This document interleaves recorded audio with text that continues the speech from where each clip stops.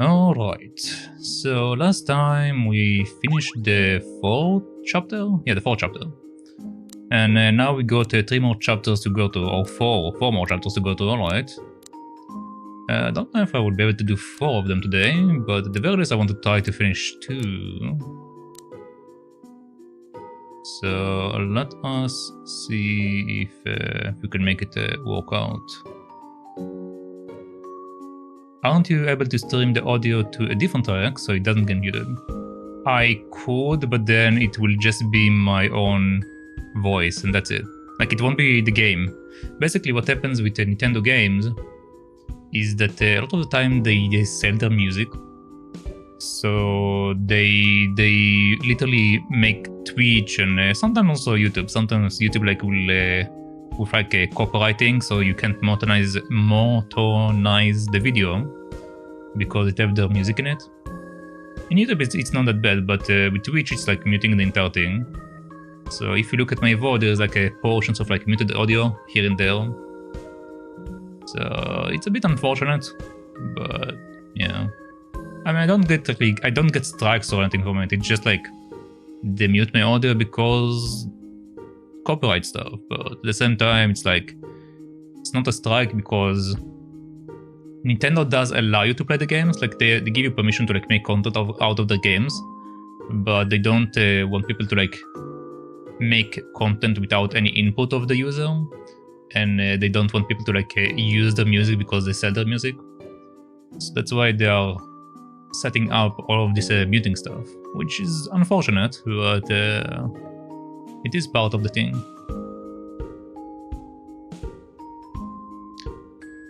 But anyway, let us see what case number 5 is. Ghost Busted. The Wait residence, home to one of the dragons, is plagued by a supernatural scales. Cat investigates. Okay.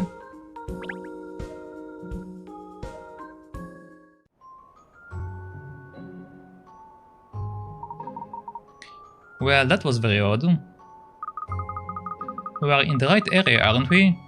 This is where Miss Waite said she lived, isn't it? Yes, according to the map, her house should be around here, somewhere. But I don't see a mansion fitting the description nearby. Lisa Waite is one of the 7 dragons, isn't she?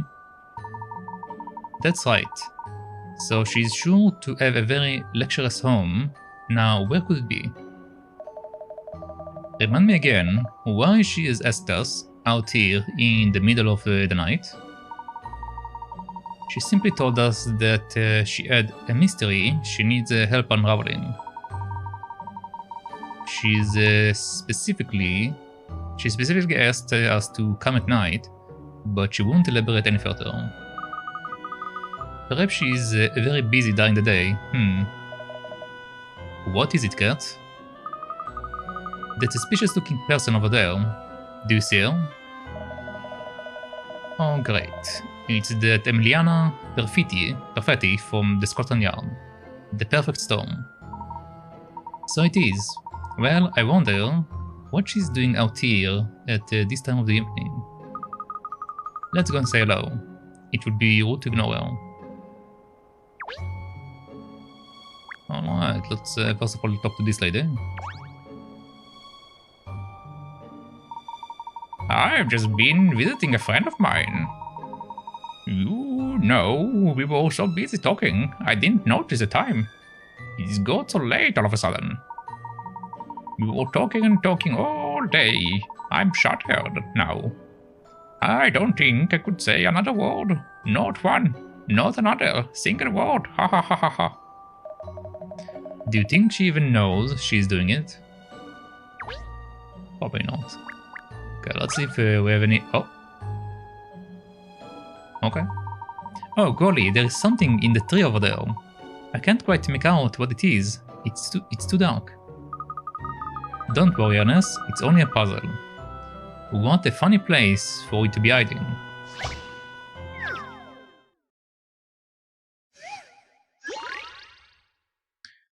Tree root.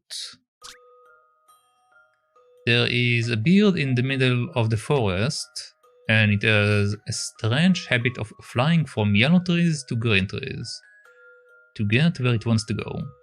Help it find a route back to the eggs waiting in its nest. Stopping off at every tree along the way, slide the bird to move it between trees without bumping into or flying over other trees. I see.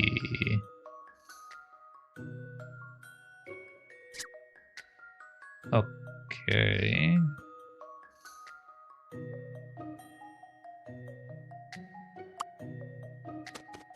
Okay, so we do it like this.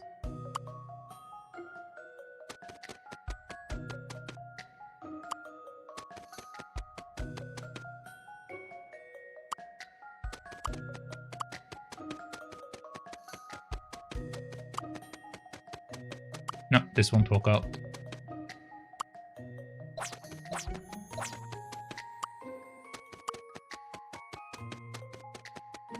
This won't work out either.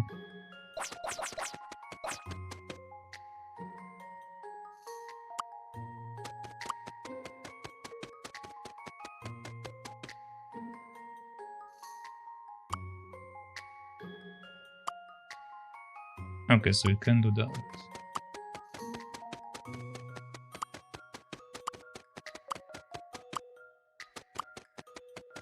Okay, and this counts as crossing this thing.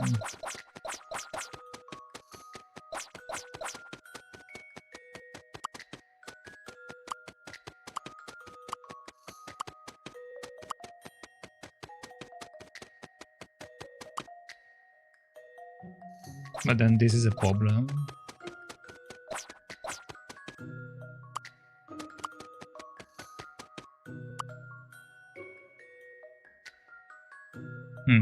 I see.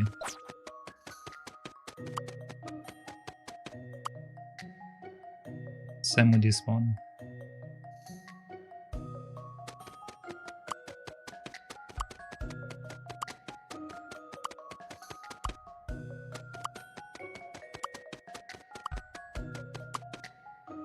There we go. This is an interesting one. Puzzles are made for solving. You did it. The bird flew all around the forest to get back to its nest. It's great that it made it back to the eggs safe and sound.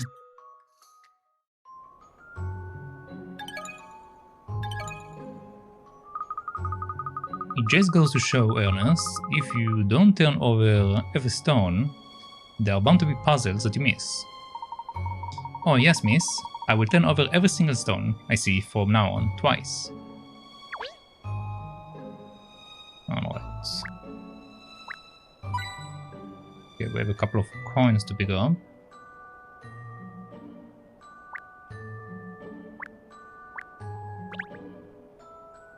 There's something there. I'm sure there's something there, something huge. Oh, silly old me, it's just a tree.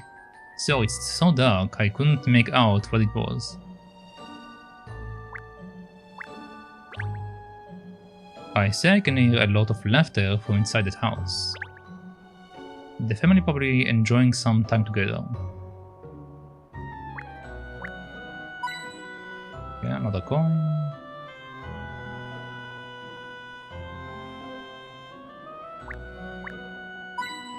Alright, that should be all the coins, I believe.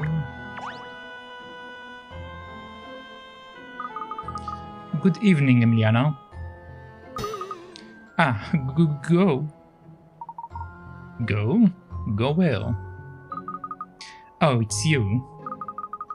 You shouldn't sneak up on people. Sudden shocks to the system are very bad for the skin, you know. Sorry, we weren't trying to surprise you. So, what are you doing in this district at this time of night? Work, of course. I was asked to pay a visit to a rather prestigious lady residence. You were? Well, that's why we are here. You are here on business too? Yes. We are just on our way to Lisa Waite's home. You've heard of her, I presume? She's one of the 7 dragons. That's where I'm going to. That's where I'm going to. This is very strange. She told me she has a mystery she needs help to solve. That's right. Well, I wonder what this mystery is. It is mysterious already. Clearly, it's something very troubling. After all, she asked for the best analyst at the Scotland Yard, and apparently a schoolgirl detective as well. I'm a real detective, Emiliana. Well, anyway, you might actually be able to be of some use. I can't find a residence. Can you help? Ah, we're in the same boat, it seems. We were just looking for it too. It should be just here according to the map. Well, in that case, we will just have to ask a passerby. Which is this lady.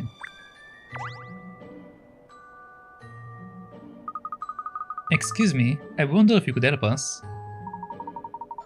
Oh, what is the matter, dear? I will gladly help you if I can, of course. Could you tell us where to find Miss Lisa, Waite residence? Well, the Waite house, you say? Is she having a stroke? Oh dear, you see, well, the Waite house is, well, people tell awful tales about that place. What kind of tales? Oh no, I really shouldn't be gossiping, should I? If you want to know the way, all you need to do is follow that street over there. When you reach that the spot where the street lights run out, you have arrived. It is very dark, so mind you, don't fall over. Thank you very much. We will be careful. Oh, that's my pleasure. I must say though, venturing to the White House, you are very brave. Aren't you concerned about what that old woman just said? Concerned? What do you mean? She said people tell awful tales about Miss White's house. Well, we don't know if the tales are true, do we? Unless we go and find out for ourselves, of course. So let's hurry up, Emiliana. Don't leave me behind, wait! Okay, arrow. Interesting. If you touch this marker, the lower screen will switch to another map. You can move to a different location on other maps as long as there is an orange marker. It works in exactly the same way as usual. Tap directly on the marker to select it, then tap a second time to move to that location. So let's move to another map. Okay. There we go. The White family house where Lisa now lives, alone with her butler.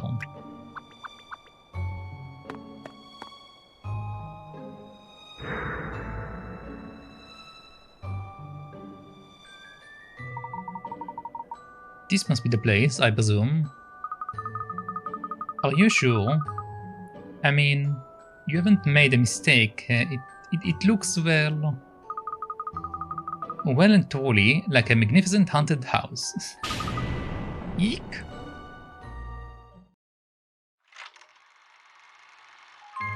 Case number 5. Ghost busted.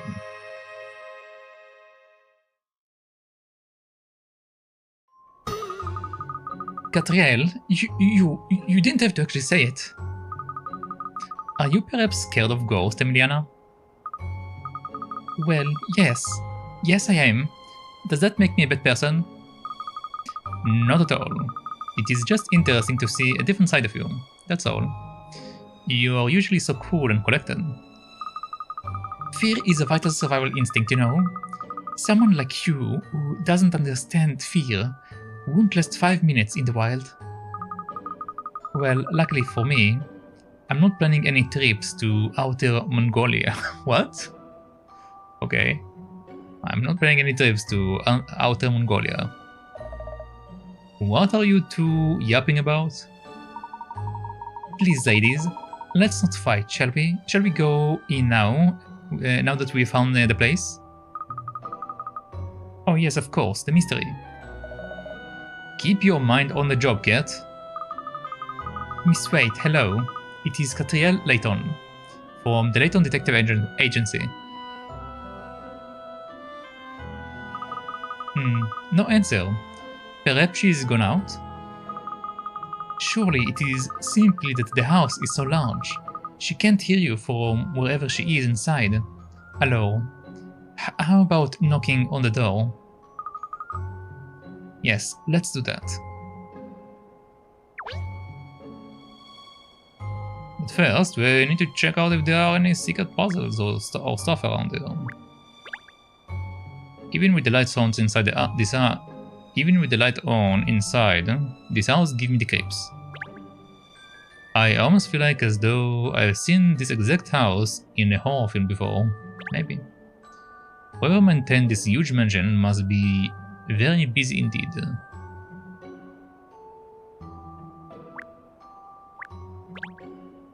Gosh, it is rather terrifying. I mean, not terrific, yes. A terrifically gothic mansion. It couldn't look more like a haunted house if it was in a theme park, could it? They could have at least used a slightly less ominous color for the roof tiles. Oh. I've got an aeroplane.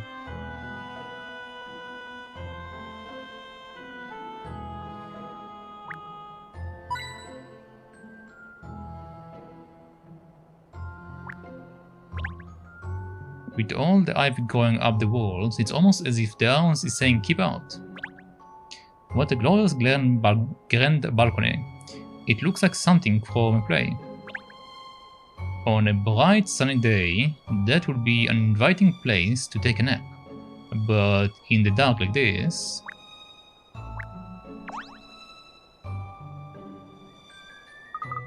Hello, Miss Wait?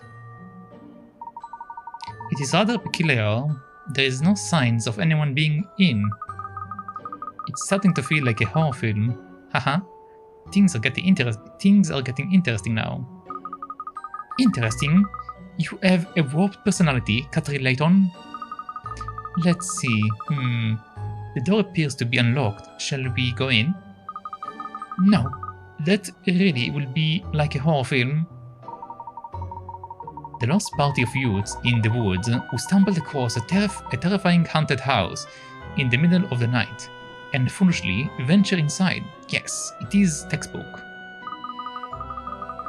What I can never understand about films like that is why they go inside in the first place. It makes no sense. Well, you could wait out here on your own if you like. Hello, let's go in. What a scaredy cat. Don't worry, there are lights on the inside, look. Yes, well, I'm here on police business after all. I must be professional.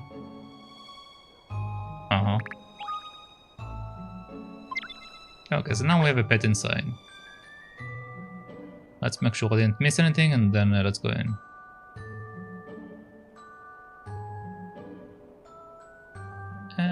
Yeah, I don't see anything, let's go in. I can always come back later, so I'm not worried. The hallway of the White House where Lisa lives.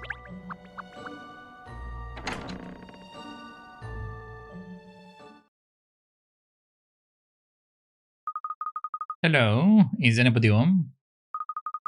No, there is nobody here. We will have to go. But there are lights on, and the place doesn't feel empty. So if there is nobody at home, perhaps this really is a haunted house. Katrielle, stop it! Hahaha. I'm only pulling your leg. Careful, cat, or she will run off screaming down the street like a little girl. I find it hard to believe that there is nobody at home. Miss White asked both of us to come at this time. Wait. What? What is it? I thought I heard something. What did you hear? What was it? Was it a go-go? Oh, it's a vampire. Good evening, and welcome. Ah! How unexpected. The visitors. It's a ghost. Well, he's definitely old, but I don't know about a ghost.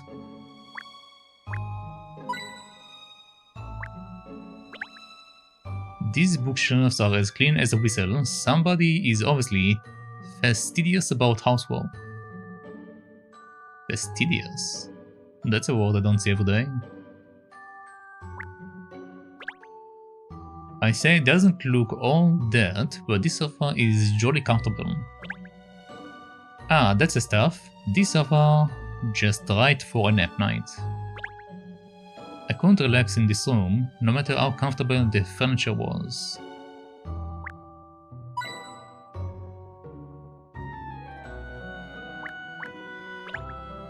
What a lot of candles.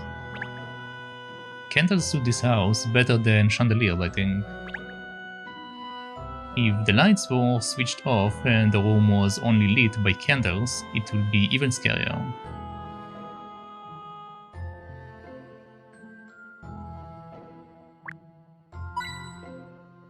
Yeah, looks like we got all the coins, so the only question is if we have anything secret.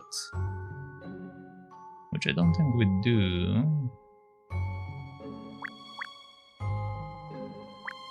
Oh, I saw something. Have you seen this photo? The little girl and her obviously well-to-do parents look very happy. I thought I looked over there. Weird. Okay, let's just have a chat.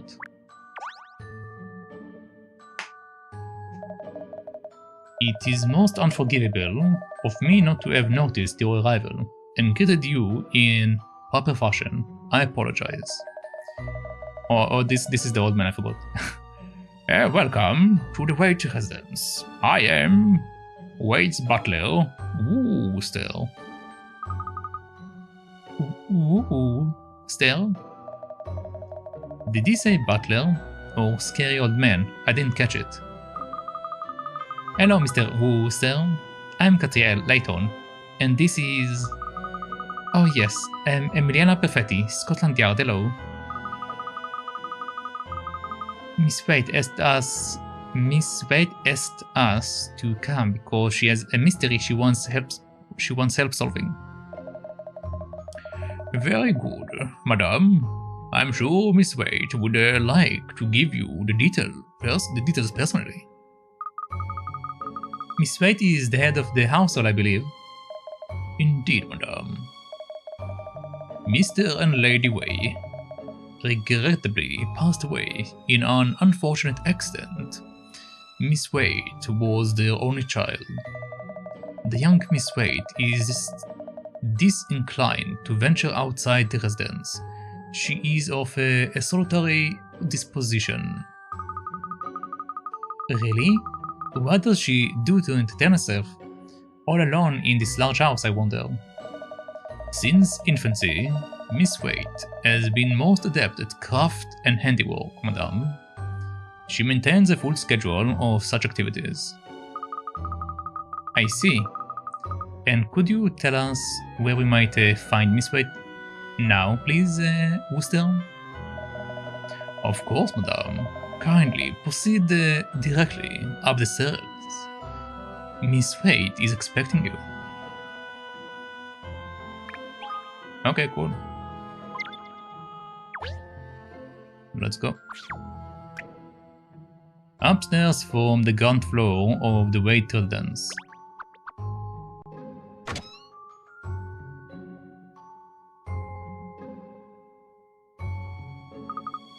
Hello. Oh, you've come. At last, a normal room with a normal person in it. That would appear to be Miss Fate. Let's find out what this is all about. Alright. Oh, there's something here. Miss Layton, look! There is a puzzle hiding here. Well, a stamper, not a spook.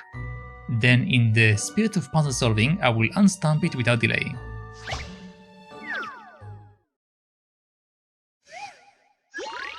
Number 57. The Ant and the Sugar Cube. Alright, let's see. There's an ant at one edge of a thin board, and it wants to get past the crickets on top of the board to reach the sugar cube at the other end. Connect the points with a straight line to find the shortest possible route. The ant can move anywhere, but the crickets won't move from their current location. Slide the ant to move it to a point and decide the road it will travel.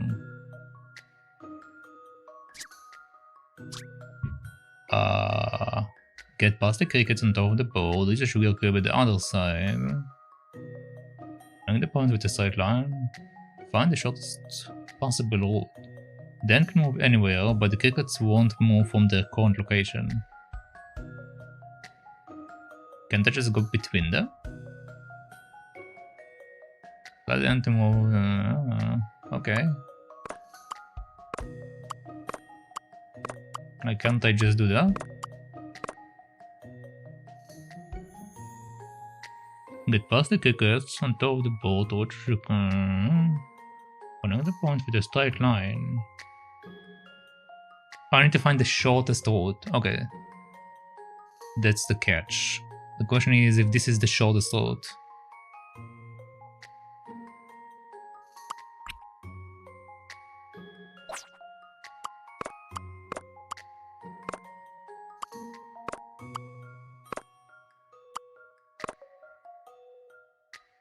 I think this is considered crossing the guy.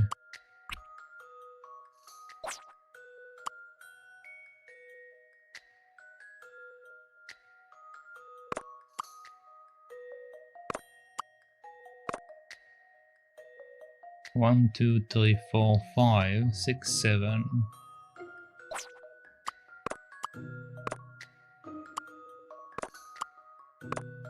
One, two, three, 4, 5, 6, 7.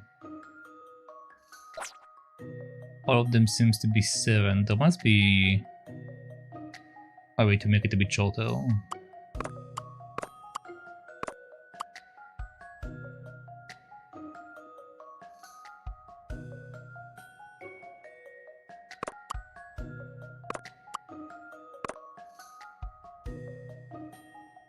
One, two, three, 4, 5, 6, 7.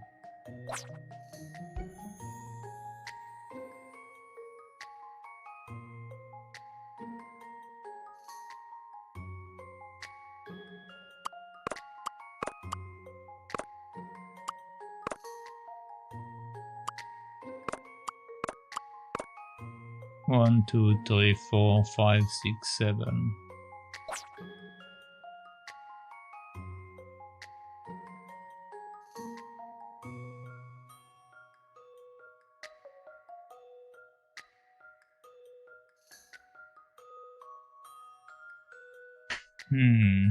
One, two, three, 4, 5. 5 will be the shortest road, but I'm crossing the crickets by doing that. So somehow I should be able to cut down to 6 at the very least, probably.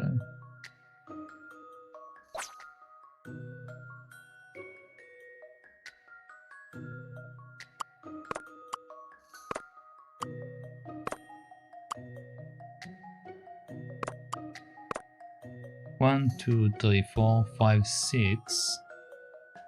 Okay, so now it's 6. I don't know if this will be considered like a longer path. or not. So this area is technically longer than these two. So it might not be good.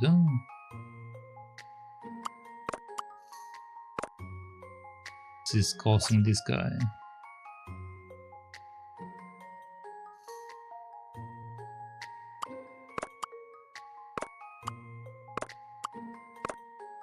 One, two, three, 4, 5, 6.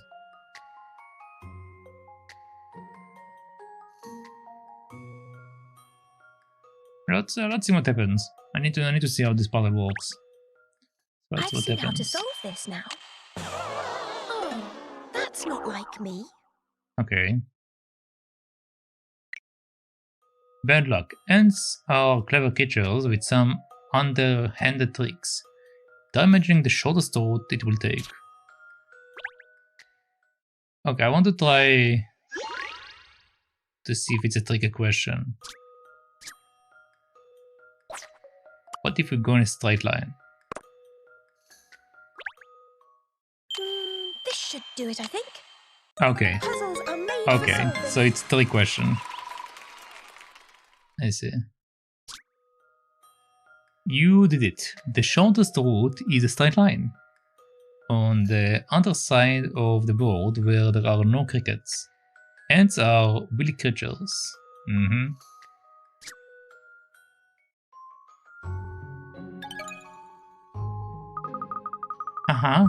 There. It has disappeared in a puff of smoke. Now that I've solved it. I say, puzzles are rather like ghosts in a way, aren't they? It's almost as if you have to solve them to let them rest in peace. Sure, yeah, that's how puzzles are. I don't dislike ghosts. I don't dislike dolls, but these ones look like they are about to move of their own accord. Oh, these are antiques, porcelain, or bisque dolls. They are cold and they have been lovingly cared for, I would say. Each doll is beautifully dressed, isn't it? I wonder if the clothes are handmade. And we found the coin. There doesn't appear to be anything unusual about this mirror other than its location in this whole creepy house. Whenever I look in a mirror, I always think that my left eye is slightly higher than my right eye. Is there a jewelry box on the dresser in front of the mirror? Is that a jewelry box on the dresser in front of the mirror? And perfume by the look of it? We got a coin, nice.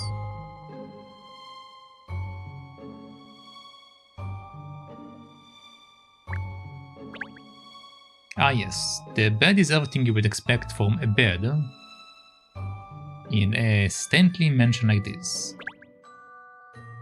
From outside, the place looks a little rough around the edges, but you can sniff at the interior.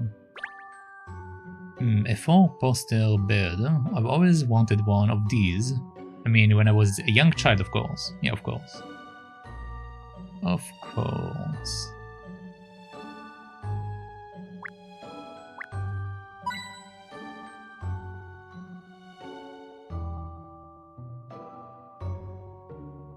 Okay, I think we're good. Let's just have a chat.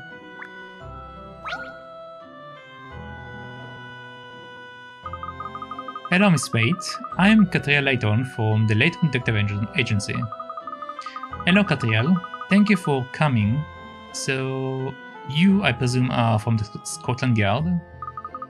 Yes, I'm Emiliana Perfetti. If we could get straight down to business, please. Do you have some problem here at your home, Miss Waite? Oh, please, call me Lisa. Yes, I've consulted so many people already, but no one seems to be able to solve my problem. Then the other day, Madame Dublé mentioned a lovely young detective woman she knew. I see, so she recommended me. How kind of her. Yes, and I also heard there was an extremely competent analyst analyst at Scotland Yard, so... Well, I thought perhaps one of you might be able to help, so I decided to invite you both here to explain. Well, we'll certainly do our best.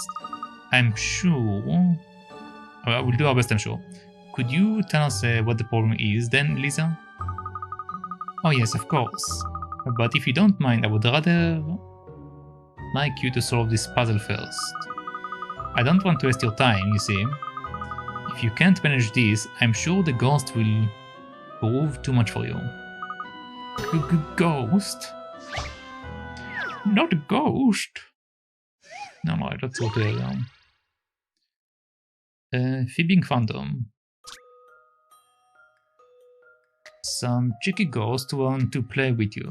It is a game where you have to listen to what they all say, and then figure out who is lying. It seems there will be a maximum of 2 of them who are not telling the truth. Touch their ghost faces to hear what they have to say. Some cheeky ghosts want to play with you in a game where you have to listen to what they have to say and figure out who is lying. There will be a maximum of 2 liars. Touch a ghost to see its comments and hear what it has to say. I see. There are no liars among us. Okay, so he's a liar.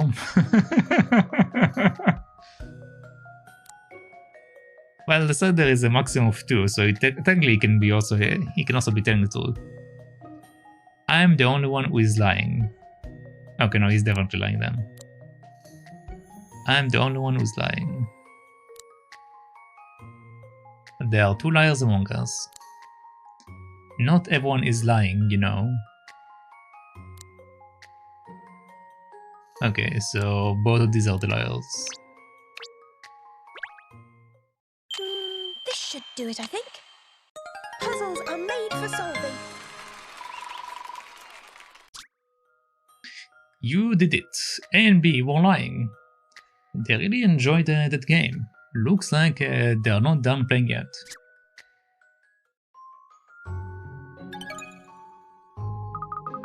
Well, Lisa, do we pass Master? I've solved your little puzzle. Wonderful, yes. I feel sure I'm talking to the right people. You see, it is about the worrying, well, blood-curdling really, events that have been taking place here. Blood-curdling?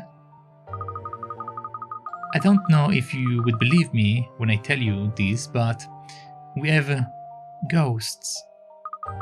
I knew it. Yes, and not just a few either. The whole house is calling with them. That's amazing. So this really is a genuine haunted house. What are you so excited about, Katrielle? I'm afraid I have no idea why the ghosts have chosen to visit. Perhaps they are departed souls with a grudge against my family, or perhaps the house is built on some significant site, or some other reason entirely. I just don't know. But whatever the reason, the ghosts are here, and their malice is directed at me. Do you mean the ghosts are scaring you? That they are intimidating you? And this happens on a daily basis? That's right. Various supernatural phenomena have been taking place.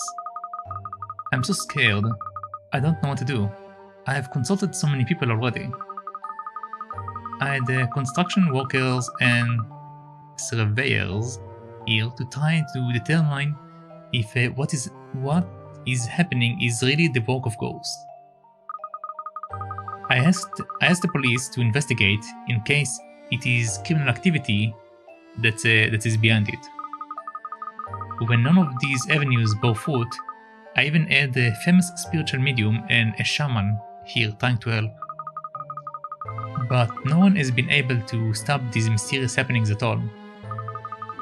I see. So you've already been at your wit's ends, but then you heard about us. I really don't think it is a profiler that you need, Miss Waite. I'm not at all sure we can be of any assistance against ghosts. Of course we can. Any mystery solved. That's the Layton Detective Agency motto. How can you possibly claim that? So, does it mean you will take the case, Miss Layton? And you, Miss Perfetti? Just a moment. I really don't. Of course we will. Whatever is going on here, be it ghosts or guinea pigs, we will get to the truth of it. We? I haven't agreed to anything yet. Thank you so much. Oh, that's such a relief. Wait, what?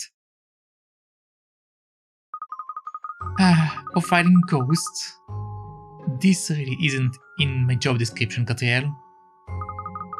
But Lisa is clearly extremely worried. We must do our best for her, don't you think? Oh, I say, you are so generous of heart, miss. I do agree. It's our duty to help people who are in trouble. No self-respecting English gentlewoman would turn their back on a person in need. Well, I have Italian blood. Va bene. I don't like to be manipulated like this, but as you say, we have a duty to care for the community. So, shall we start by investigating the house? No, I think we should start by questioning all the relevant parties. We need more information about what exactly is happening here. I certainly don't disagree. Alors, I will accompany you. Oh, really? But in the Savoy theater case, you were determined to operate independently. There may be vital evidence or hints that that you overlook without me there to point them out. Sure, it got nothing to do with you not wanting to be alone in here, has it, scaredy cat? Your dog has a very disconcerting bark, Katrielle. Come along then, let's get started. I think it's clear who the best source of information about the going-ons in this house will be. The butler? Yeah, obviously the butler, let's go. Let's have a chat with this butler. Gosh, Ghost, it's rather scary, isn't it? Gosh, Ghost, it is scary you believe in that rubbish, Ernest. You mean you don't, Sherl? Of course not. It will all just be some big misunderstanding. Hello? May I? Wah. Ow. It will appear I startled you, sir. My apologies. Yeah, and you should apologize to Ernest too. The poor pup nearly jumped out of his skin. What an exceptional canine you keep, madame. One discerns an almost intelligent tone to her bark. Thank you, Wooster. In fact, we were hoping to speak to you about what has been happening here in the house. Indeed, madame. It is to be understood that you have accepted Miss Waite's request. Yeah, Miss Preston. Very good. I shall endeavor to answer any questions you care to ask. Lisa tells us that you have been experiencing a lot of ghostly visitation recently. Is that right? That is correct, madame. Phenomena of the supernatural are to be observed here with some regularity, since the late Mr. Wright passed away, that is. It is my understanding that the rather unfortunate moniker of the 6-Weight House Horrors has been adopted by local residents. That is unfortunate. The 6-Weight House hunting has more mysterious ring to it, don't you think? Great idea, Cat, mocked the terrifying butler. Tell me, Wooster, have you witnessed any of these strange happenings yourself? Indeed, sir. I have seen the ghost of which Miss Wade speaks, a most spine-chilling experience. It was the first of the 6 occurrences, an incident that has come to be referred to as the ghost in the garden. Tell us more. Very good, madame. One evening I was performing my usual duties, patrolling the grounds that surround the property. As I was walking through the garden, I heard a peculiar noise, somewhat like a muffled voice. Compelled to investigate, I approached the source of the sound. To my surprise, I observed a great number of ghostly forms in one corner of the garden, jostling and writing together. I say, This convoluted. Yes, this is the word. Discombobulated. I nevertheless had the presence of mind to retire before the apparitions became aware of my presence.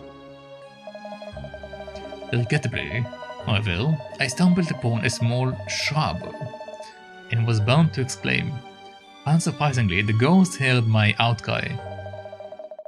They turned to face me, and with great malice in their eyes, they made an utterance thusly. Awoo! Ah! Awoo! That is the tale of the ghost in the garden, madame. You certainly tell it very vividly, Wooster. And you said there are 6 such tales? Indeed, sir. That which I have just relayed to you, and 5 others of equally disturbing nature, I'm told. I trust you will uncover them all. We most certainly will, don't you worry. And he disappears. Brr, that butler is too creepy for words. Could you hear what he was saying, Emiliana? You were standing a long way back. Of course I could. Now tell me, how exactly are you planning on getting details of the other 5 tales? By asking people. Let's see if there are any locals nearby who can give us some information. It sounds like this wonderful haunted house is something of a local attraction. Hello? We can leave? I agree, it will be a good idea to find some witnesses who don't actually live here if we can. Alright then, let's go back out onto the street and see who is around. Alright, out we go.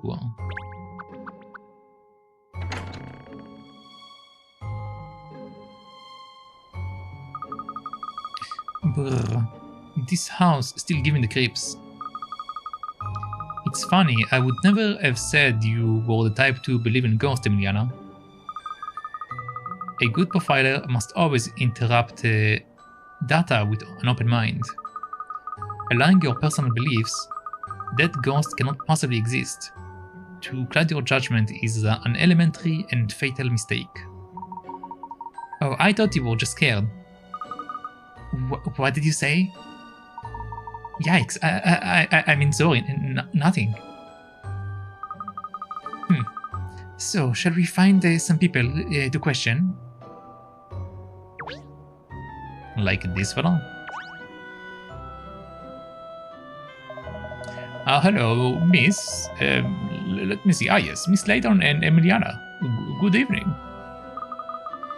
What are you doing here, DC Booker? According to my notes, the owner of this house, yes. Here it is. Miss Wade has asked the Scotland Yard for help. She's been the target of some rather crazy supernatural going-ons, and wonders if, she wonders if it could be the work of a prankster, who we are investigating. Lise, did tell us she's enlisted the help of the police already, didn't she? So, Detective Constable, how is the investigation going? The details are all here somewhere. Inspector Hastings was on the case, but he was called away unexpectedly. Really? I wonder what for. He asked me to, let me see, yes, to take over the investigation. So I am taking over the investigation. Okay. Have you learned anything useful at all? My notes do say that, yes, here. No, we haven't discovered anything that could explain the happenings. However, well,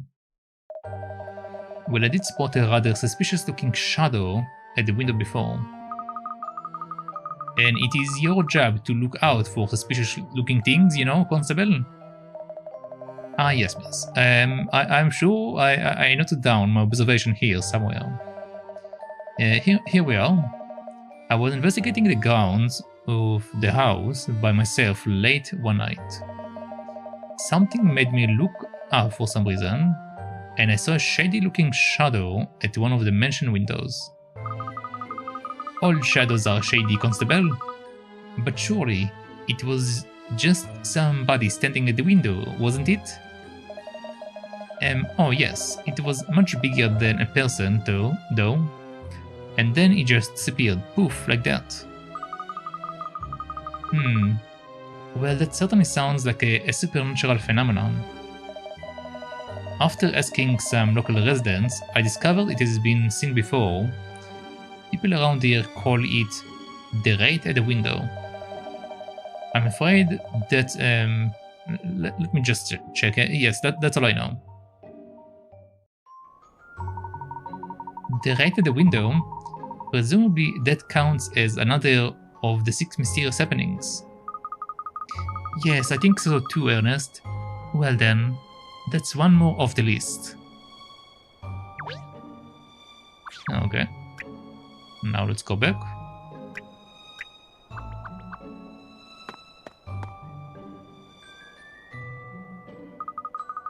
Let's ask around here if anybody knows anything about these 6 Wraith households, shall we? It seems they are quite famous in the immediate neighborhood, at least. Perhaps, but I doubt we will find many people on the street at this time of night. We do have this old lady. Oh, dearie me, there you are. I've been ever so worried about you, you know. I presume you know about all the strange occurrences at the White Residence. Oh, yes, I do. I make it my business to. Of course, I didn't want to say anything before, because I didn't want to scare you. But people say that house is haunted, that it has been cursed these past years. That makes it sound like it is a relatively recent thing. Well, all the rumors started after old Mr. Waite passed away, you see. I heard it from a friend, first of all, and she heard it from one of her friends. A friend of a friend? Hardly the most convincing story of sources, but continue. Well, she was invited by Miss Waite, apparently. Very late at night it was.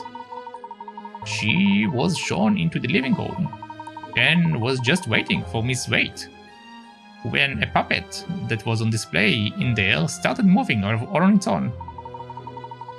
No one was touching it or holding it or anything, it just moved. And then, just when she thought it was over, the cursing eyes shot open, and it started to cackle. Cackle, would you believe? Oh no. Oh, I don't even like thinking about that. I'm sure you don't. Well, my friend's friend was obviously quite beside herself. She didn't bother making her excuses. She just fled right out of the house. She did. Ooh, it is a chilling tale, isn't it? It is one of the so-called 6 Wraith households, you know. The possessed puppet, people call it. You've been very helpful, thank you. Terrifying, but helpful. Oh, well, I don't like to gossip, but if it helps, do take care if you are visiting the place again, won't you? I shudder to think what you might find in there. So the possessed puppet, that's another tale under our belts. There seem to be something of an urban legend around here. Let's keep going and see if we can find out what the others are. There aren't many people around at this hour to ask, are there? No, it is rather different from when we came to this area before during the day. There were lots of people around then, weren't there? Ah yes, that's when we were visiting Madame Dublay's residence, isn't it? That's not far from here, if I'm not mistaken. That's right, miss. I wonder how Rex is getting along. Rex? Who is Rex? Oh, I'm sorry, Miliana. Rex is Madame Dublay's pet iguana. Iguana? What a strange pet to have. Actually, Lisa said it was Madame Dublay who recommended me to her, didn't she? I think that calls for a visit. You must go and thank her at once. This is hardly the time to make social calls, Katrielle. Alright then, let's make it a business call. We will ask her some questions while we're there. She may know something about the 6 White House halls. Might not she? I suppose it makes some sense. Good, it is a plan then. Let's pay her a visit at once. Alright, let's go.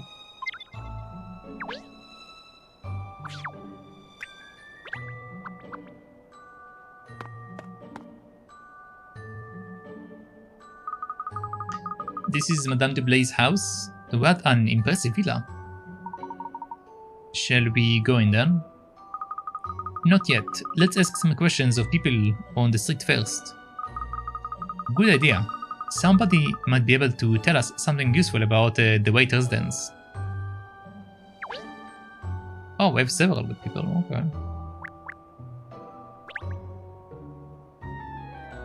Okay, where are these broken things?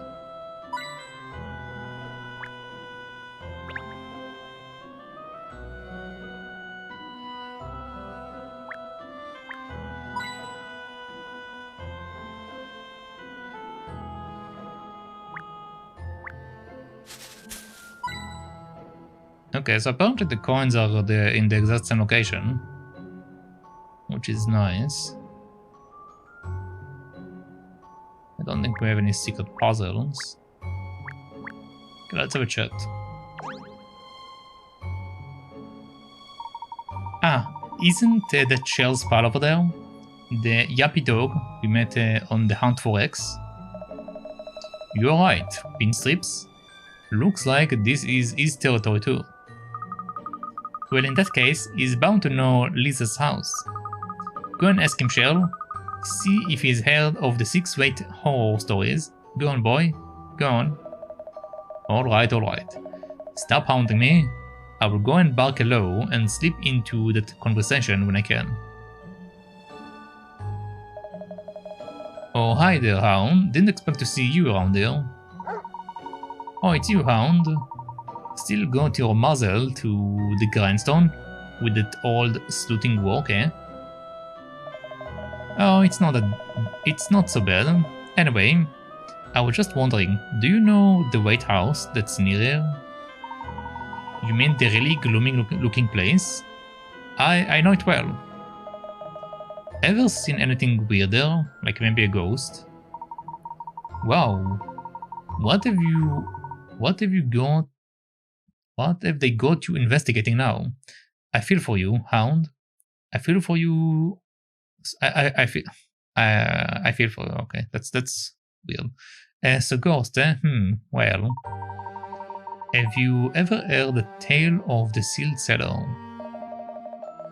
No, that's a new one on me. What is the story? They say that old house was a cellar. and sometimes ghosts show up there. Is that the kind of lowdown you were looking for, Hound? Yeah, thanks. I owe you a treat. Okay. So according to my sources on the street, apparently there is a tale about the cellar in the Waite residence. The sealed cellar, he called it. The sealed cellar? That sounds like another of the 6 tales. Good boy, Sherl. Golly, a cellar with ghosts?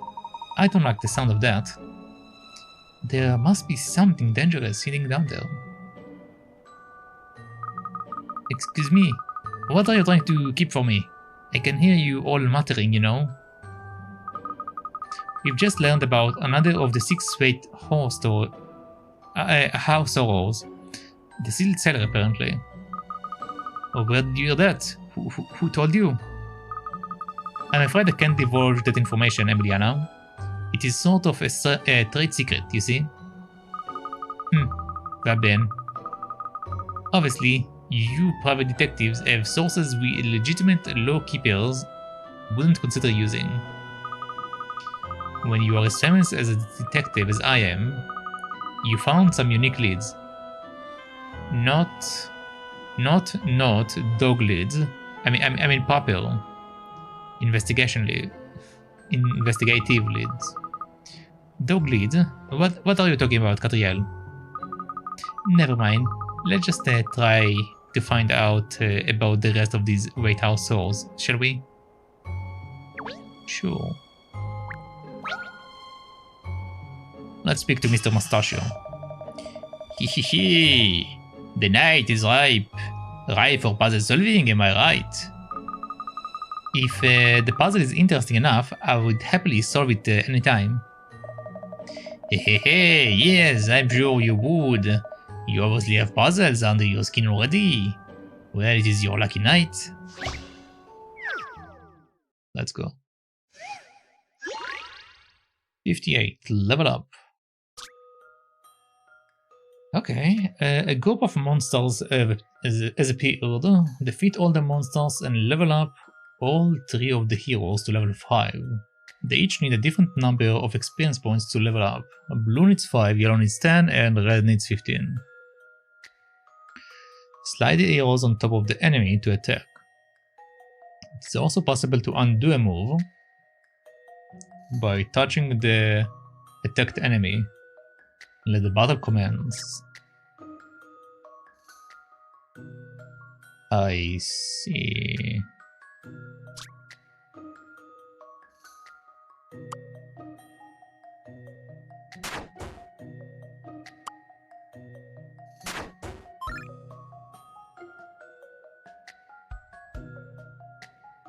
Okay.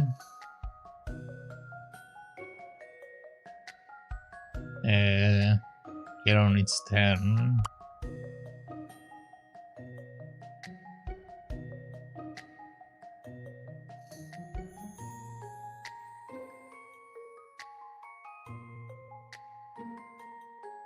Trying to get them all to level 5, right?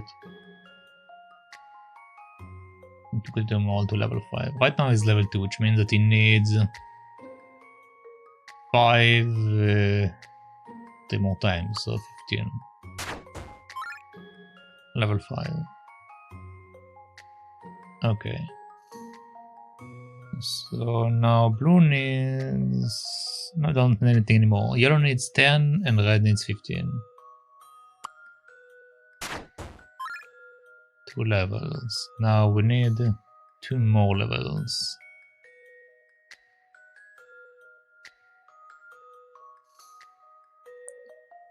Can get 1 level from there, but then I will be short 10. And yellow needs several more himself.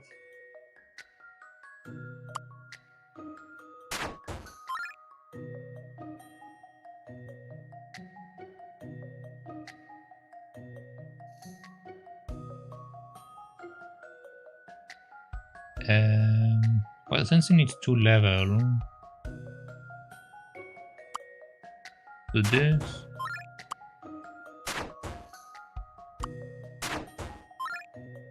Okay.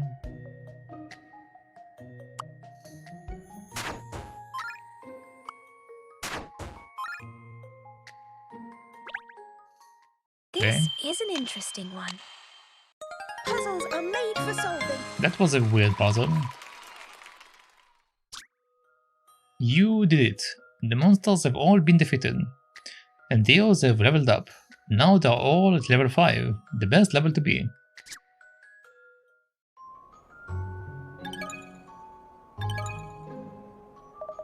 Hey, well, it was as satisfying as it promised to be. Of course, I always enjoy a good puzzle.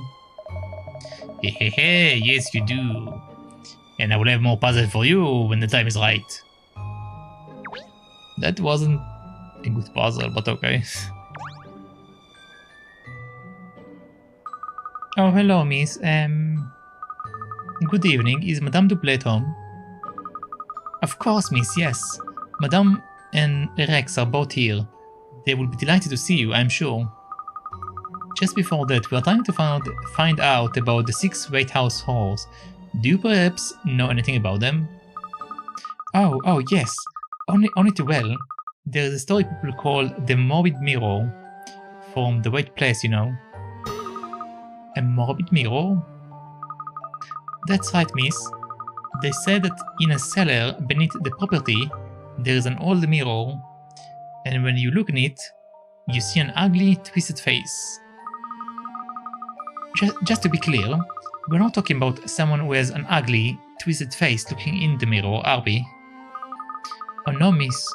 It's not your own reflection, you see, it is someone else. Obviously, it's just a story. I don't know if there is any truth in it. Anyway, I'm sure Madame wouldn't like me to keep you.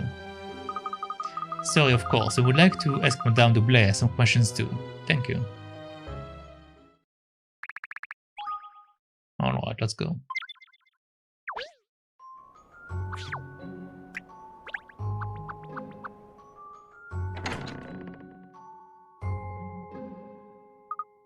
Oh.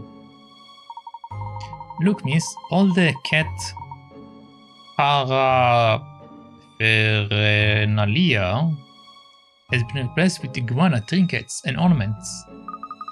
Madame wasn't exaggerating in her letter, was she? Where did she even get this much iguana stuff? I suppose a lady of Madame Dublay's standing and wealth can lay her hands on whatever she likes. Well, let's not allow this iguana to distract us from our mission to ask Madame about the White House horrors.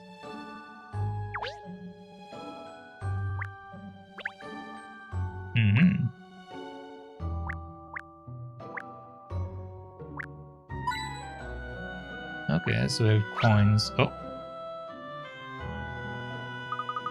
Ah, a puzzle! Look! Well then, I would better solve it. You are a puzzle fan too? Are you, Emiliana? Not a fan exactly, no. It is all part of the job. It is a way of owning my profiling skills. Solving puzzles stimulates the brain, Katrielle. Watch and learn. Alright, let's see if this one is better than the last one. Sleeping Sand. This girl has 2 sand timers. When she sees the sand in both of them finish falling to the bottom at the same time, it makes her sleep like a log. One of the timers takes 3 minutes and one of them takes 5 minutes. How many minutes would it take for the sand in both of them to finish falling at the same time? She only turns the timers over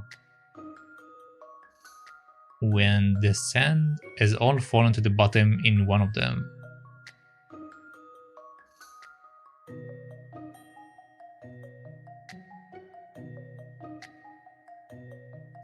I see.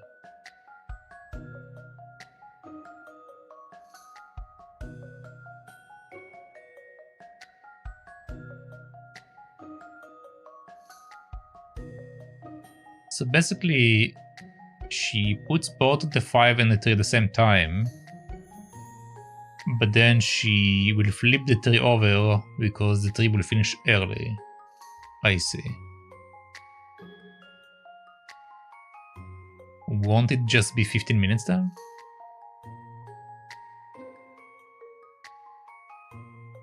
Because that's when their time should match, right?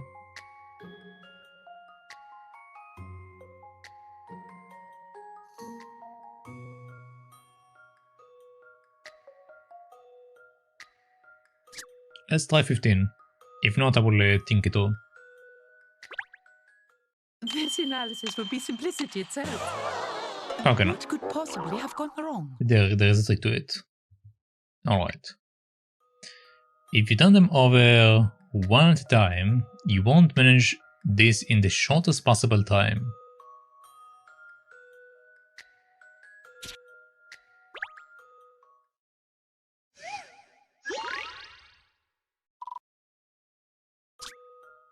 Alright. Let's think this through. Alright. So 5 minutes, 3 minutes. Okay. She finished the 3 minutes. She do it again. Right now this one is on 2 minutes. Then 2 minutes pass. This will be 5 minutes. This will be 1 minute. Then we do it again. This will be 4. This will be 3. Then once again, 3 minutes pass. This will be 1. This will be 3. Then once again, this will be 5. And this will be 2. Then this will be 3. And this will be 3. Right? Yeah. Okay. So this is basically our timeline. Now the question is how many minutes have passed. So 3 plus 3 is 6, 7, 10,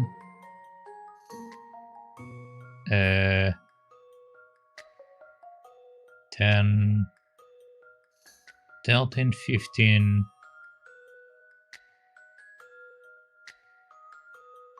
oh, so 18 minutes? Was I wrong in my previous setup? Collate the data and the answer will drop out. No. What could possibly have gone wrong? Okay, must be misunderstanding the problem then.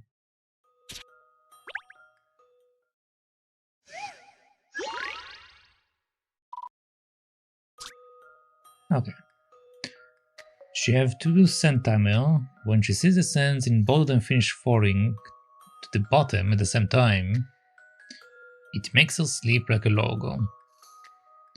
One of the timers takes 3 minutes, and one of them takes 5 minutes. How many minutes will it take for the sand in both of them to finish falling at the same time?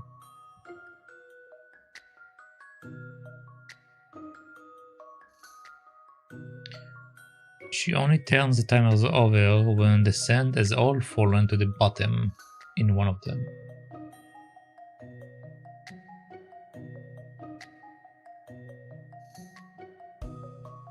If theoretically she will turn both of them at the same time,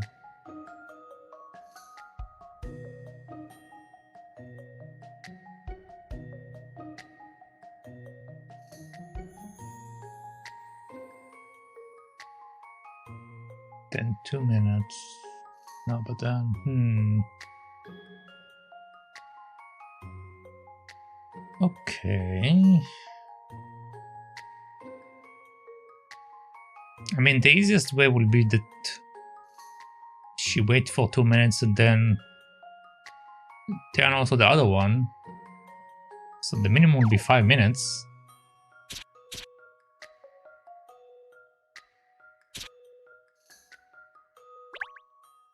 This analysis would be simplicity itself. Yeah, but they Clearly, don't I want me to didn't do have it like enough that. data for my analysis.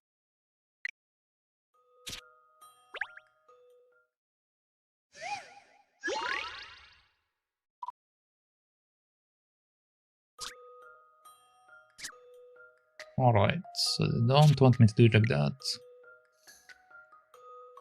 How do they want me to do it then? Okay.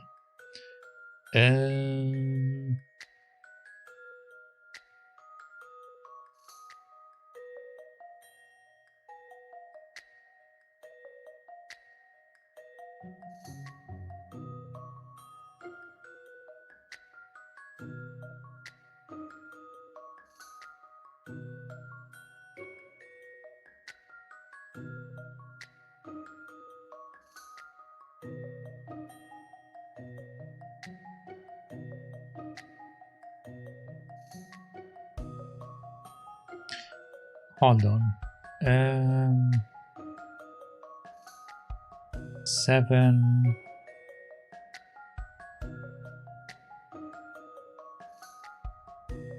Seven plus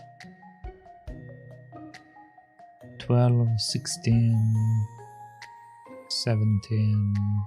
No, these numbers are way bigger.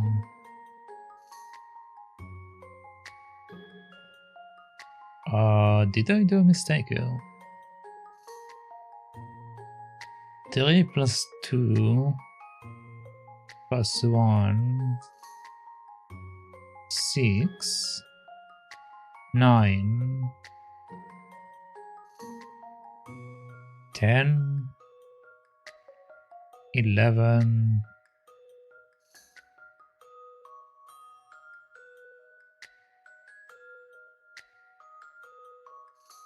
3 plus 2 is 5, 6, 9, 10, 12, 15. Okay, so I looked at it in a bit the wrong way, but it's still 15 minutes, so nothing really changed in that regard.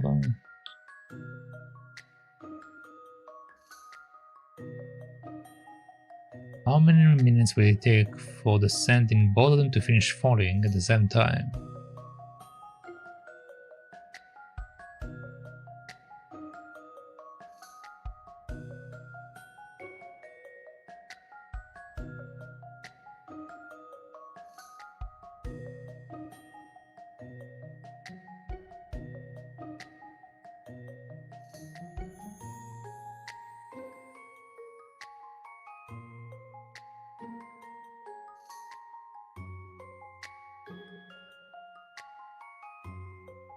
This question is a bit weird.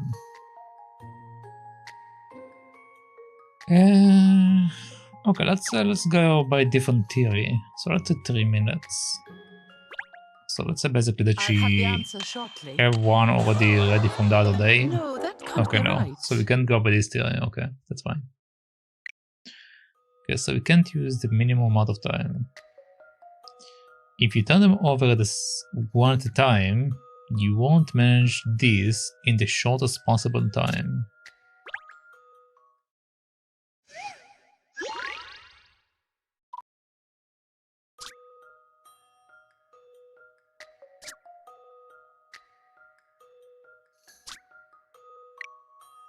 I think what they want me to do is to turn also like one of the other ones when we don't need to.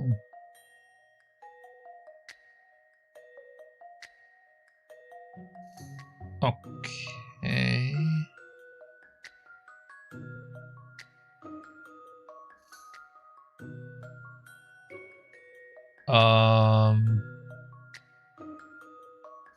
So 3 minutes passed, then this one will have 2 minutes. But the other side of it will be 3 minutes. So we turn both of them at the same time after the first 3 minutes. So then, technically speaking, it will only take 6 minutes, right? Is that what they want from me?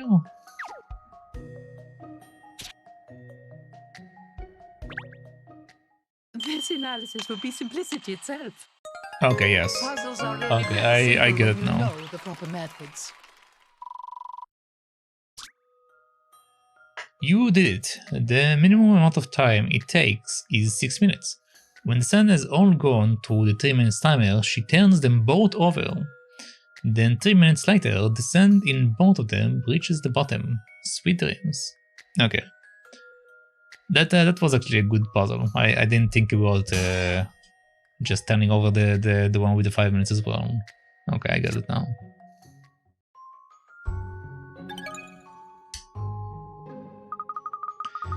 Puzzles are really nothing to write home about. Not when the right person is tackling them, at least. Haha, look at you. You're grinning like a Cheshire cat. I'm not. Solving puzzles is just part of my job. Well, alright. It is quite fun, I suppose. Why can't you be honest, huh? Ah, lady, why can't you just be honest?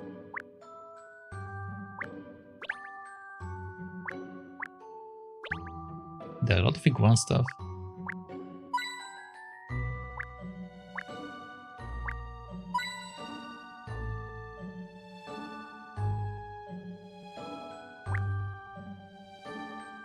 Okay, I think we are good.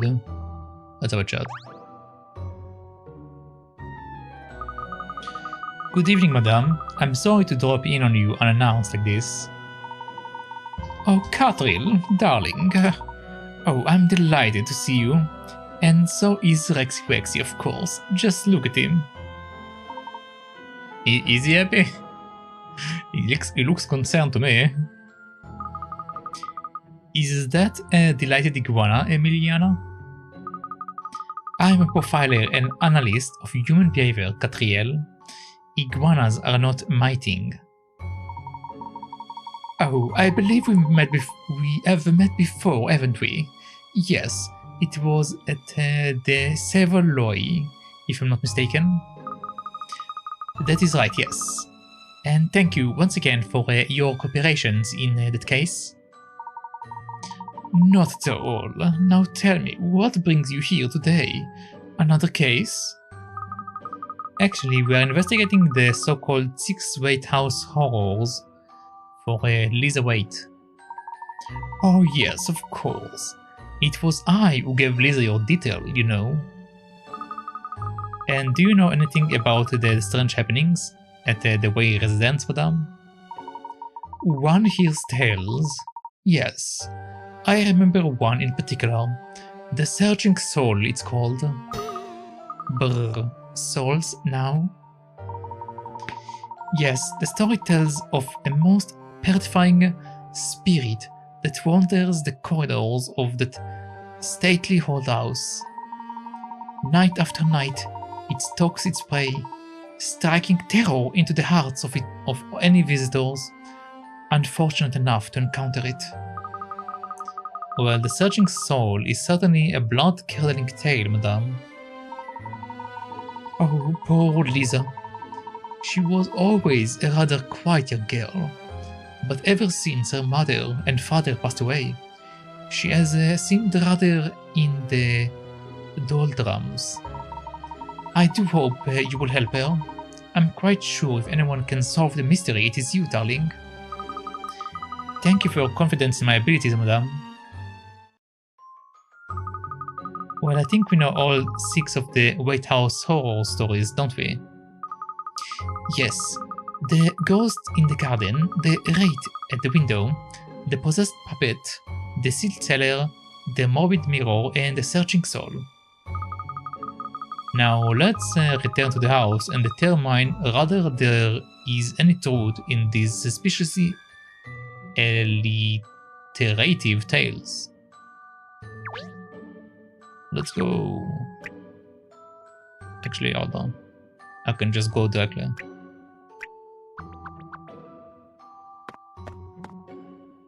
That's actually a very nice plus in this game versus the other one. You can actually like go to places directly and not go to like every single area. Good evening again, ladies. Is one to understand that you are now apprised of the details of the 6 White House halls? Yes, we found out about all 6. Now we would like to investigate them. We would need access to the house to do that, of course. Will that be alright? Leave no stone unturned, madame. It is Miss Wade's sincerest hope that you are able to explain these happenings. Fabian, let's tackle these tales one by one and see if we can explain what has been going on. You seem suddenly more upbeat, Emiliana. I think it is highly likely that these ghosts are nothing more than people's eyes playing tricks on them. I'm sure that once we investigate these supernatural phenomenons, they will turn out to be simple illusions. On the other hand, we might prove that they are real. No. Miss Layton, I think it is time you stopped teasing Miss Perfetti and we started our investigation, don't you? Yes, you're right. Let's begin with the first tale we heard, shall we? The ghost in the garden. Wooster said he saw a number of ghosts in the garden of the house, didn't he? I wonder what the garden they would have been in. Apparently it's around there somewhere. Let's have a chat.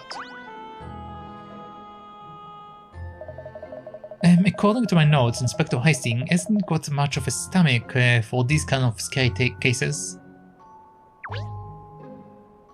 Okay, so apparently it's something we need to find. Ghost?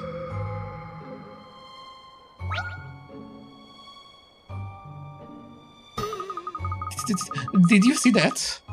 That eerie light floating up into the sky? Yes, perhaps it is one of the ghosts.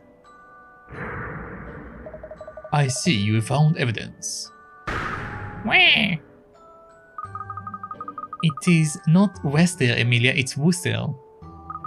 Oh, you appeared out of nowhere, so I thought... Despicable of me to have startled you in that way, madame. I beg your pardon. It was exactly like this. The ghost gathering by night. It doesn't seem very sorry to me. Causing poltergeists. Blah blah blah blah blah blah. Okay, so this is the same as the previous time. Alright. Let's see. Would be the best way to go about it. Okay, let's do this first.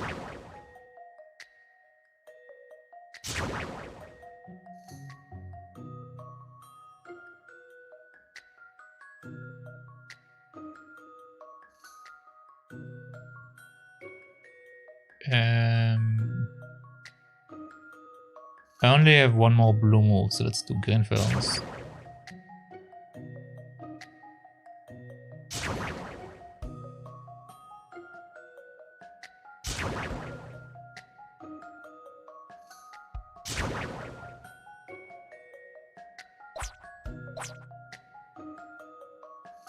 Okay.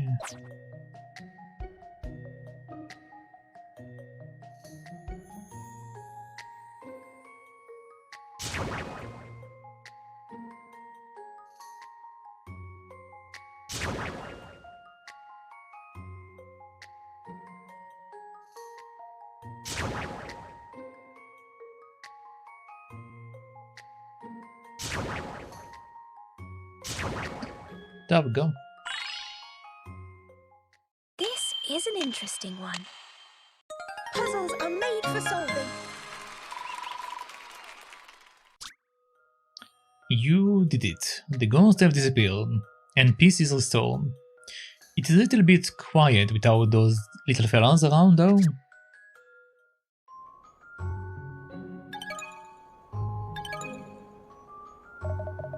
A most meritorious performance, madame. Now, if you will excuse me.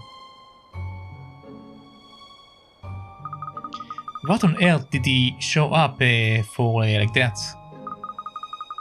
What is that on the floor over there? Ernest, pick it up, would you? Yes, miss. Are you sure it's not dangerous or cursed? It's a balloon, I think. So it is a deflated balloon. Do you think the ghost we saw before could have been... Certainly, on a dark night, balloons bobbing around in the air could look rather ghostly.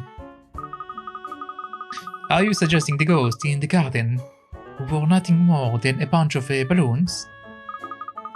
Haha, I feel this mystery is starting to unravel. Let's see what we can find out about this wraith at the window next. There are so many windows visible from here. I wonder which one the ghostly figure appeared at. A piece of the puzzle. Near around the crew, ghost in the garden. It is said that the ghosts gather in gardens of the Laytons, who boosted the butlers, saw the terrifying sight one night and even overheard them talking. Okay, so let's look at the window. Let's look at a different window.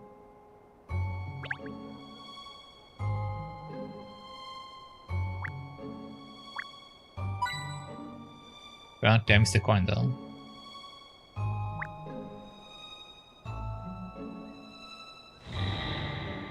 It's a ghost.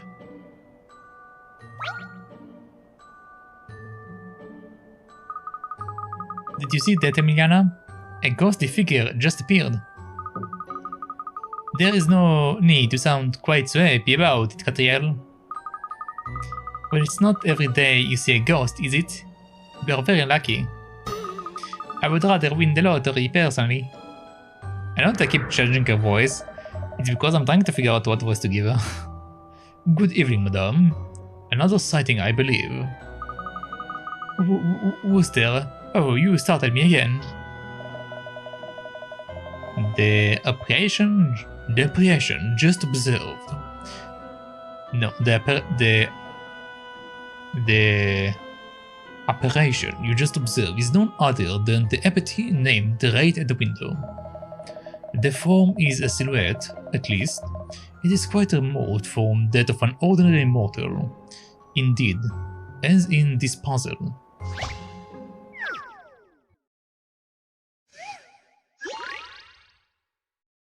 Silly silhouette. There is a silhouette of something behind the curtain. It is made up of 3 statues. But which ones? Look at the 5 statues and select which 3 are the ones hiding behind the curtain. The statues cannot be taken apart and must be used in their entirety. None of them have anything extra on their rear side.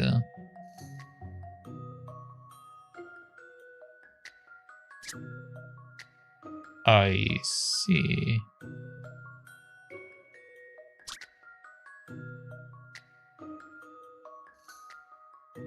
Look at the 5,000, select which 3 are the ones hiding.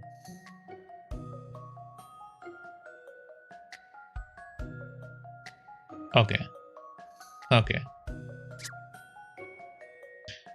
So it should have 2 arms in the upper section.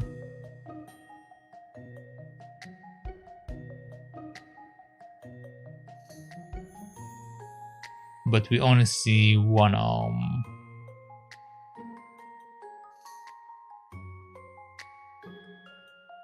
Okay.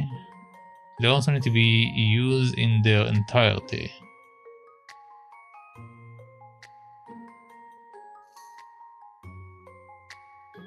And it should be one with a flame on its head.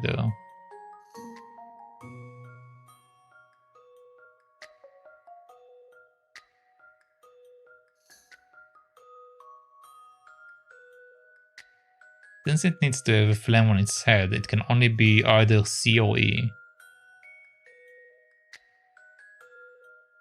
And judging by the fact that don't have anything with the arms on the top, that means that the arm should be probably the nose.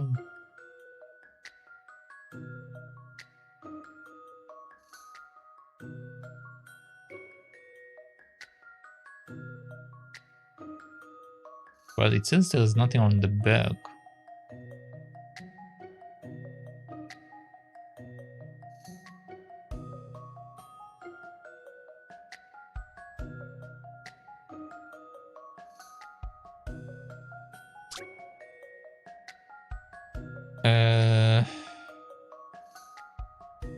The statues can also be taken apart and must be used in their entirety.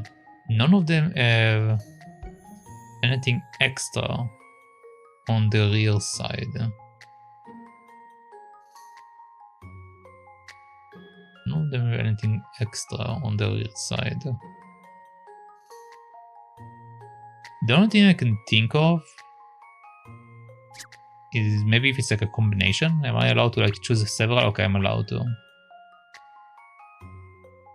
Alright, that makes things a bit simpler. Okay, I believe it's might be a combination of like these two. For an arm here and an arm there, and the flame. Like we need to either include this one or that one.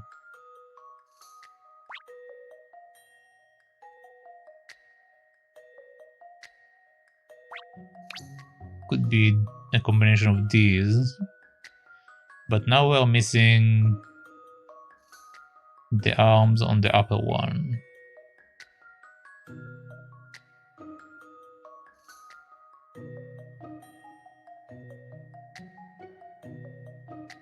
The only way to get the arms on the upper ones if we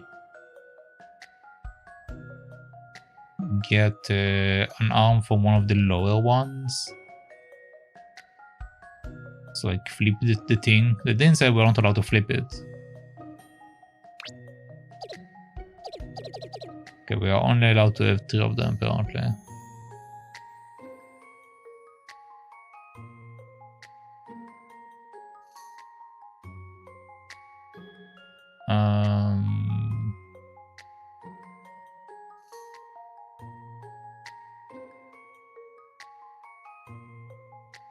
We are allowed to turn it around. We are allowed to turn it around. Since we are allowed to turn it around, it will give an arm here. But we are missing a wing. Well, no, we're not missing a wing. Yeah, we're not missing a wing, it's fine. Yeah, I think it's this 3. I'll have the answer shortly. Okay, I'm wrong. What could possibly have gone wrong? Bad luck. The silhouette is a horn coming out of its head and arms attached to the sides of its head. Think careful about where things are attached and which way they are pointing. I thought I did, but apparently I didn't.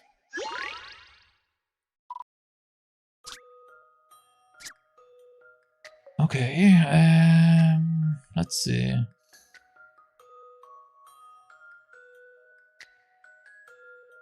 The only reason I can think about why this didn't work out is the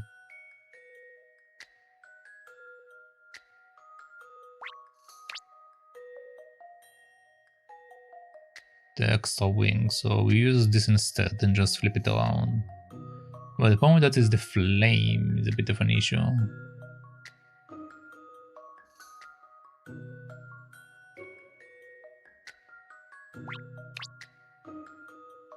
Okay, if I do that, we have this part and that part.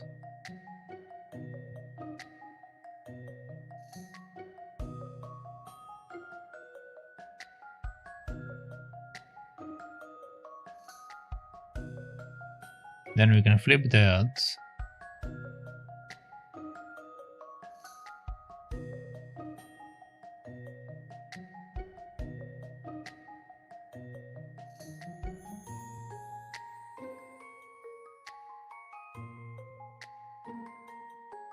But I will be short an arm with that. If I have these guys, I'm short a wing.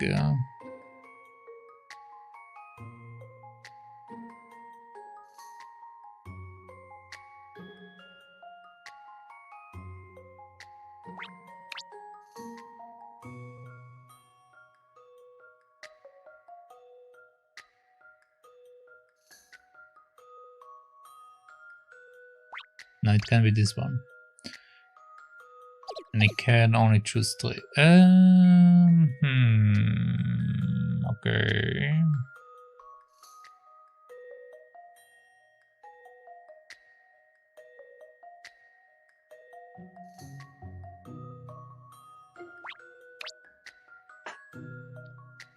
Okay, if we say this is the initial structure, then these two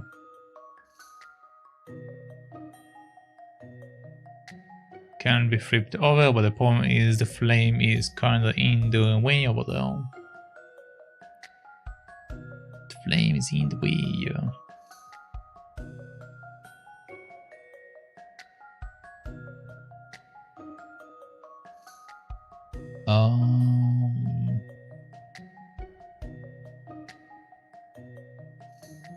Okay, if we take this out, and we are saying it's the combination of these two,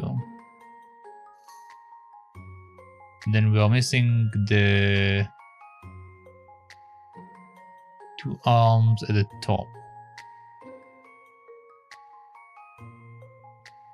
I could have flip that over, which will keep the wing in the same location. The arm will be on this side, and then we flip this one, and then it should work. Collate the data and the answer will drop out. Alright. That was just a simple piece of profiling work. You did it. The silhouette was a combination of status A, C, and D, lined up to appear as one.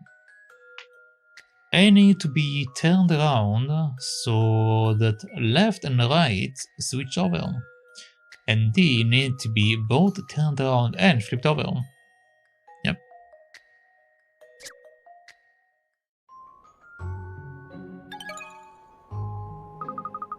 Any puzzle can be solved with the application of logic. A steering performance, Miss Perfetti, most exceptional. Now, if you will excuse me. Why does he keep appearing and then disappearing again like that? Isn't that a... Look at this, Emiliana. You wouldn't expect something like this to be hidden in the bushes, would you? A projector? Yes, any image projected from here would look enormous on the wall. So the right at the window is just a piece of cinematic trickery? Well, first the so-called ghost in the garden and now a right at the window. Both of them were set up by someone. Which means the remaining 4 tales of supernatural phenomena may well turn out to be fake too. Yes, which one came next? It was the possessed puppet, wasn't it? Let's head to the living room and carry out our investigation there.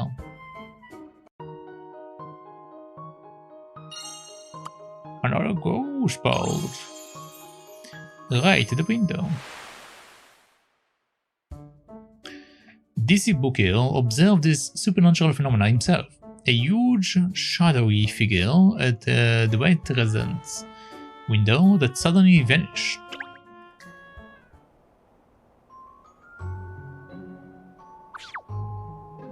Okay, let's go.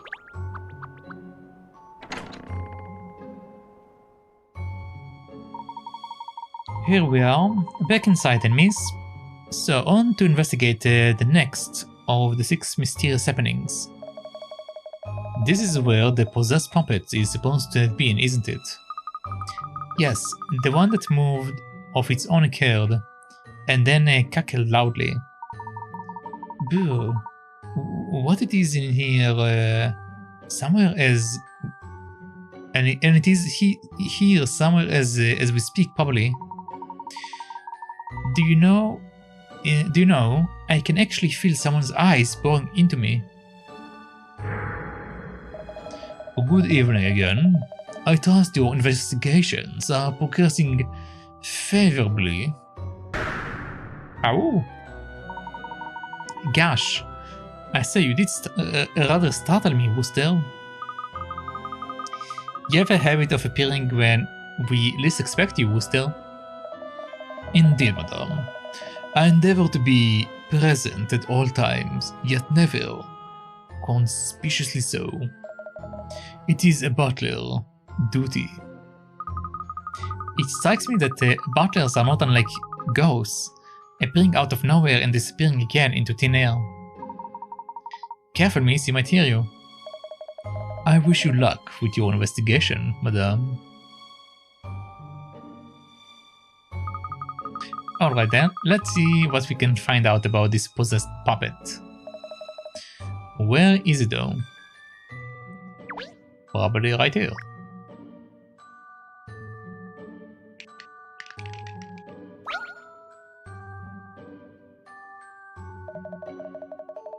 It moved, the puppet here moved, even though I didn't lay upon it. Ah, it's alive! Isn't it sweet? What a lovely face. Have a care, sir. Alright, I was expecting it that time. He's losing his edge. I remember Miss White as a young child, doting on that very puppet, when it was still ordinary. She would play with it rather like these finger puppets, in fact.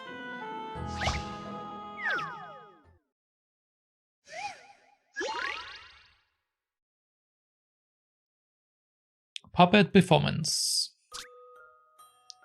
Okay, this is a puppet show with finger puppets on 2 hands.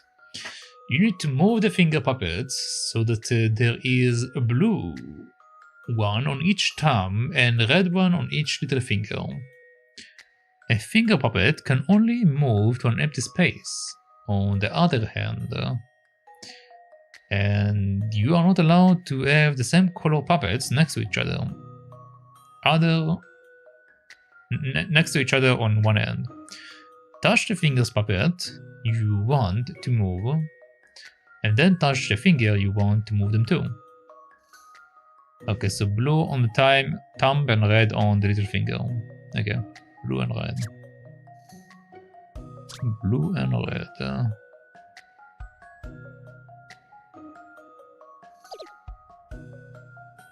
Okay, we're not allowed to do that. And we're not allowed to do that. I see. I see.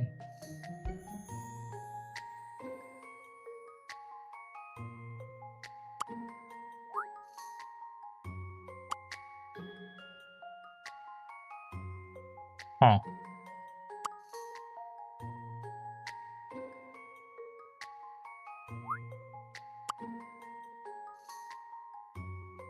We can't move it there.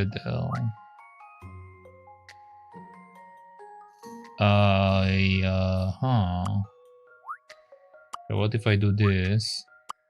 Okay, now we have 2 options.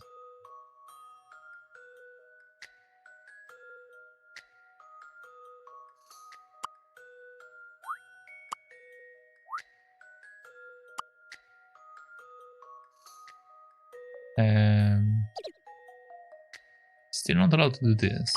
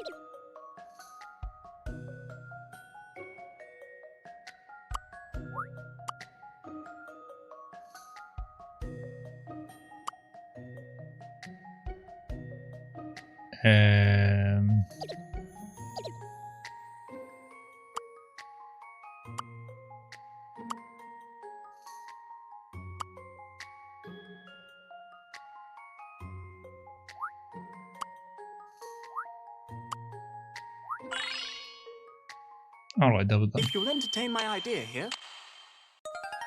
Still no patch on Miss Layton, of course. You did it. The finger puppet look pretty pleased, too. There is more than one way to solve this. It's possible to do it in 12 moves, so give it a go. I have no idea how many moves I did to it, but sure. I see Lady Layton is blessed not only with exceptional puzzle-solving abilities, but also an exceptional puzzle-solving assistant. Thank you, Sherl. I do my utmost to be a worthy member of the Layton Detective Agency.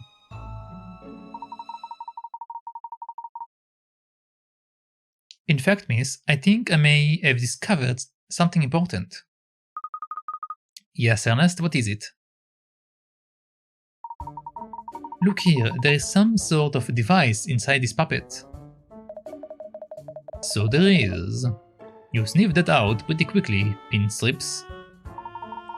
I was thinking to myself that the puppet movement looked rather mechanical somehow, you see? Yes, that will explain how the puppet was able to move without anybody touching it.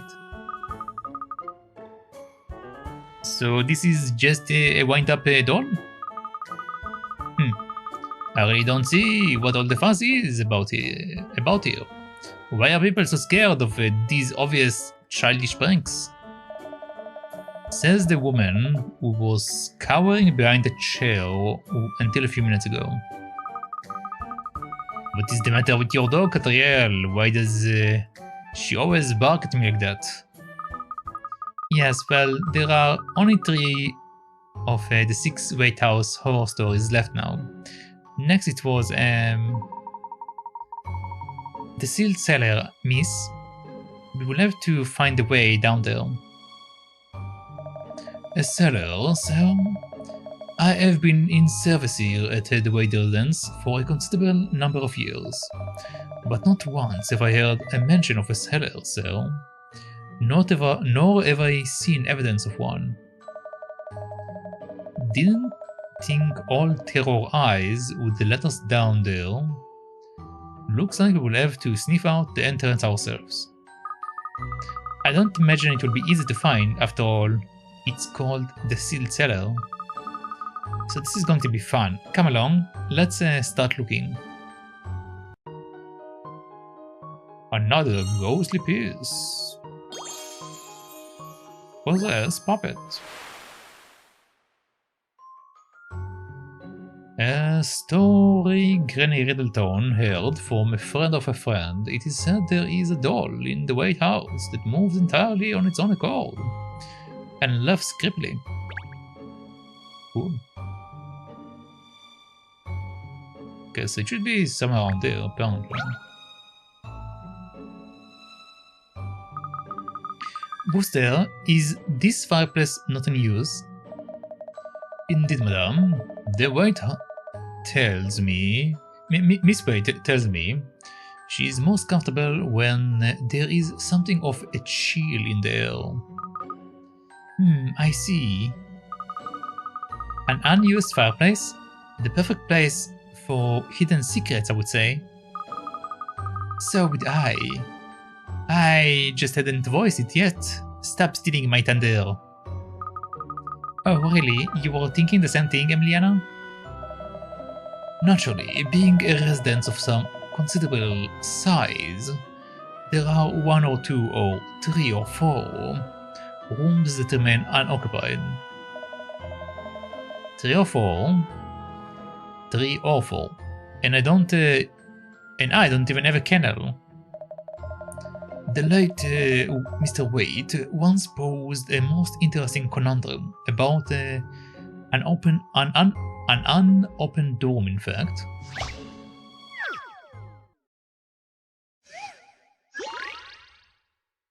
The unopened door. Alright. This is a closed room that no one has ever entered. However, 1 year has passed, and it seems that something in the room has changed. What is it? Slide the circle over the thing that you think has changed.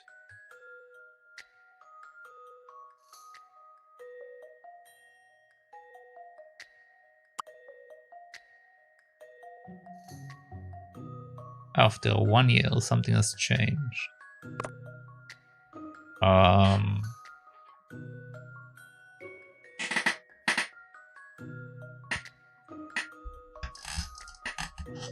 Well, the water will be stale, for one. The straw might start to be brittle if it's not being worn, I assume, because it's just staying in a room for a year. The sandglass will probably run out of sand if it was flipped over. The yarn ball will probably be dusty.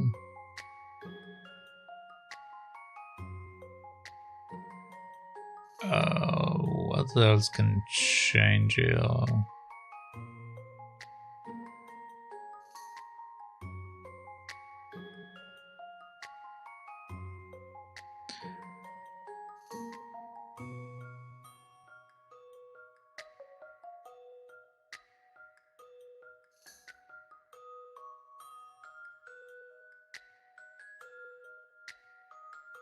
Well, the water will change. Because even if they won't be stale after 1 year, they will definitely evaporize, right? This is an interesting one. And that's how it's done. You did it. The thing that had changed was the water jar at the back of the room. 1 year on, the water inside it evaporated. It begs the question of who could have put the water in the room that no one ever enters in the first place.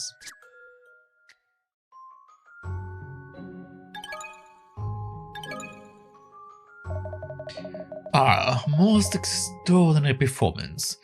That is somewhat a taxing puzzle. Well, every puzzle has a solution, Wooster, just as every mystery has an explanation. Look at the fireplace. A passageway opened up, leading underground.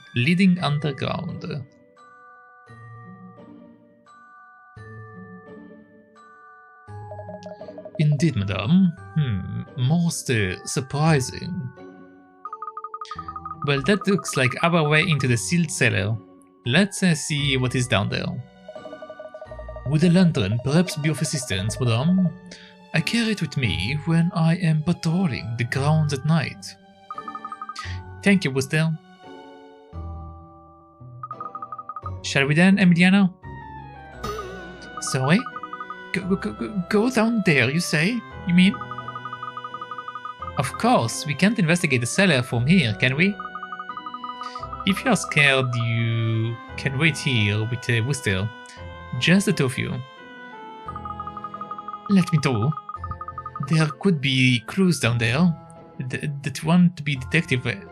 There could be clues down there that a want-to-be detective like you would miss. Well, we wouldn't want that, would we? In you go then. Stop pushing me, Katrielle.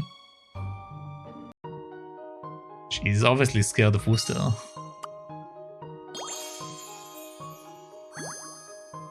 Sealed cellar. One of the 6 wait horrors relayed by Yapper the dog. Apparently there is a sealed cellar in these old residence where ghosts roam.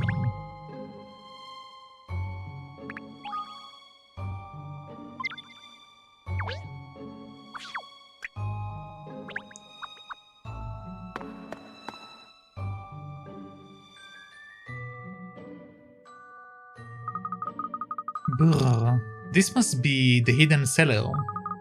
It's dark and damp and awfully cramped down here, isn't it? It's like we are exploring an ancient ruin or something. What fun. When you put it like that, miss, it does seem rather fun, doesn't it? Puppy love, what is it doing to you, pinstrips? Still, this is no time for games, is it? We must make a true investigation of the cellar. Oh. You discovered a pretty poor pawns. Alright.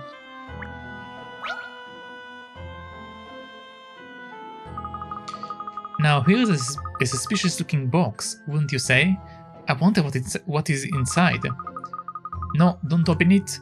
Something hideous could be inside. Oops, I seem to have opened it already. Katrielle. Sorry, it just looks too fascinating to ignore. And anyway, there is no cause for alarm, it's only a puzzle inside.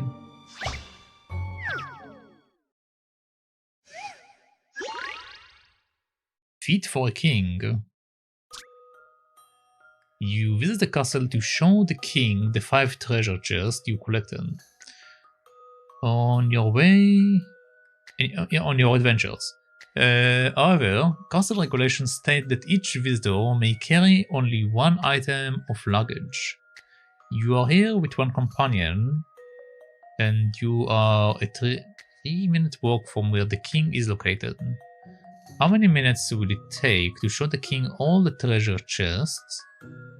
1 chest counts as 1 item of luggage. How many treasure chests do we have?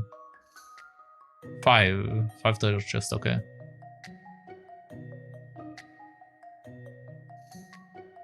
How many minutes will it take to show the king all the treasure chests? 1 chest counts as 1 item of luggage.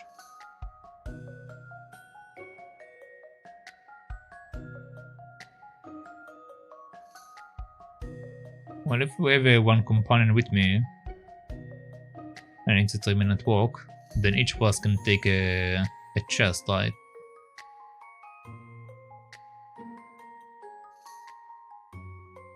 But it will probably also take 3 minutes to go back and get another chest. So we need to take that into account as well. Okay. Let's write it down to make it a bit easier. Alright. So at the beginning, both of us go, 3 minutes, 3 minutes. These are two chests to be shown the king. Now both of us go back, so it's another 3 minutes for both of us. Each of us grab something so we don't show anything yet. Then we come back and we show another 2 chests. Then one of us go back, it don't really matter who. But I mean, does it really matter? No, it doesn't really matter, so let's just do it like this again.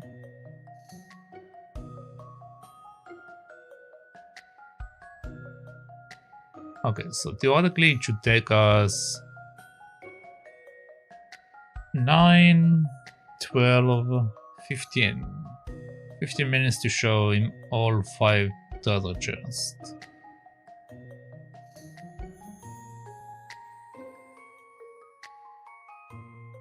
Because we need to go back.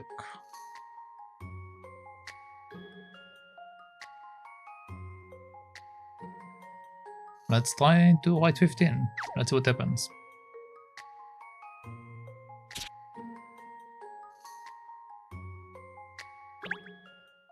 This analysis would be simplicity itself. Okay. No, that can't be right. Okay. Can I put a box in a box then? Bad luck. How many round trips do you need to do? Okay, I think this is a trick question. I feel like we can put a treasure chest inside the treasure chest. So let's try to wait 3 minutes. This analysis would be simplicity itself. No, that can't be right.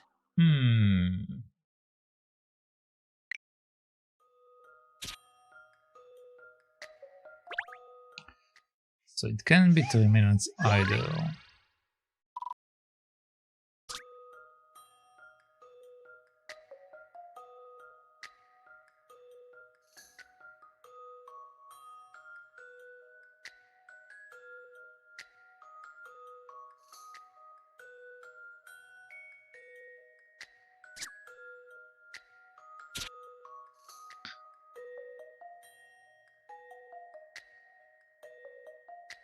I assume that I can only put one chest inside another. So let's say it will take 9 minutes because we go back and we come back. So let's say 9 minutes. I'll have the answer shortly. No, that can't be right. Okay, I'm misunderstanding something. How many round trips do you need to do?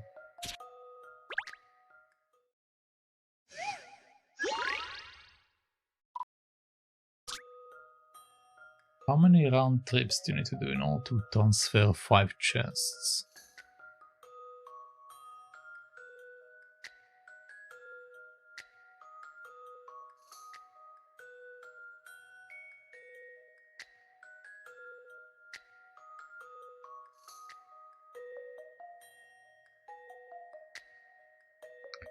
One chest counts as one item of luggage.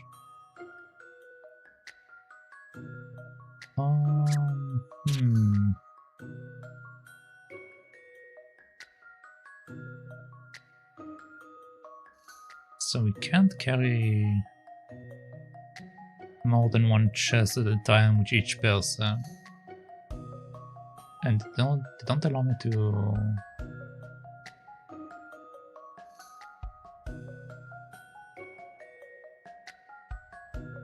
But the thing is, I said it will take... Wait. I said it will take 15 minutes. And that's because there is the round trip. Maybe I need to ignore the 3 minutes in between. So maybe it should be like no,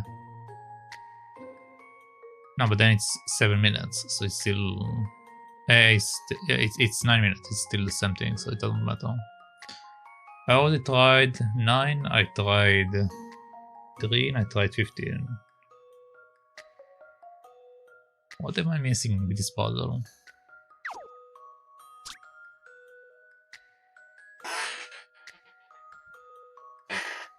I mean, it can take 0 minutes if you just bring his ass over to the outside. It's a 0. He will come to me. This analysis would be simplicity itself. No, okay. No, that can't be right.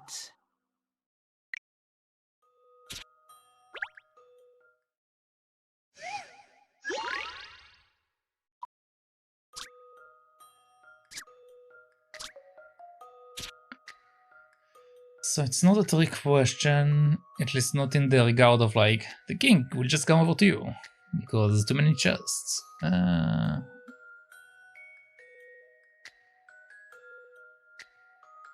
Each visitor may only carry one item of luggage. You are here with one companion. And you are a 3-minute walk away from where the king is located. How many minutes will it take to show the king all the treasure chests?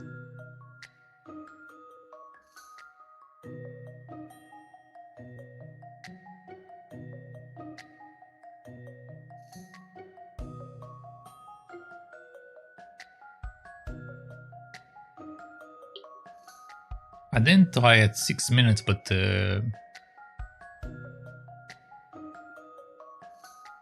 because if we go by the logic that I put a chest in a chest,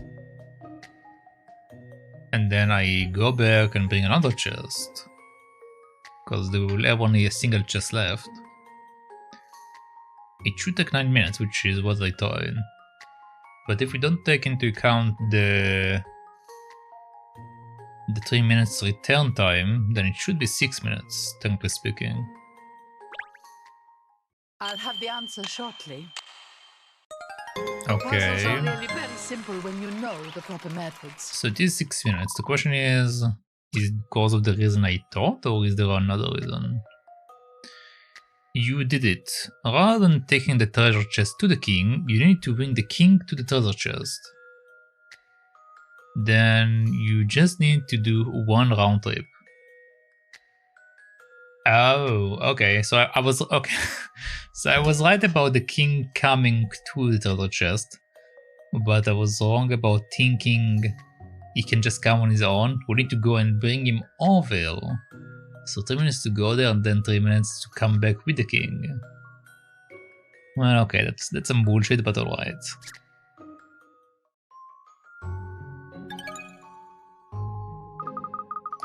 That was a fascinating one, Emiliano. The puzzle was perfectly fine, but the way you opened the box, when I specifically asked you not to, was not. I'm sorry. I just can't help myself. The curiosity would kill me if I didn't look.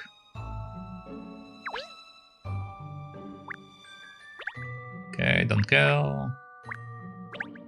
Don't care.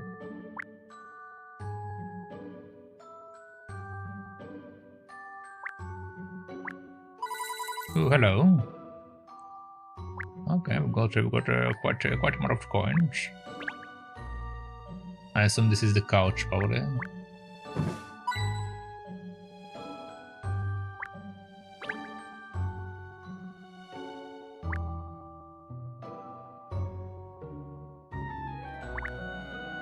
Okay, I don't see anything else in particular, so let's just touch the mirror. It's a ghost. Yeah! The mirror. The reflection, it's hideous. Alright then, we found it. So it won't be long before... Yes, you're right. Any moment now. One is advised not to approach the mirror, madame.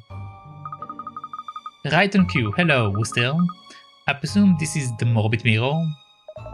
Indeed, madame. The discovery of it here in this cellar is unexpected. Nevertheless, it is certainly the mirror in question, reflecting as it does a singularity, unpleasant visage, even as we speak. This is your own face, Wooster. Indeed, madame. It is said that the looking glass harbors magical powers.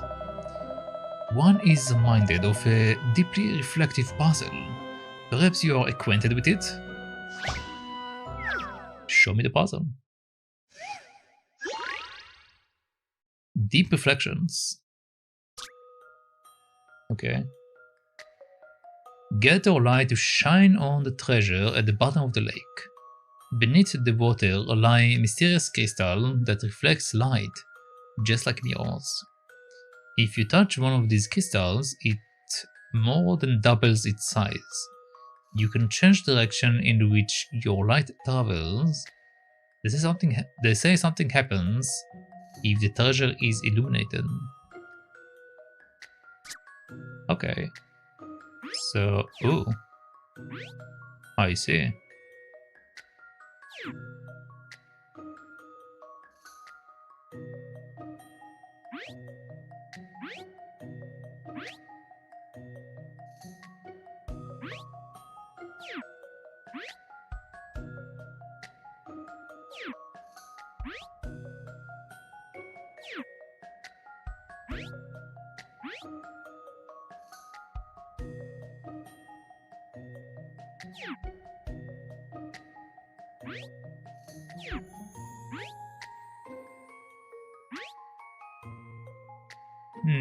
Not quite what I thought it would do.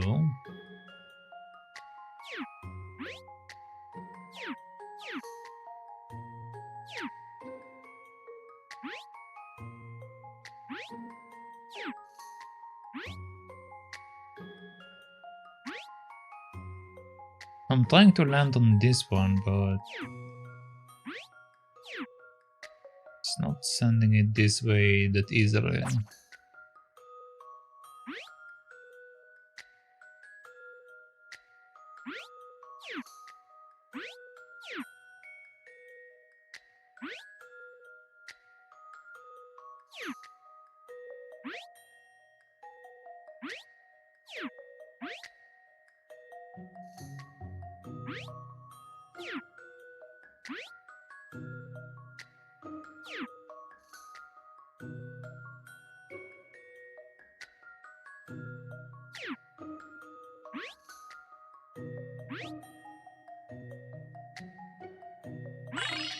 There we go. This analysis would be simplicity itself. That was just a simple piece of profiling work. You did it.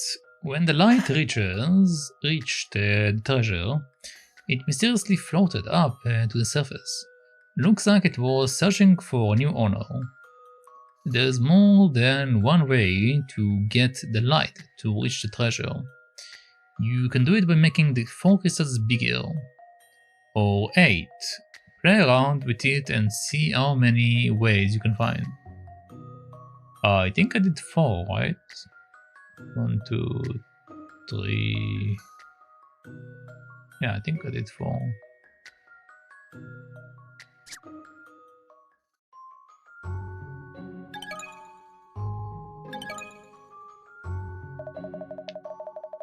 Executed most keenly, madame. If I may venture to remark, logic is a powerful tool indeed. It couldn't have been simpler. Now, if you would be kind enough to excuse me, I have a prior matter to attend to.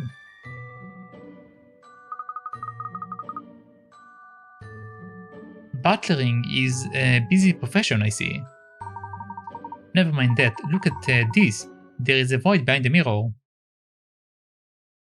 It's a doll. Ah, it's ever dead.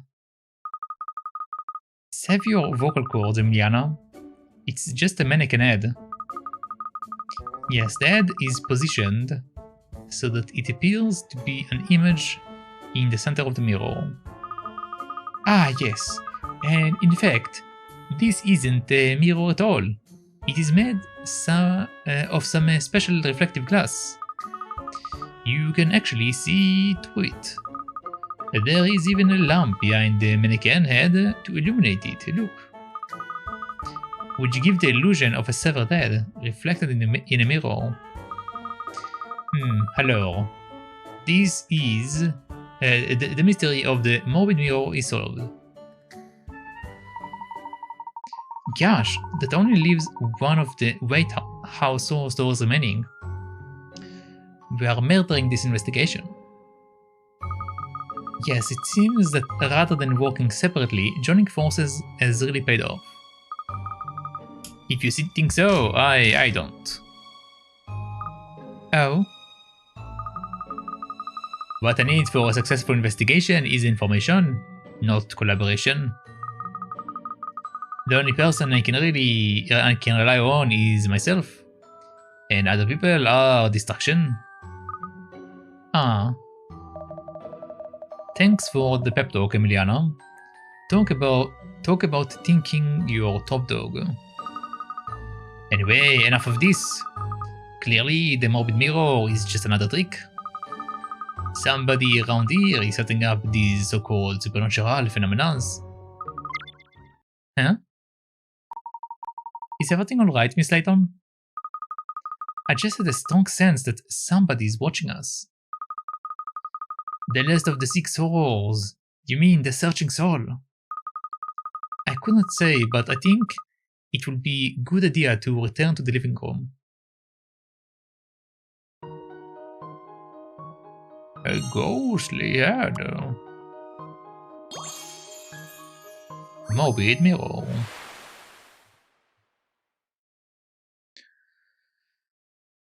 Madame Dublay's maid has heard tell of nightmarish mirror in a cellar.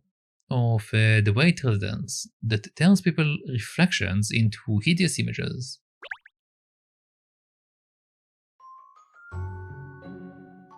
Okay, cool. Let's go back.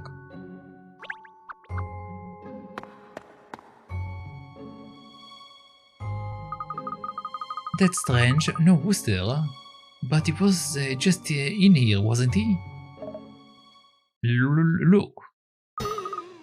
It's a ghost. It is a ghost. Ooh.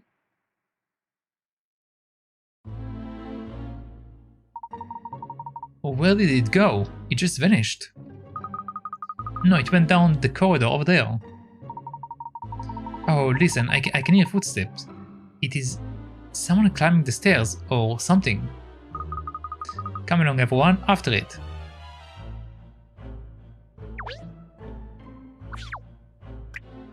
It's woo still.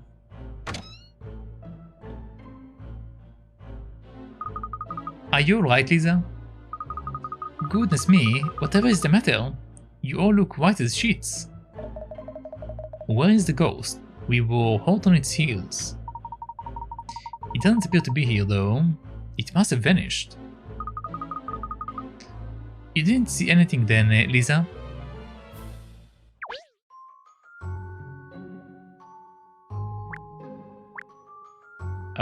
Speak to Lisa, I guess. Oh dear, you haven't been plagued by a terrifying ghost, have you? Well, we saw a ghostly white figure, certainly. Oh my goodness. The house really is cursed. You didn't see anything yourself, Lisa? No, nothing. I've just been here in this room, though. Well, this is where the ghost was heading, and there are no other rooms it could have disappeared into. Are you trying to suggest, Katrielle? Are you trying to suggest, Katrielle, that it passed through a solid wall? Well, ghosts are ephemeral things. It could have simply disappeared. Just like they appeared out of nowhere sometimes too. Lisa, do you have any idea why ghosts may be appearing in your home? No idea whatsoever, although I feel like I do understand how a ghost must feel sometimes. Whatever do you mean by that? All alone, in the dark. The poor ghost must be very lonely, I imagine. I think they wander around looking for company. Really, just like in this puzzle. Let's go. A black and white conundrum. The black ghosts travel along the white paths, and the white ghosts travel along the black paths. They have been split up from their friends in the black and white mazes. Use the 5 panels to connect the maze paths so that the white ghosts are reunited with each other and the black ghosts. They are united with each other and the black ghosts are united with each other too. Slide the panels to move them and complete the maze in the right hand frame. The panels that are already placed cannot be moved. Okay.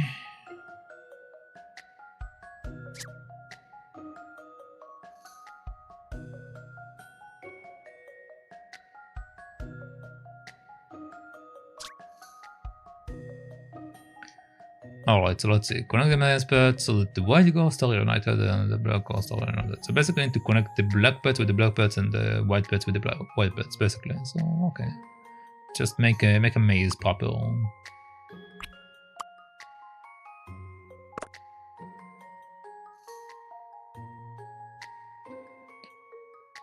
Just make a proper maze.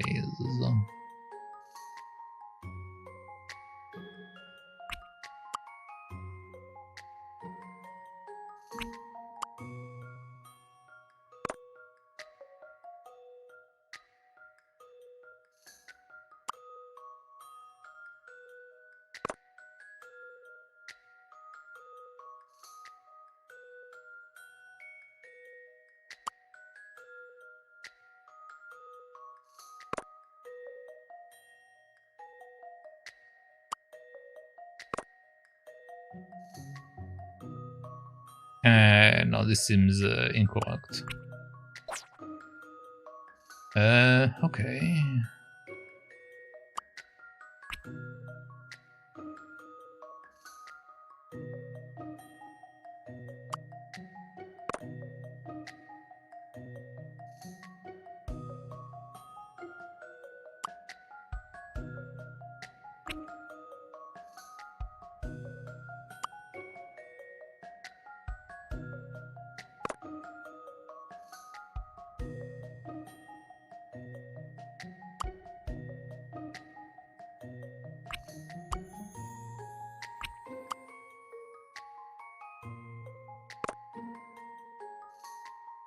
Okay, so the black goats are connected. Black goats are connected.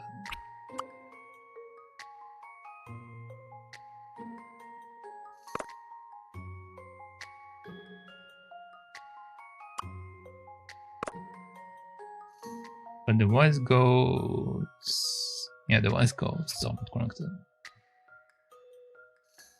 Okay, so we need something else. Okay.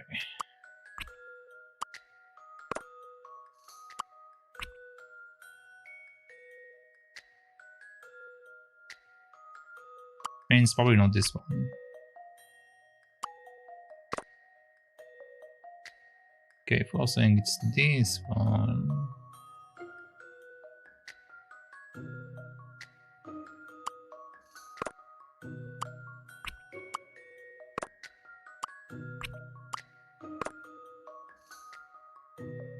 No, it can't be this one either.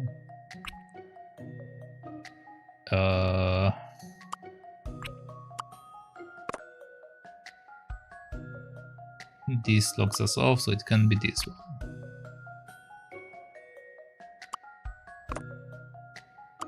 This also blocks us off, so it can be this one. Again, blocked off. So back to these options. This seems to be the most likely one, so let's stick to this one.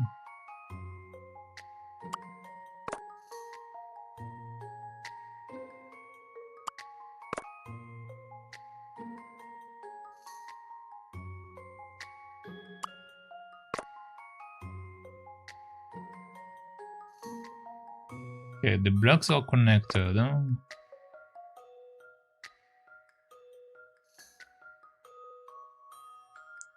But the whites are not quite connected.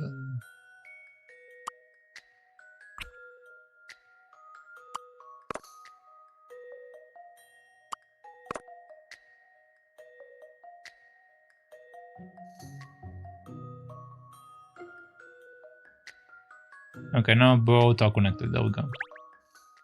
I've seen how to solve this now. Puzzles are made for solving. You did it. Now the black and white maze is all joined up. Again. And the pairs of ghosts have been reunited.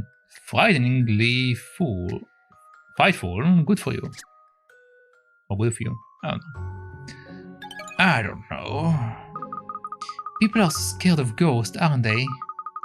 But even ghosts can have friends. Unlike me, all alone in this ridiculously large house. Lisa. I suppose the ghost we saw was just the so-called searching ghost. Yes, and I didn't see any signs of trickery this time, unlike the other 5 apparently supernatural phenomena. So perhaps, golly, it was a real ghost. Of course it wasn't. It must have been a trick of some kind.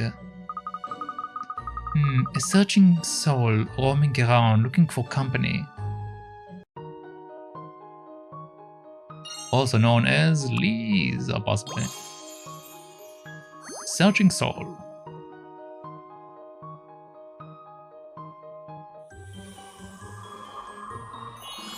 Okay, so either it's Wooster helping out Lisa, or it's Lisa doing that. That's 2 options here. There isn't any other option. The particular White House Aurora of which Madame Dublé is heard, which tell a wandering soul that roams the corridor of the White Residence. Solve this, guys? Yes. Now I've uncovered the truth. This mystery is history. Interesting.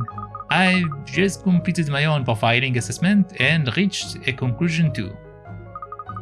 I have a feeling that like one of them will like say it's like the butler, while the other one will say it's Lisa. I'm pretty sure it's Lisa. Well then, it looks like it's time to reveal the truth about the White House, horrors, and the ghosts that roam its corridors. It seems we have both arrived at the truth at the same time. How disappointing. Let's go and tell Lisa, shall we?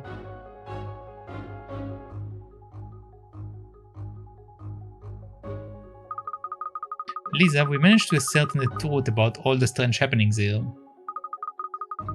You have? Oh goodness. That's a surprise. I must say, nobody else managed to. I was expecting you to be a little happier at the news. Oh no, I'm happy. Please do tell me everything you've learned.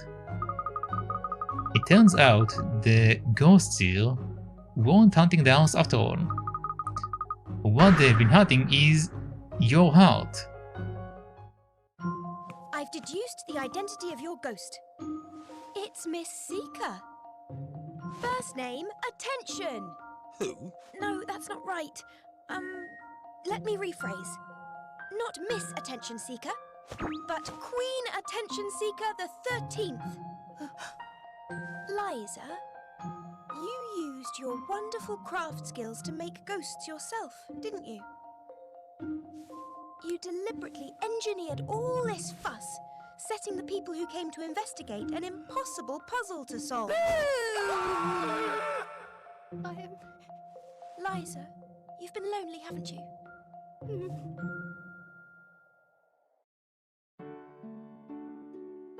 I'm so sorry. I just needed company. I needed someone to talk to. Anyone. I just couldn't bear it any longer. Well, you can always call on me, Liza. I'll be happy to chat with you anytime you like. Oh, Katrielle. You're too kind. And don't worry, I'll give you my very best consultation rate. You're going to charge her?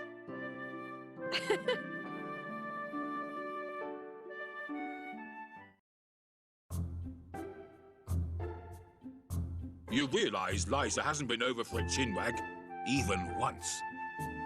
You think she's dressing up as ghosts again? No pause for alarm, Sherl. Liza has plenty of new friends now. Ghost hunters have flocked to the house. She's even set up a club for people interested in that sort of thing. It's called the Supernaturalists. It is? Perhaps they'd be interested in a supernatural talking dog, huh? Hey, I'd wear clothes if I could.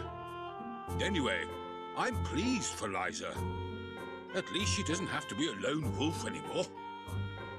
Yes, although she may be overcompensating. They seem to have ghost parties at the house every single day now. She sent this photograph. Look. I say. Shocking.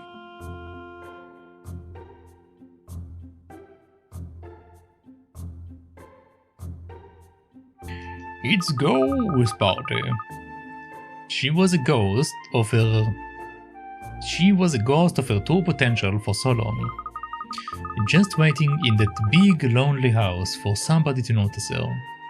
To be her friend.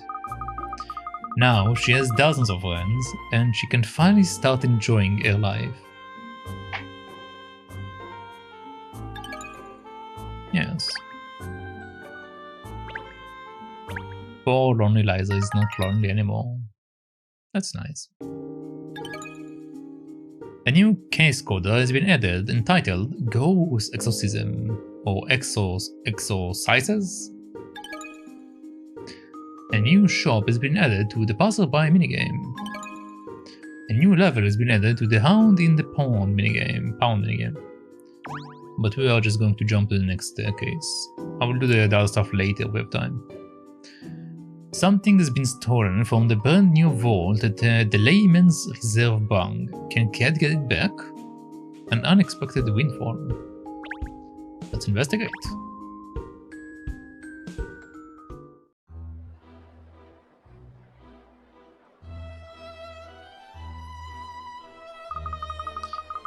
Is this definitely the place Inspector Hastings asked us to meet him, Ernest? Yes, miss, in front of the Layman's Reserve Bank, he said. Well, it doesn't appear to be open yet. I wonder what the inspector wants. Maybe it is some problem at the bank. I don't trust banks. Apart from Berkeley's, it is all in the name. Oh, Barclays, I see. Well, he didn't mention anything like that. He just telephoned the agency and asked us to meet him there. That was all. He's always doing this. The man never gets to the point. Well, anyway, it is a pretty impressive building, isn't it? Yes, it's amazing to think that just 10 years ago, no one had even heard of the Layman's Reserve Bank. Well, this building doesn't look new. I expect the bank bought it from somebody else, that's why. It's very important for a bank to portray the right image, you see, Sherl. It is in its name, its logo, and its office buildings. Barclays, just as a canal as its logo, I like it. Oh, there is Inspector Hastings now, coming out from inside the bank. Yes, he looks troubled. I smell a case in the making. I wonder what is going to happen. Or what it's going to be, I guess. Ah, there you are, Cat. Thanks for coming. Good morning, Inspector. You have a new case for me, I take it? Spot on. In fact, you were asked for personally. You mean somebody else asked for me to investigate, not you? Spot on again.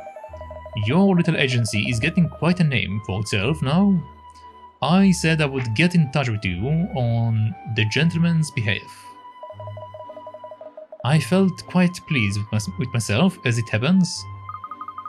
Well, I'm glad the agency is becoming more widely known, but I'm not sure what that has to do with you, Inspector. Well, I'm the one who cottoned on to your great puzzle-solving abilities, aren't I? Take a keen eye to spot a good investigator, Cat.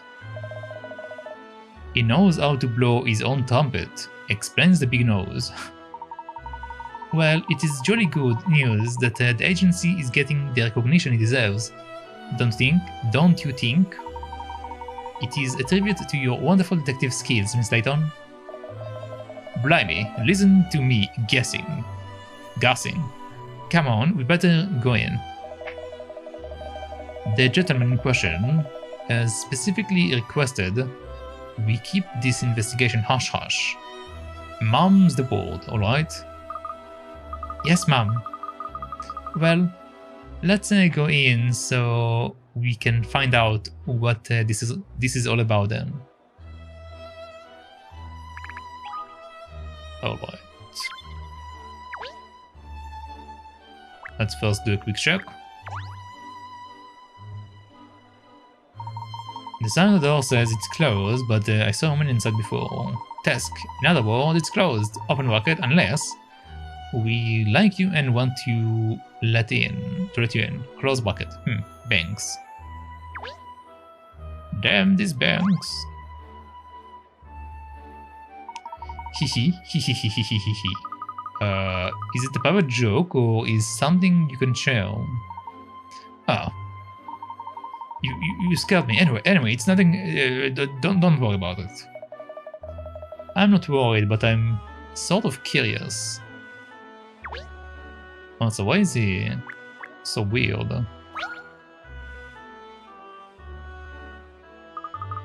Ah, Mr. Thor, I didn't know you banked here. Oh, hello, Miss Layton. I don't know where I am at, to be honest. Mav sent me this puzzle and I just can't solve it. Really? Mr. Rector set puzzles? Sometimes, yes. You couldn't help me solve it, could you? Here, let me show it to you.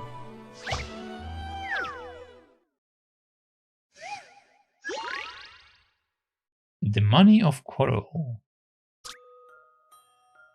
There is a wall with 12 sections that needed to be painted red, blue and purple, just like the one in the picture. A pot of paint for one section cost 10 pounds for red, 10 pounds for blue, and 30 pounds for purple.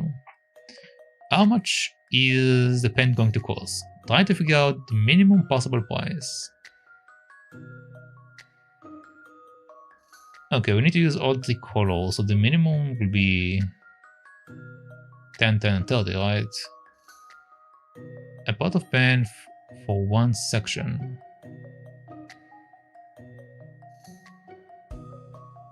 How much is the paint going to cost?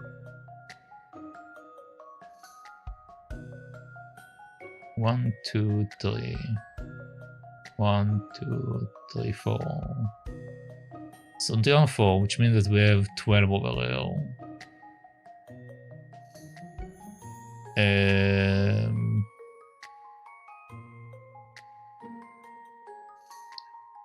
And we need to use all the colors. We don't have to use the same diagram they showed us, right? There is a wall with 12 sections that needs to be painted red, blue, and purple. Just like the one in the picture. A pot of paint for one section costs 10 pounds for red, 10 for blue, and 30 for purple.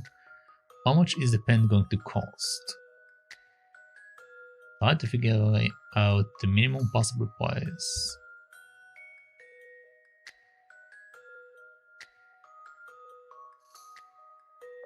You need an entire bucket for one section? That's a bit extreme, I think.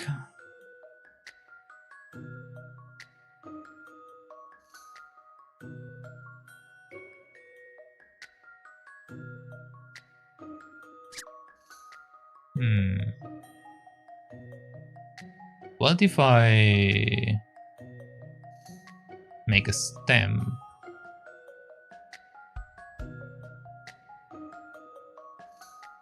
Kind of thing, will that be enough?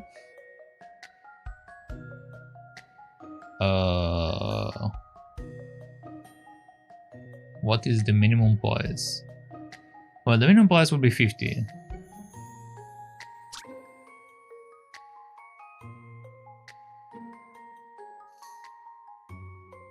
Hey, they're not telling me they want to do the entire wall, so 50, right?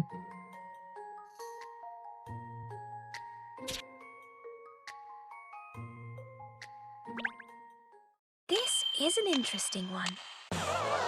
Not good, Katrielle, not good.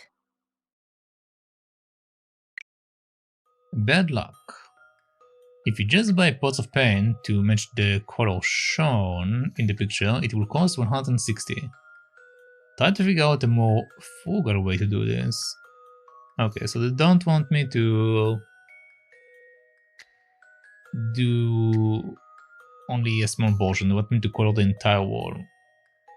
Okay, so I can do it in my 50 pound kind of way.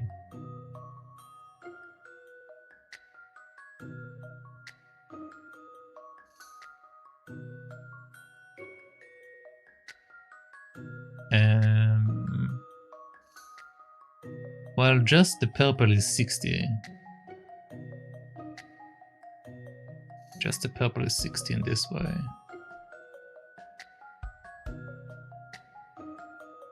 So I need to do it in a manner that will color everything, but it won't cost 160, which is the already total that we have. Well, again, if we make it like into a stamp, then it could have worked with only 50, but I guess we're not supposed to do it in a stamp kind of way.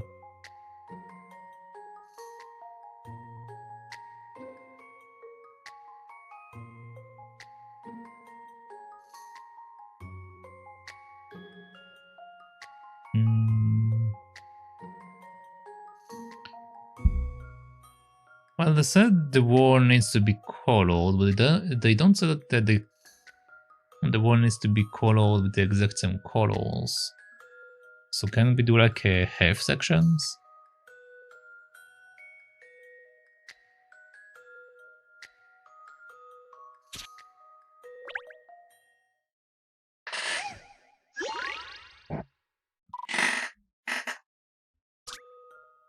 Let's see, if we do half sections, then we said that we are still paying 100.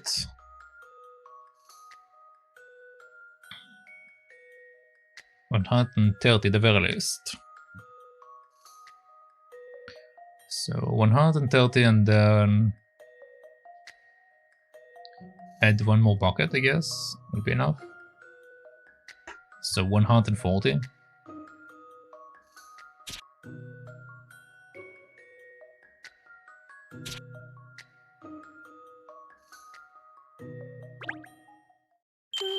This should do it, I think. Oh, that's not like me.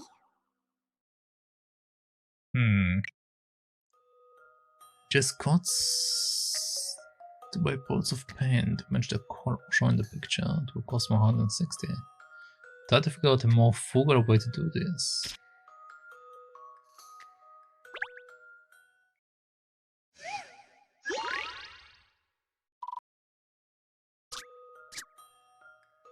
What would be a more frugal way to color it with this stuff? I don't see any hidden information. I do find it weird that you need an entire bucket for a section.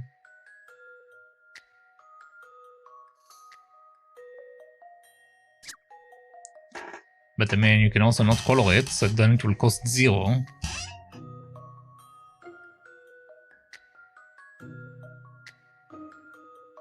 I wonder if it's like they are saying you have these stones in the background, so you don't need to you don't need to color it, you're just going to put stones in. So that's a 0. I've seen how to solve this now. Okay, Not no. good, Katrielle, not It's good. not that kind of thing.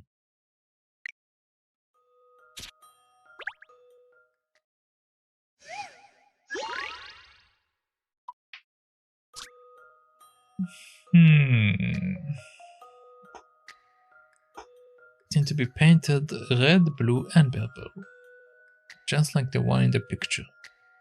Pot of paint for one section costs 10. For red and for blue.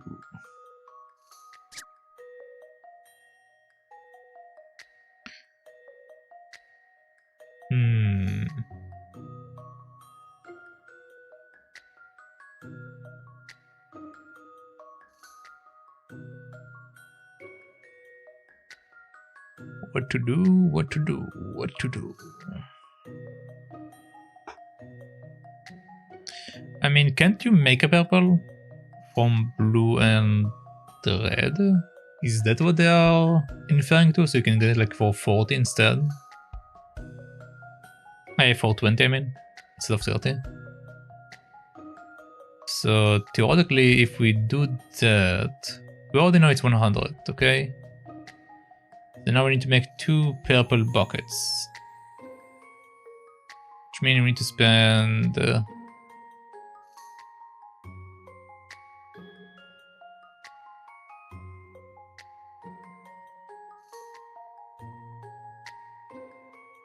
$40 more, which puts us at 140 again, which I just tried. But I'm pretty sure if you combine red and blue, you get purple.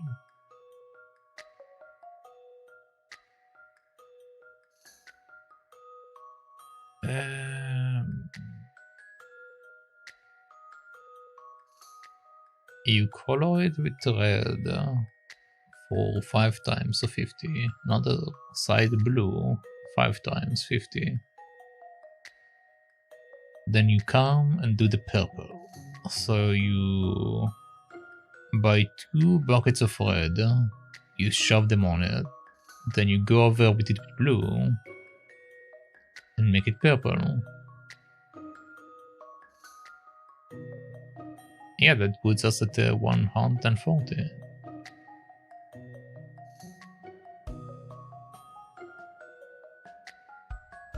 Maybe it will cost less because we are double painting it. So it doesn't need to be like a full coat, but rather a partial coat. I mean, the amount, okay. The amount of color does increase when you combine 2 buckets into one, technically speaking. So it's the same size of bucket for all of them. So technically speaking, you pay 2 buckets. You pay for two buckets by using 2 different buckets at the same time. So technically speaking, it should be 120 then, because the bucket size again is different. So it should be 120.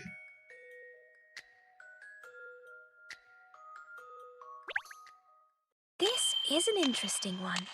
Okay. Any mystery or any puzzle? That was the mistake. I thought of it as combining to like making the same size bucket, but the bucket size would be different. You did it. 6 red pots and 6 blue pots gives a total cost of £120. Mixing 1 pot of red with 1 pot of blue paint give 2 pots worth of purple paint. Take care to get the quantities right when you are mixing them.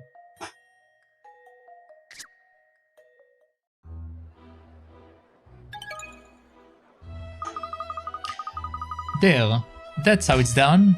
Is that a help, Mr. Tao? Brilliant! You made that look so easy. I suppose you detectives are primed for puzzle solving. I will bear you in mind next time I'm stuck. Well, thank you.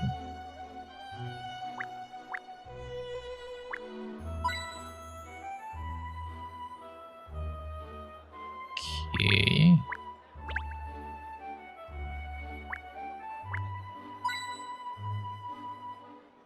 Any other coins?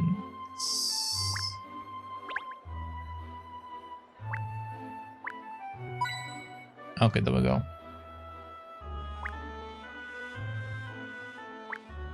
I see you.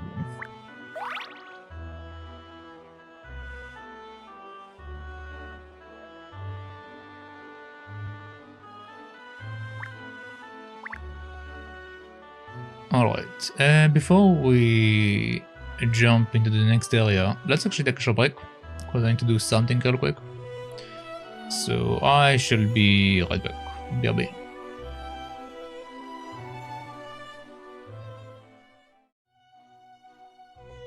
I'm back. So let us go back to our investigation case. Let's see. So they asked us to go inside the bank. Let's do it.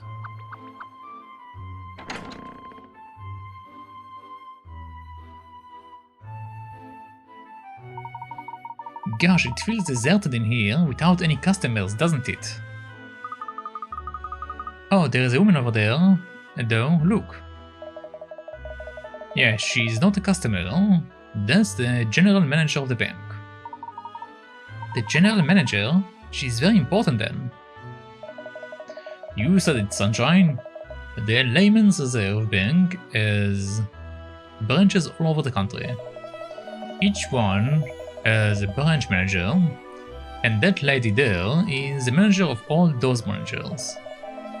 The gentleman who asked for this investigation said she will fill us in on all of the details. Alright then, let's get filed in. She doesn't look very happy. She actually looks pissed off. What's that? A pen on every desk? People visiting the bank can use these desks to write on if they need to. Marky Pops. They should write on paper, not the desks. Oh look, there is a puzzle with the pen on this one. Alright, let's see what we have. Pencil box. In this picture, a square is colored in. If it has lines drawn around it, can you make it so that 4 or more squares are colored in? If you touch a pencil, the pencil will disappear, and a line will appear in its place. The line is drawn in the direction the pencil was facing. Select the pencils in order to draw the necessary lines.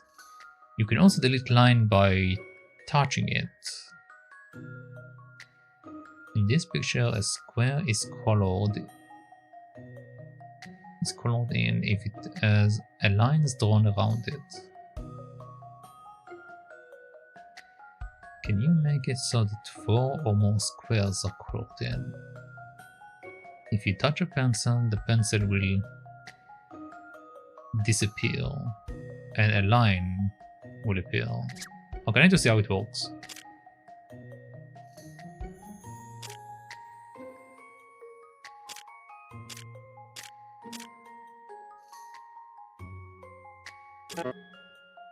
Okay, I see. I understand. Alright, so they want me to essentially do the middle zone.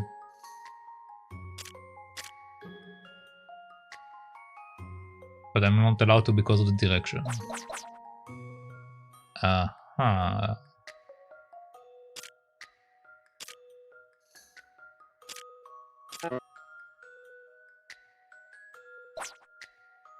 Okay.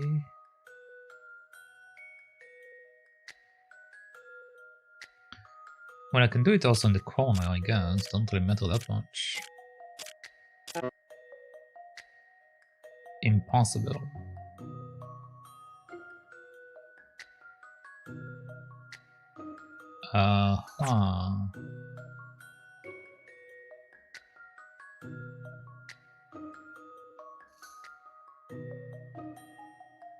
Okay. So no matter what I do, it will be messed up because of this one over there. And this one can go backwards, so it will also be messed up. This will be messed up as well.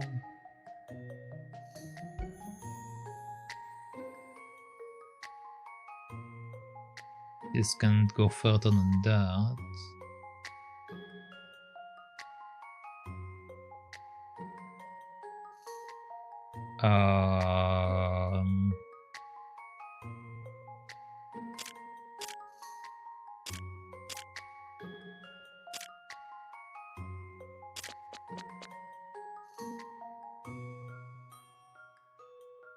I see. Okay.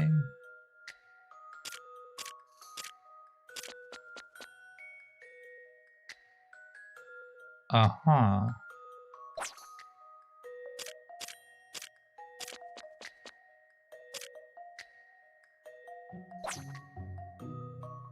This one won't work. This one will work. Actually, maybe it doesn't work.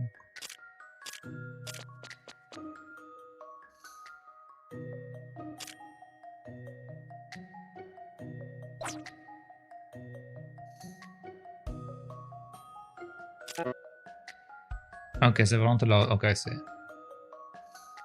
I see.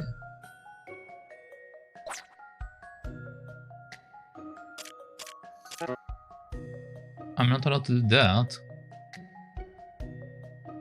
Okay.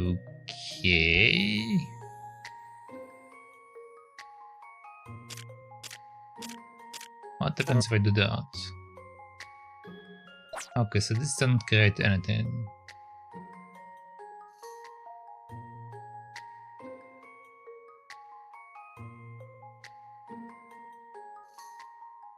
I can make a square in the middle here, and I can make a square in the middle here. So I can do something like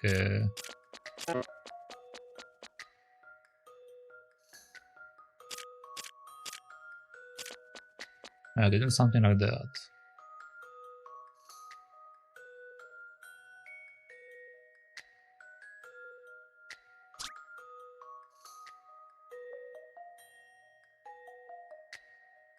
Can you make it so that 4 or more squares are colored in? Okay, so it doesn't matter. Okay. It doesn't matter what size I make the squares, I just need to make 4 squares colored in. I don't need to make the shape of a square necessarily. Okay, that makes things a bit easier.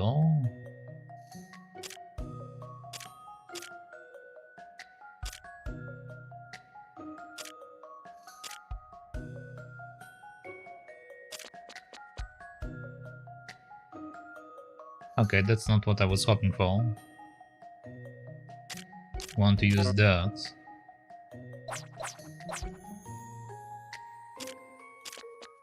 Okay, we can use that.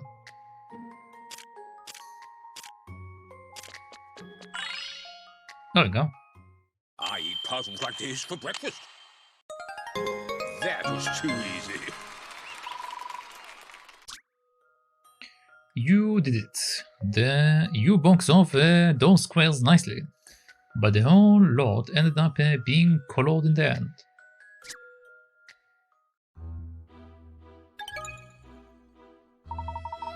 That was jolly spiffing, Sherl. You've obviously been taking notes for Miss Layton. Well, you know, Pinstrips, I might have lost my memory, but I haven't lost my mind. Alright. Okay, we got the coin. Another coin. Yeah, another coin. Okay, this is conversation. I'm going to skip the random conversation. So far, they've just been dumb, to be honest. Like, I like to read them in the other games because they actually add to the story in a way. But this is just dumb.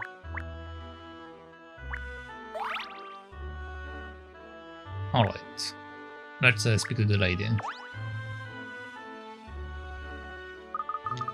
Hello, I understand that you are the general manager of the bank. That's right, love. And who are you? Coming in here with your dirty dog. We're not open to public yet. I'm sorry. Gosh. Have we done something to offend? No, sorry, madame. She is not a member of the public. This is the detective who will be investigating the case for you. Detective? This little girl? Are you sure she's up to the task? This is a very complicated case, you know. I do understand, madam, but I assure you, Miss Layton here is alright. Is alrighty... rightly accomplished. She's rightly accomplished in her field. Alright, let's hope so, because I demand perfection. Any slip up and I will have to ask you to drop it. Please, rest assured, I will solve the case for you perfectly. Of course, I will need you to give me as many details as you can first. Would that be alright? Yes, I suppose so. Miss Layton, wasn't it? Yes, Katrielle Layton, of the Layton Detective Agency, and my assistant here is Ernest Greeves. Hello, I'm Bianca Taylor. As you already know, Miss Layton, I am the general manager of the Layman's Reserve Bank. Oh, please call me Katrielle. No, I would rather not. First names can be a source of confusion. Using people's full name is the perfect solution. This husky is a real barrel of laughs, isn't she? Well, then perhaps you could explain exactly what the problem is. It is a sensitive matter to be treated with complete discretion, do you understand? Your secrets are safe with me, as safe as this bank's vault. Are you being sarcastic? No, I wasn't meaning to be. Is there some problem with the bank's vault then? Yes, I pride myself on my perfect security measures here, but we've been the victim of a grand larceny. Grand larceny. I say, somebody robbed the bank. How much was taken? Yeah. 100 million sterling in notes. I see. 100 million. Wait, 100 million?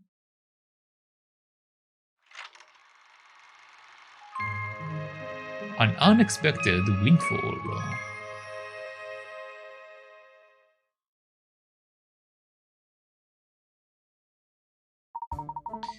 Did she just say 100 million, Sherl? I don't know. I don't think I can have heard her. I don't think I can have. I don't think I can have heard her correctly. How much is 100 million? How many bags of dog biscuits would that buy? That will buy you all the dog biscuits manufacturers in the world, Sherl. Really? I don't think I could eat all of them. Are you talking to your dog? You do realize the gravity of this case, don't you? It could undermine the whole bank. Trust me to get lumbered with 2 detectives who talk to your dog. Oh god. Trust me to get lumbered with a detective who talks to your dog. I asked for especially, Bianca. Oh, Mr. Sloans, I wasn't expecting you, sir. Warned you. It is my bank that has been robbed, isn't it? Don't want the boss breathing down your neck, is that it? No, of course not, sir. Well, you clearly aren't taken with my choice of detective, that's for sure uncertain. Oh no, sir, I'm sure you've chosen perfectly. I'll cooperate with Miss Layton in any way I can. Glad to hear it, lass, because she will be handling this investigation alongside the good gentleman from the Scotland Yard. Oh yes, of course, sir. I'm sure they will get to the bottom of it. Were his boots that shiny when he walked in here? Or someone has been licking them? Well, at least it means she will stop treating Miss Layton like a schoolgirl. If you'll excuse me then, Miss Layton. Now that Mr. Sloans is here, I must be getting on. Oh, sorry, I hope we haven't kept you. It is just that the branch manager had to be taken into hospital, you see. Gosh, people sustained injuries in the incident? Oh, the doctor says it's not too serious, but he hasn't regained consciousness yet. So I'm having to fill in for him at the moment. I see, well, you're obviously very busy. Excuse me then, sir. I will get on. So, we haven't properly been introduced yet, have we? I'm Grant Sloans, owner of this bank. I have a few businesses, actually. This is just one of them. If I were Madame Dublé, it were Madame Dublé who told me about you. So when I spoke to Inspector Hastings, I made sure he understood. I wanted you on the case. Well, that's very kind of you, Mr. Sloans.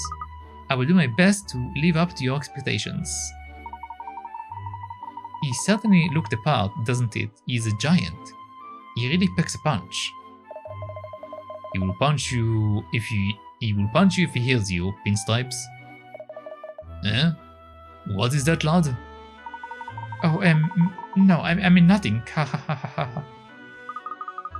I believe I've seen you before, Mr. Sloans, at the premiere of No Sub for Love, wasn't it? At the Savoy. Oh yes, that's right. You solved that one as well, if I'm not mistaken. Does that mean you are one of the so-called 7 dragons? Haha. Well, it's not a title I would have chosen for myself, but yes, people do call me that. Anyway, enough chat. Let's get down to business. Yes, of course, Mr. Teller, inform us you've had a break-in. Miss Teller, not Mr. Miss Teller. That's an understatement. 100 million quid hardly is a break-in. Anyway, break-in, burglary, grand larceny, whatever you want to call it. It needs sorting and first. So first thing first, let's show our young detective here the vault where the money was, Inspector. Right you are, Mr. Sloans. I've already got the lads from the yard investigating down there. It is in the basement, of course. I will explain more once we are down there. Okay, let's go. The entrance to the bank and enormous vaults.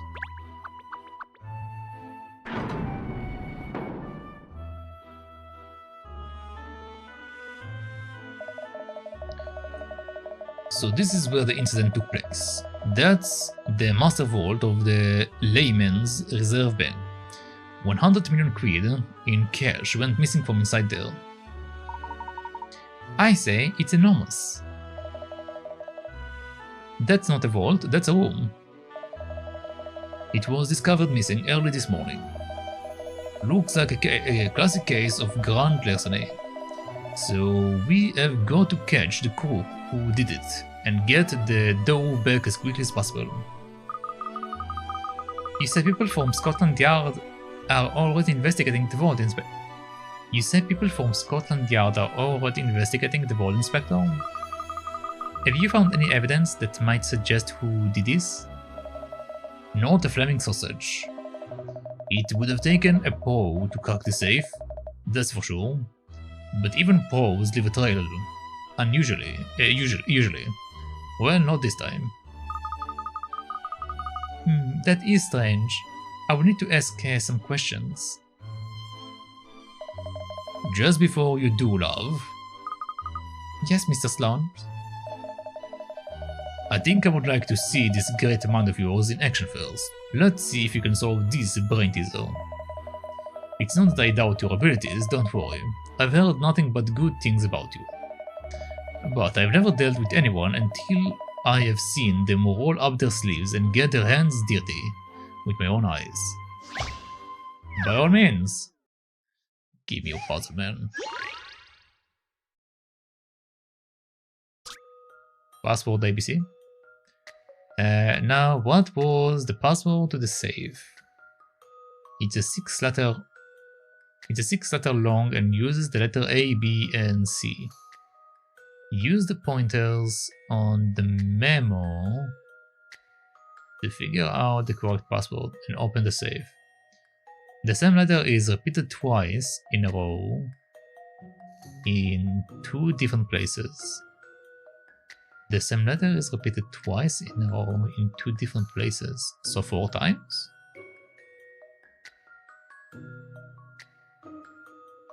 The same letter never appears 3 times or more in a row.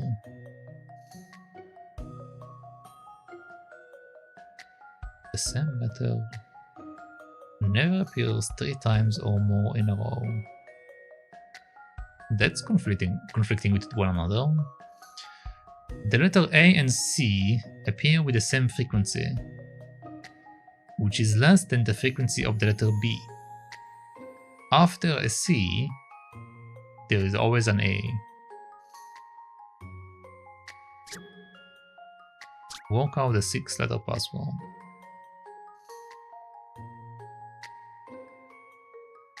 Okay. Let's see. The letters A and C appear with the same frequency, which is less than the frequency of the letter B. The same letter is repeated twice in a row in 2 different places. Yeah, but you see, the thing is, the first line is conflicting the second line, because the second line says the same letter never appears 3 times or more in a row. Unless they mean, like, for example, it can be like AA, B, AA, but not the other way around. Okay. And we're also being told that A and C appear with the same frequency, which is less than the frequency with letter B.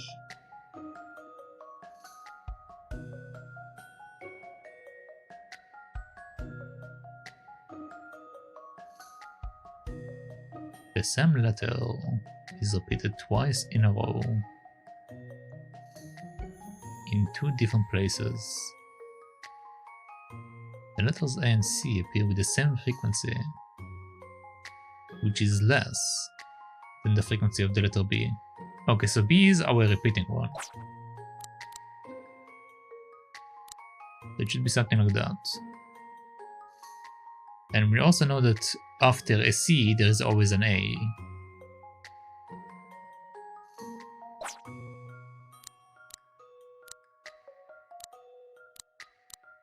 So it can be something like this. Okay, let's see if it answers all of my things. The same letter never appears 3 times or more in a row. The letter A and C appear with the same frequency, which is less than the frequency of the letter B.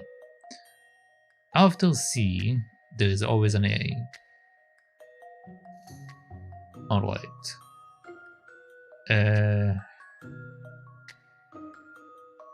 So I can't put them next to each other, so yeah, this should be the only setup. Yeah, this should be the only setup. This is an interesting one. And that's how it's done. Alright, there we go. You did it. The light shines brightly and the safe opens. What could be inside?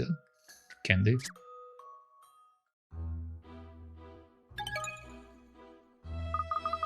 Well, Mr. Sloan, I hope that instilled some confidence in you about my abilities.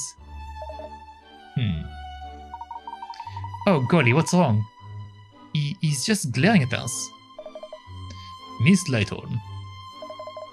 I don't understand. She solved the puzzle. Why is he looking so fierce? Cracking stuff, love. That just was what I was expecting. Even better. Oh. I think that was his pleased look.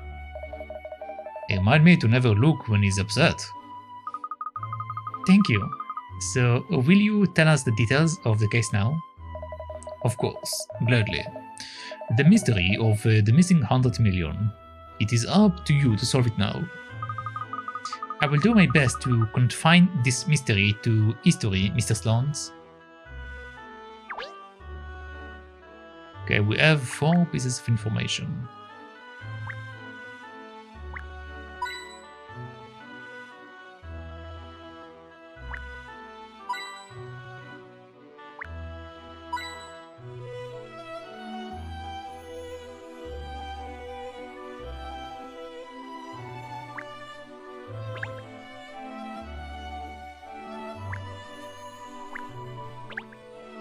With the solid construction, it seems inconceivable that the walls or doors could have been compromised.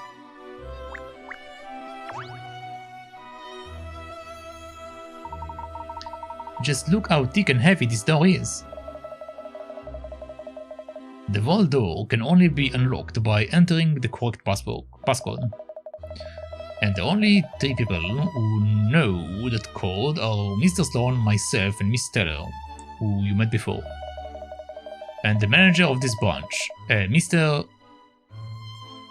Shinplasters, who is now in the hospital, of course.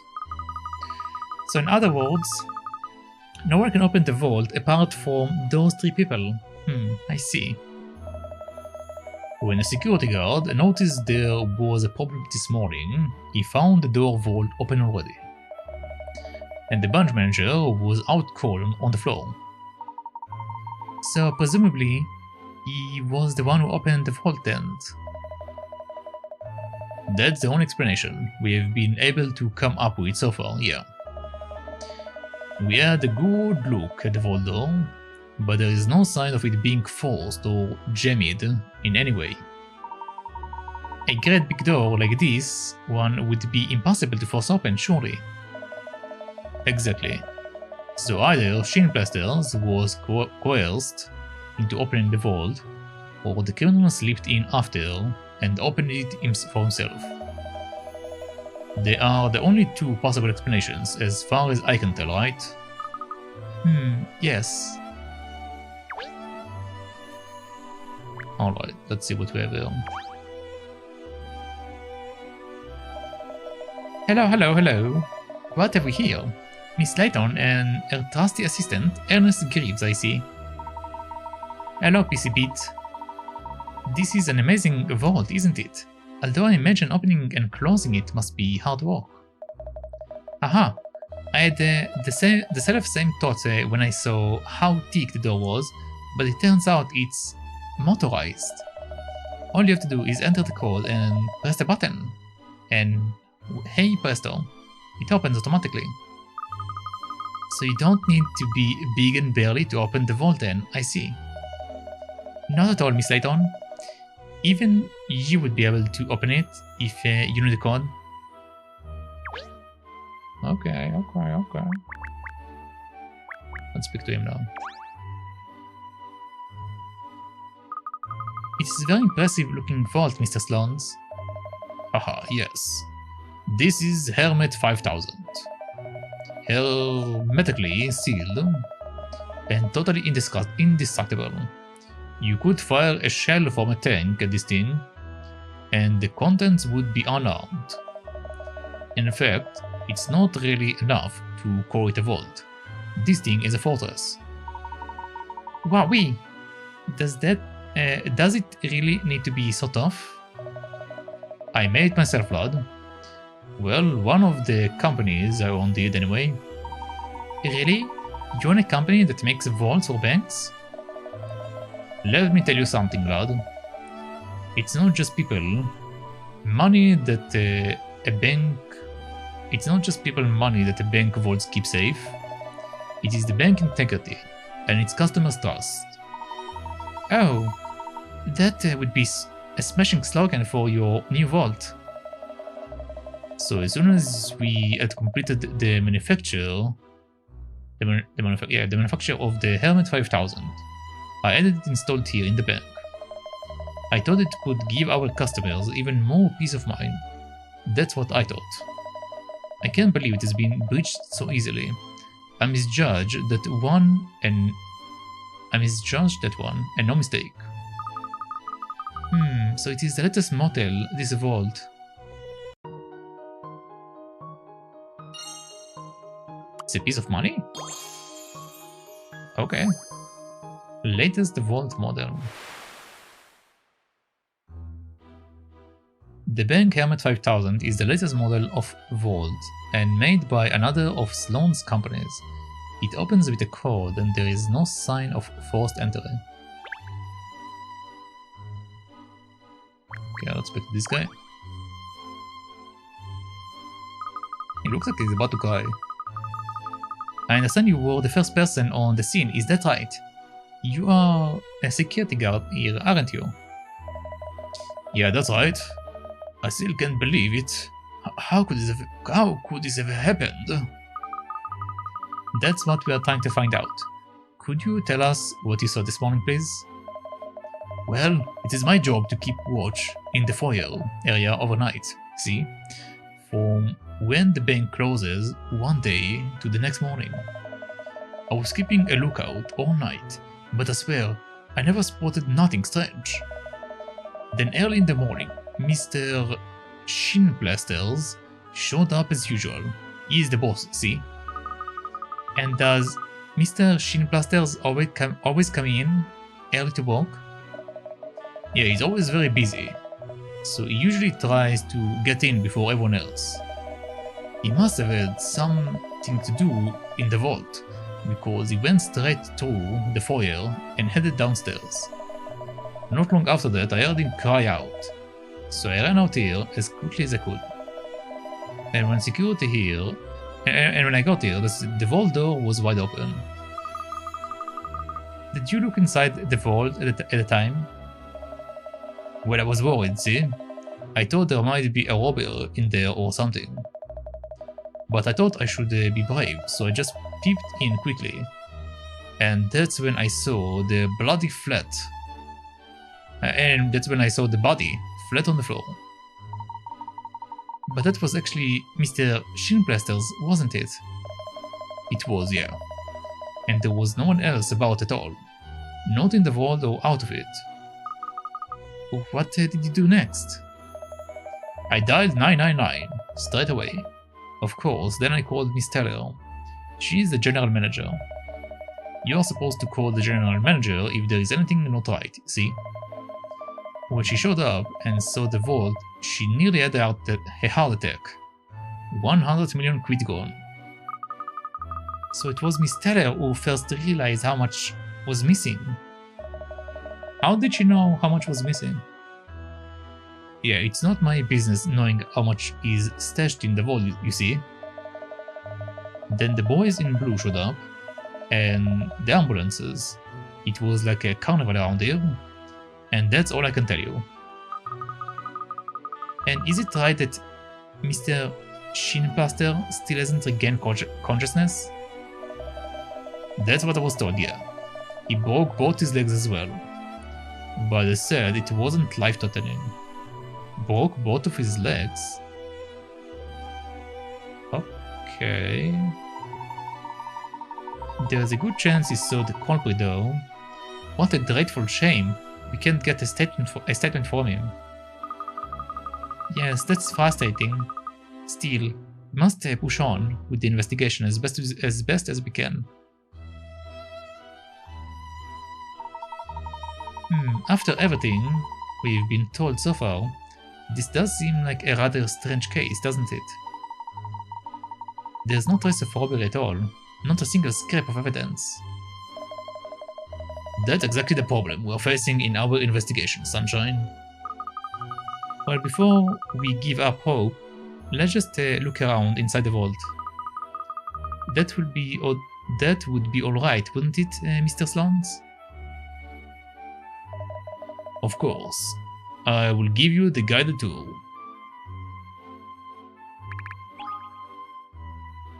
Okay, so now we can go in. Let's go.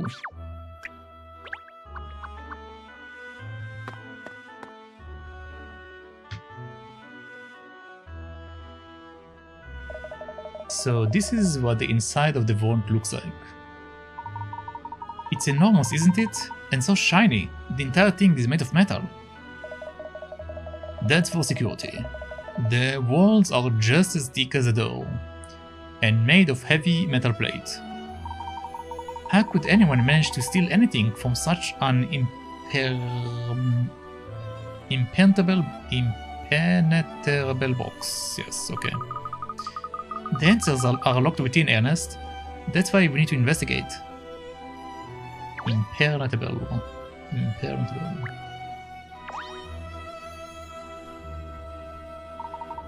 Say, what an incredibly large fan.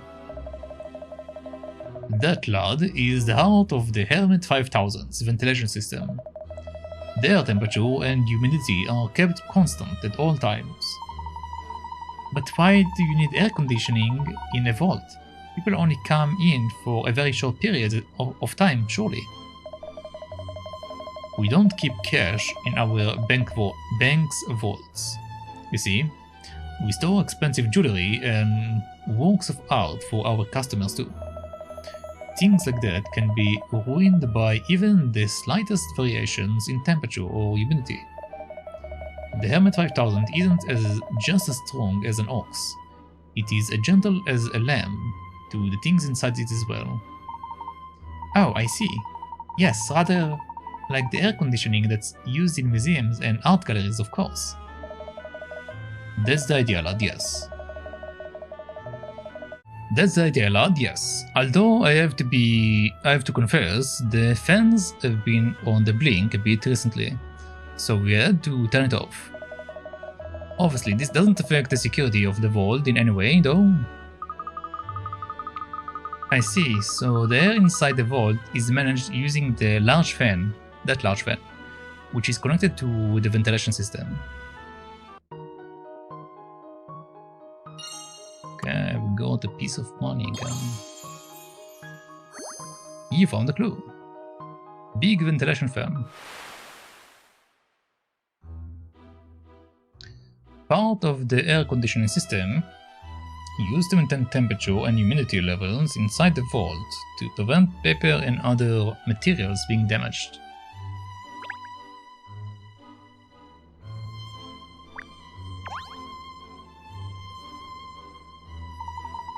Look, miss, gold bullion bars, and so many of them. I didn't know it's called bullion.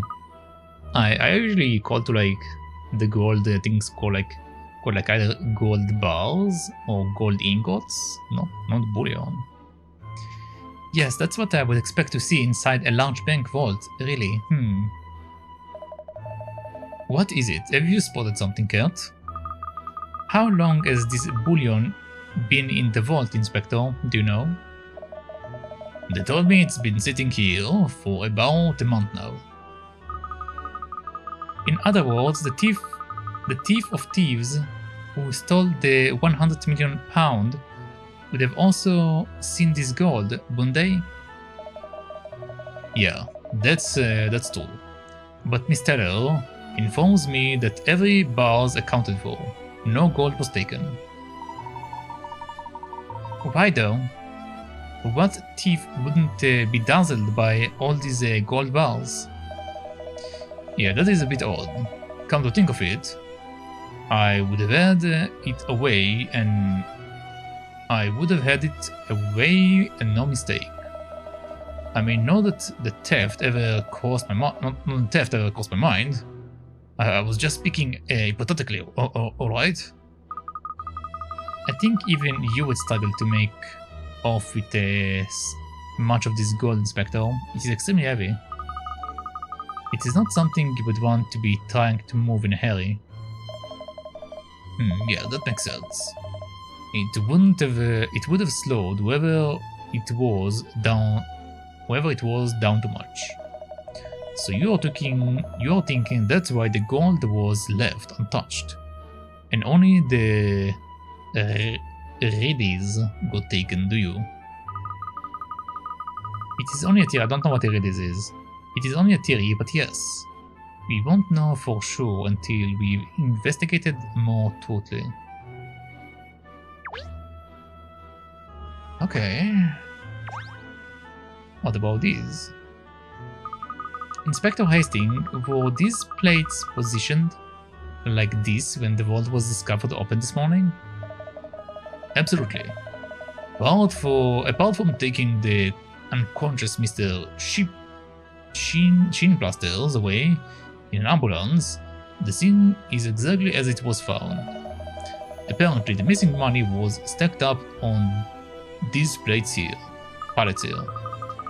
The banknotes weren't inside a case or a box or anything there? Nope, not according to Miss Teller's statement anyway. All those notes would have been rather heavy, wouldn't they?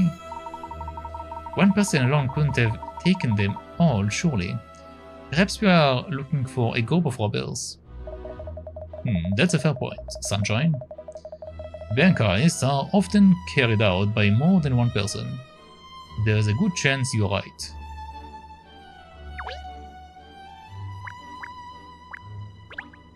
It doesn't look like there's nothing down. Oh. Oh, look, there's a puzzle in here. Golly, in the vault? Do you think it's a particularly valuable puzzle, miss?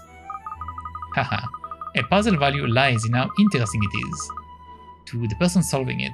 Let's find out what this one worth is, shall we?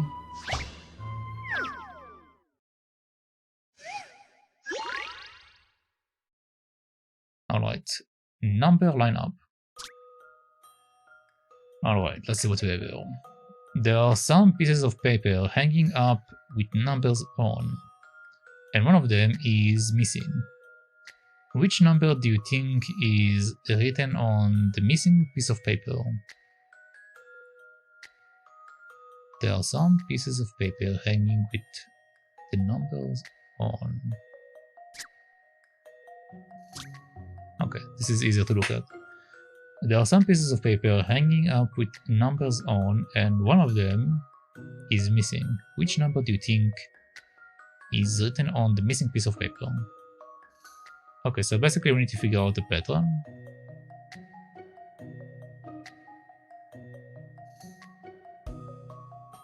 Isn't it 2?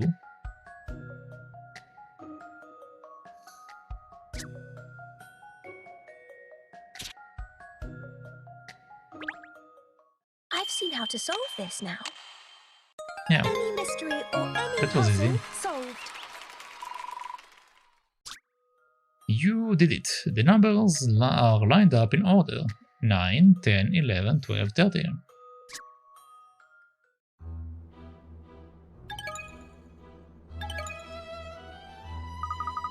Well, with puzzles that interesting to stimulate my mind, I could stand to be a hermit, I think. Are there any more of them in here? Hey, they don't want your paw prints all over this nice shiny metal. Stop touching everything.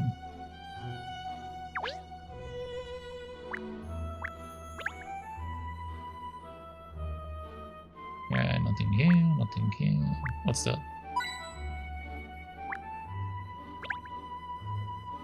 I pick up coins from inside the vault. Nothing's weird about that.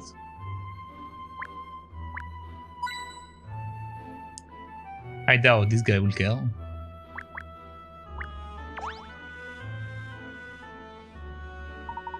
Oh golly, is this the chalk outline of Shin Plasters, the branch manager? Yep. This is where he was found this morning. It looks like it is lead when he fell. What? I don't get some of the English they show us in this game. It looks like it is his head when he fell to the floor and knocked himself out. Okay, it looks like he hit his head when he fell to the floor and knocked himself out. So they took him off in an ambulance, like I said. I had the lads mark out where he was found, just in case it turns out to be important. It rather makes it look like a murder scene, doesn't it? Brr. Luckily, I don't think there is any chance of that. They say his injuries aren't life-threatening. But he hasn't regained consciousness yet, has he? Nope. The bloke been away with the fairies ever since he was discovered.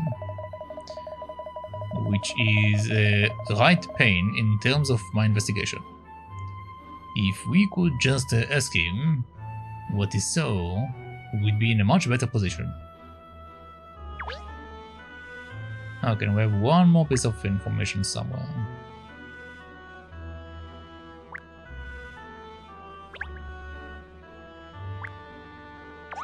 Let's see what he has to say. Hello, this is Booker. So you are working on this case, are you? Could you tell us what you have found, Constable? Of course. Well, I've interviewed a number of key people and, yes, here it is. Apparently there were works of art and very expensive pieces of jewelry in the vault here, as well as the gold. However, the thief of thieves only took banknotes to the value of, 100 million sterling. So everything else was untouched. It is peculiar that perhaps whoever it was just couldn't be bothered to go through all the drawers. There are a lot of them. Don't assume the criminal was as born idle as you, Kat. Perhaps it was just a matter of not having enough time to take anything other than the banknotes? Pin strips. Could have a point there though. Well, according to what it says here, works of art and things can be hard to sell on without leaving a trail, you see. Yes, that could be why only the cash was taken. Apart from that, it just says here that I need to carry on investigating inside the vault, so...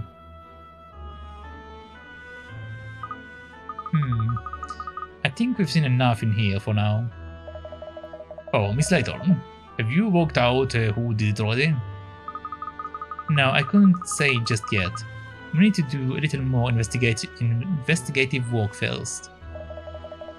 Well, I'm afraid I've got a few business matters to see too, so I will have to leave you to it, if that's alright. Absolutely. You can leave this in our hands, Mr. Sloans. Thank you, Miss Layton, and good luck. Right then, ta-ta for now. With his bank 100 million down, I would say he's got more than a few business matters to attend to.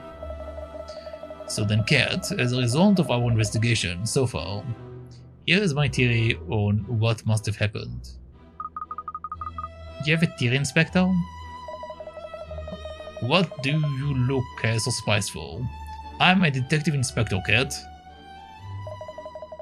What I reckon is the thief, or thieves, must have snuck into the bank sometime last night. Then he or she or they waited for the branch manager to come in the morning, when he or she or they forced him to enter the security code. Now he or she or they only nicked the cash because it was the first thing he or she or they saw.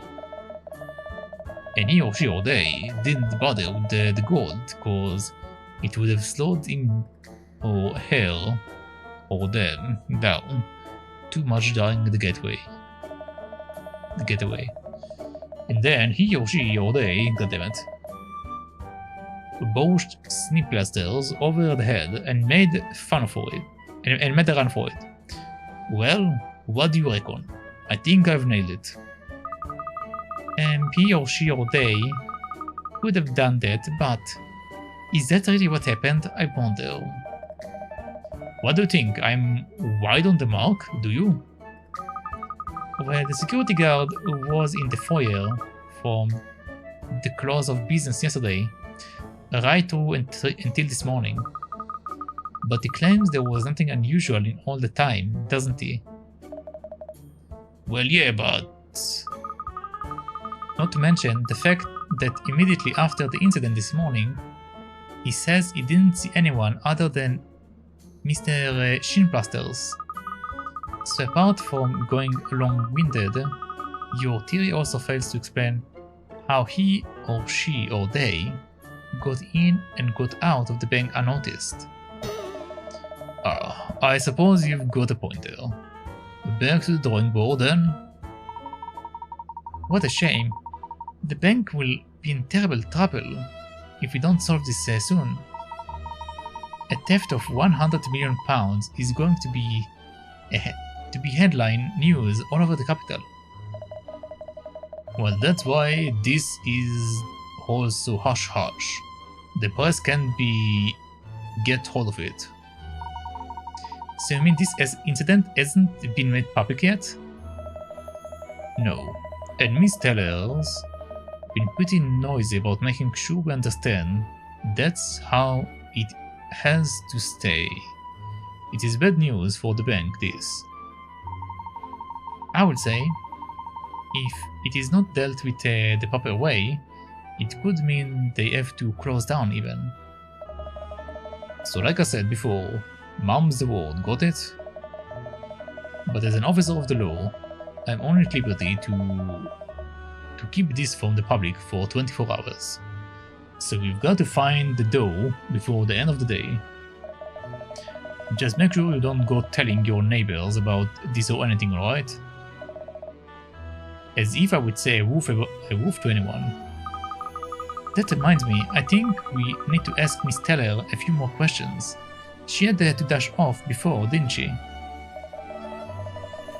Well, she said she would be in her office if we need her.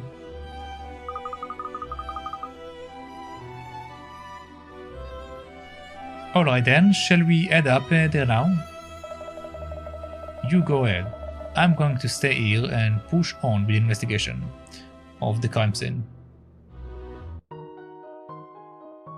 Another piece! You found the bank robber.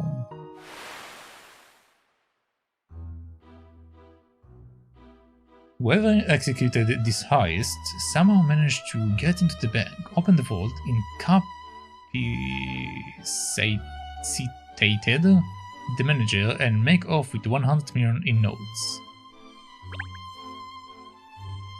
Well, they can knock out the guy with a gas or something, but the weird thing is that his legs were broken.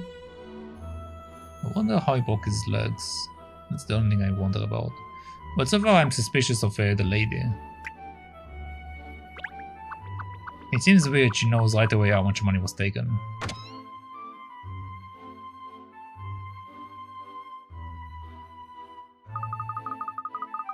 Excuse the intrusion, but oh, Mr. Sloan is in here too. Looks like he's deep in conversation with Miss Teller at the moment. Let me make one thing perfectly clear, Bianca. You are the general manager of the Lehman Reserve Bank, so you have to take responsibility when problems like this arise. If it gets out that we have lost 100 million quid, there will be a rush on the bank. All our customers will want to take their deposits away. And if that happens, we are finished. Am I getting through to you? Loud and clear, Mr. Sloans. Alright then, good. I've got a lot of faith in you, though Bianca, you will weather the storm for us. And the thing is... What? Nothing, forget it. So, where are you going now, Mr. Sloans? The ventilator in the helmet is playing up. I've got to call the maintenance fellow and get him to take a look at it. I see. Bianca, you've got something to say? Spit it out, lass. No, really, it's nothing. Alright then. If you're sure, I will be off. Make sure you see make sure to see to all Shin Placer's jobs as well, won't you? Yes, I will. Golly, they're in a real fix, aren't they? We've got to get the rotten mongrels who did this. Or mongrel. Ah, Miss Layton. I didn't see you there. How is the investigation coming along? Well, I think we'd just have to have a word with Miss Teller again. Be my guest. Ta-ta for now then. Oh, it's you. I thought you were supposed to be investigating the robbery for us. Yes, that's what we are doing. Well, I'm a very busy woman, so if there is something you need from me, Could we keep it short, please? Yes, I would like to know, how do you know how much money is missing? This is a jolly fine plate, don't you think? It's alright. Personally, I find the puzzle that's behind it more interesting. Gosh, I hadn't noticed. What a funny place to hide a puzzle. A puzzle. A pretzel puzzle. 74. Traffic jam. Alright. Here is a tale of a road plagued by traffic jams. The road has 2 lanes and is quite narrow, so 2 cars can only just drive alongside each other. If the road is jammed up for an hour, there are 100 cars in the queue. And if it's jammed up to 2 hours, there are 200. If the only possible cause of the traffic jam is cars, what will be the minimum number of cars that could cause a 3-hour delay?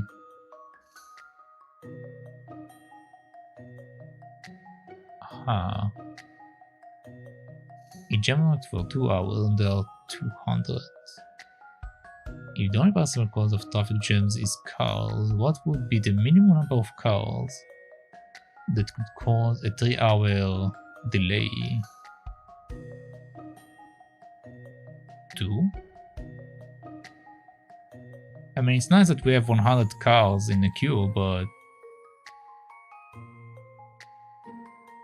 a delay can also be like with 1 car or 2 cars. Because yeah, let's go with 2. I don't think it's 1 because I think we need at least 2 to create a jam. So, in conclusion, No, I don't cut the mustard at all, do I? I don't think it's 300. Bad luck, are you missing something?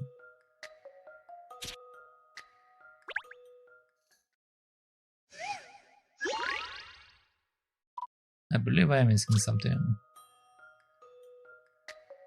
The road has 2 lanes and is quite narrow, so 2 cars can only just drive alongside each other.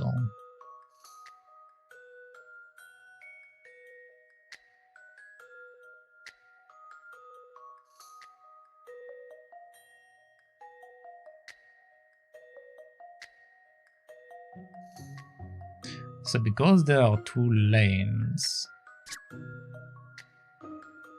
it won't be 2 because 2 cars are filling the lane, so they're not jammed.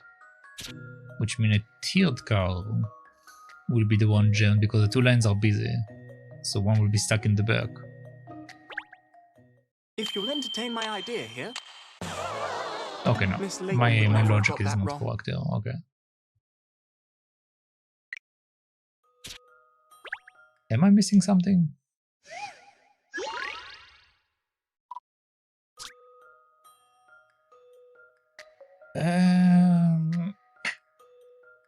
If the road is jammed up to an hour, there are 100 cars in the queue. And if it's jammed up for 2 hours, there are 200. If the only possible cause of the traffic jam is cars, what would be the minimum number of cars that could cause a 3-hour delay? I'm pretty sure it's not 200.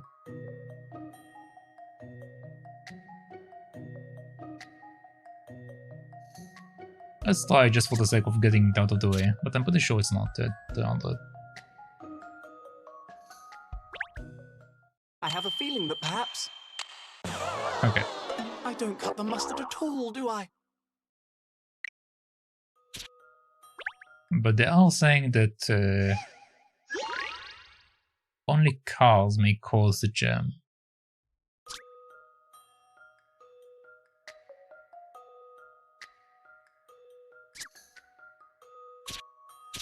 Well, if a single car had an accident, then it will be 1 car.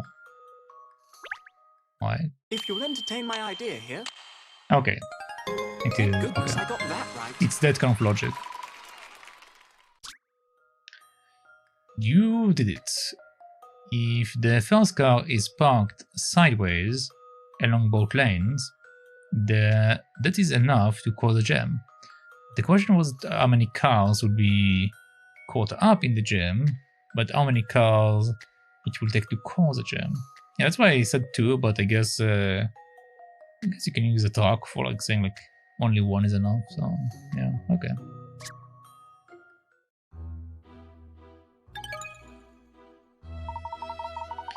There, I did it, miss. I solved it. So you did, Ernest. Just as well. I can't have my assistant being poor at puzzles. Absolutely not, miss. But there is no need to worry. I won't let you down.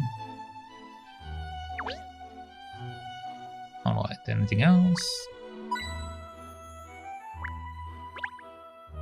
Don't care. Don't care.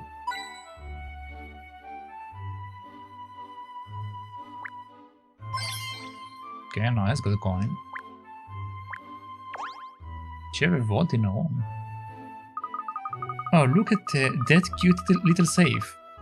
A world apart from the vault you were looking at before, isn't it? Perhaps we should install a safe like that in the office, miss. Sadly, Ernest, I don't have anything valuable enough to put in a safe, or much money to speak of. And you've already got a safe place for all your documents, piled high on your desks. You're interested in my safe now, are you? Well, obviously, it is tiny compared to the Hermit 5000, but Mr. Sloan's had this one put in as well. So it was made by his company as well? Yes, although I don't know much about his business affairs outside of the bank. Apparently, he markets these little safes as being as tough as a bank vault. Your boss is a very shrewd businessman, obviously. Mr. Sloan is the perfect example of a manager, as far as I'm concerned. Until now, he has mainly focused on the financial sector, but I think he's interested to branch out into other areas from now on. Gosh, he really is an impressive man. Yes, it is quite extraordinary that in just 10 years, the Layman's Reserve Bank has opened branches all over the country. Alright, so we go to one thing down. Another one will probably be speaking to her, but... where is the last one? Oh. Okay, cool. Okay, this is the other one. These papers here. That's private bank business, thank you very much. Oh, I'm sorry. It becomes a habit, you see, when you are a detective. You do seem to have an awful lot of documents there, though, Miss Teller. What, these? They are all insurance documents. Not that it is anything to do with you. I didn't realize the Layman Reserve Bank offered insurance as well. Is that a new line of business you're pursuing? No, this isn't insurance for our customers, this is our own insurance. The bank takes out insurances against unforeseen mishaps and the like. If there was a fire or some other unforeseen disaster, we would get a payout to cover any losses. Well, that is certainly an unforeseen disaster, isn't it? A bank robbery on this scale.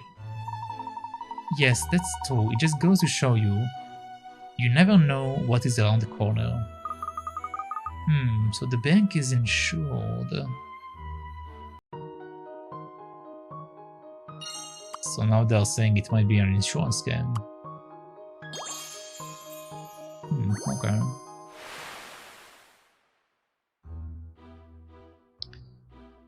The Layman Reserve Bank has insurance to protect itself in case of natural disasters or theft. It would normally be compensated for losses out of his control. Okay, let's have a chat. So, you want to ask me something? Yes, that's right. I understand that the disappearance of the money from the vault hasn't been made public yet. Obviously, the bank doesn't need... the bank doesn't intend to keep something like this a secret forever. But there could be a repercussion far behind the Lehman Reserve Bank itself. What do you mean?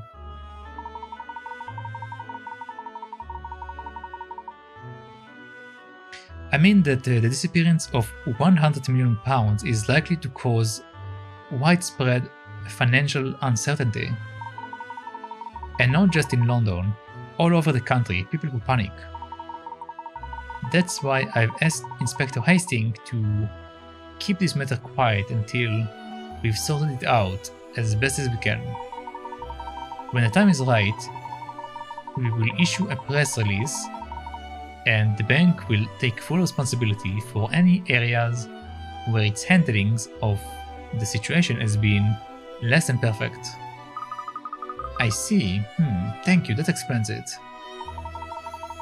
Gosh, miss, I knew it was serious, but I didn't realize it was this serious.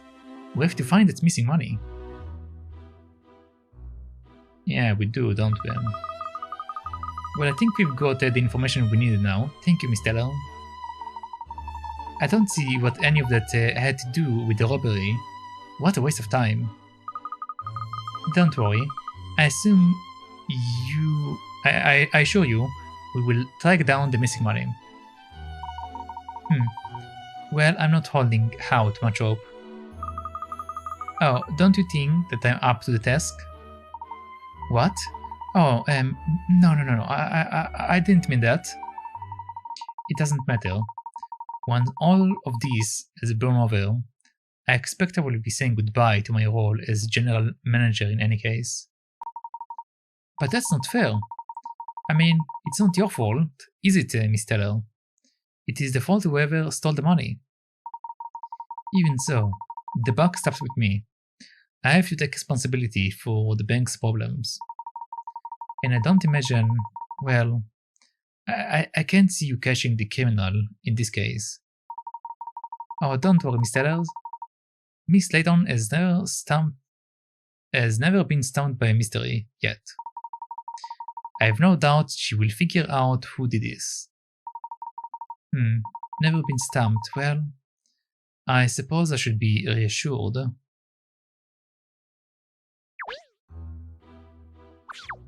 Oh, no, I don't trust this lady, but at the same time, she's going to lose her job, so it is weird. Did you find out anything useful talking to Bianca then? Yeah, she was very helpful, thank you. Although I don't think she believed what I was asking her to be irrelevant to the case. Not relevant? What on earth were you wasting time then? Wait, wasting time for then? Oh no, it's not a waste of time. Sometimes what seems irrelevant at first can later turn to be a crucial piece of information. So really, any topic of conversation at all could be considered vital to the case. Yes, well, I suppose I can relate to that. It is the same in business. Oh, really? Talking to your business partner face to face is the only way you can get to know them, and them you. They say that most new businesses start from an informal chat. So I fully understand how important it is to talk with folk. It is just a shame. Well, I'm not the greatest conversationalist myself. No, I can see that. Miss, perhaps you shouldn't be quite so brutally honest. Come to think of it, I haven't had a good chat with Bianca for a while. Not a proper one anyway. We used to have some quite involved conversations about business and the like. Oh, I didn't realize you and she had that kind of relationship. She's a cracking businesswoman, is Bianca. Always seeking perfection. I've had knockworms leaving the running of the bank in her hands all these years. Anyway, I think I've done enough guessing, don't you? There is somewhat about you, Miss Layton. I just find myself telling you stuff. There's something about you, Miss Layton, okay, I see. I suppose that's the detective in you, eh? I suppose it is. Well, anyway, back to the matter at hand. What is your next move with the investigation? Yes, I was thinking I would like to have a look around outside the bank. Outside? Is that relevant? Haha. You like to keep people guessing, don't you, Lars? Well, I'm looking forward to hearing your take on this whole affair once you finished your investigation. Alright. The only reason why I can think that the guy broke his legs is if maybe he got sucked into the fan. But still, it's a bit weird. What are we sniffing around outside for, Cat? The robbery happened inside the bank. That's true, Sherl. But other than the missing 100 million in notes, we haven't found a single trace of criminal activity inside. So I was wondering if we might have better luck out here, asking people if they noticed anything unusual last night or in the morning. Yes, perhaps someone might even have seen the culprit. Let's start asking people. That's odd.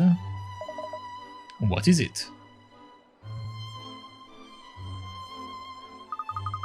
Look at that, the banner hanging down from the bank building is up there. There's something not right about it. Is there? Wow, touchy. No, I mean, there's something strange about it. I just can't put my finger on it.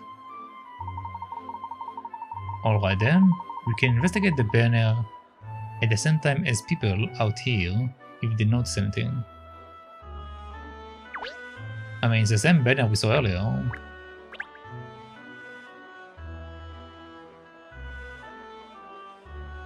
Unless they mean the fact that it's moving around. Maybe? I don't know. Let's speak to him.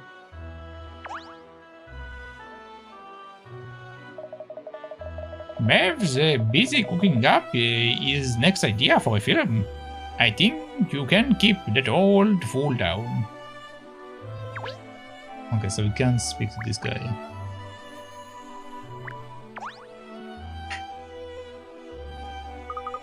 Excuse me, sir. I was wondering if you'd noticed anything strange around here.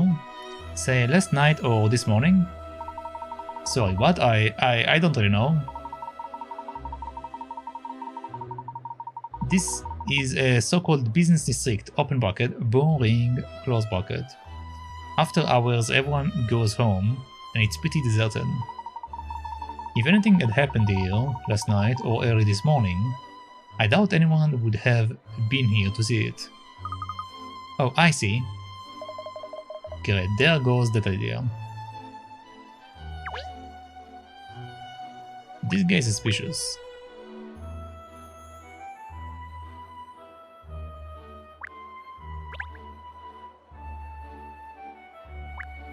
Oh, we can zoom in on something.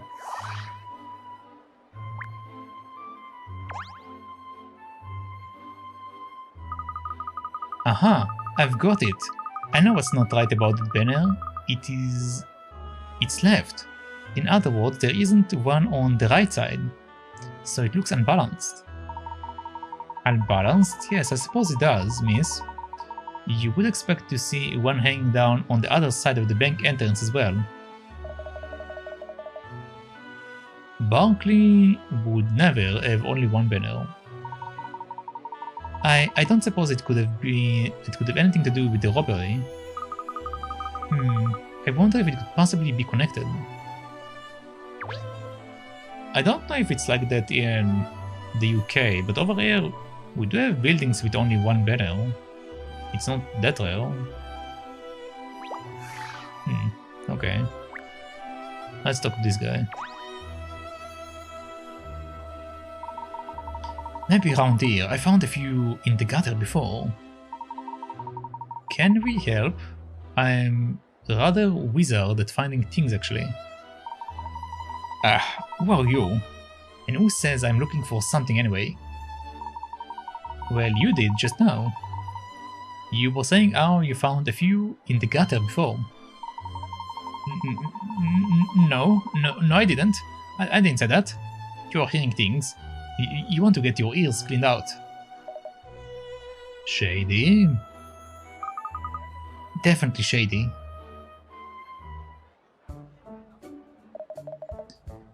Do you see what I see? That young man over there, you mean? Yeah, he's been loitering around here, looking dodgy for a while now. Shady is also his name. He's high-tailing it. He went that way, towards the river. I knew he was suspicious from the beginning. Sure, Cat, it was all you. Nothing to do with old Sherl O.C. Holmes here. He was clearly behaving strangely ever since we first spotted him. Well, I thought so anyway. Thank you, Ernest. Anyway, after him, boys. This case is hotting up. I think we might have just found the lead we've been looking for.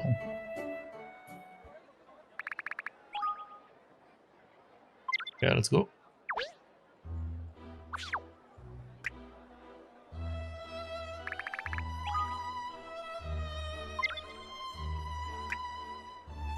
The bank of the river along which runs a pleasant footpath.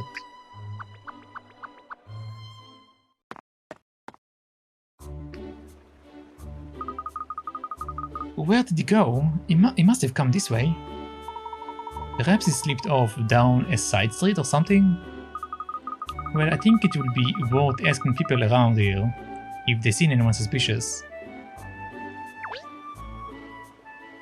Oh look, and it's our usual call.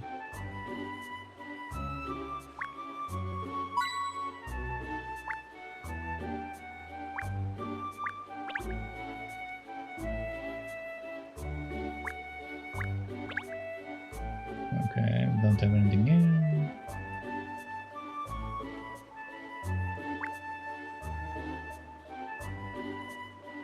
I saw something. Okay.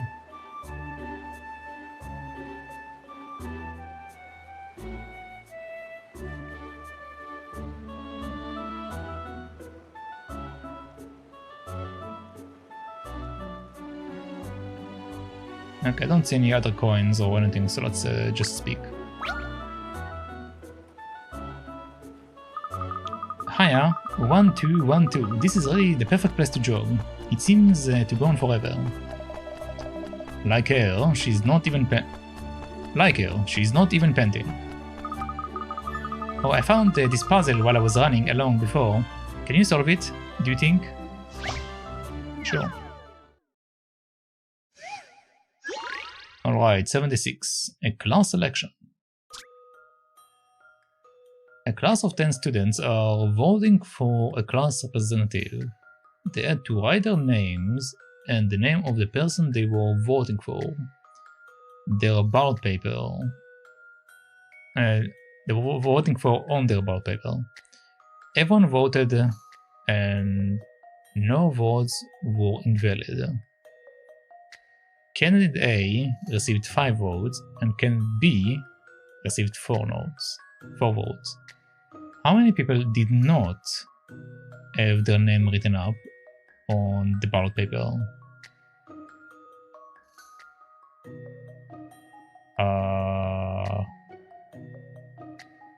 No votes were invalid. Candidate A received 5 votes and candidate B received 4 votes.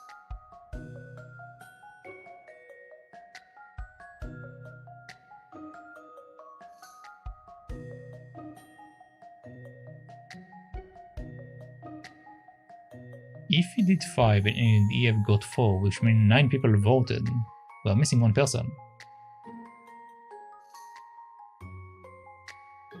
Huh. How many people did not have their name written on the ballot paper? Okay, it can go 2 ways. It can go that one of the people that got nominated didn't vote, so it will be 1 person. And it can also go with the idea that the other 8 people that are in the class didn't get voted. So it's either 8 or 1, the way that I look at it. Everyone voted and no votes were invalid.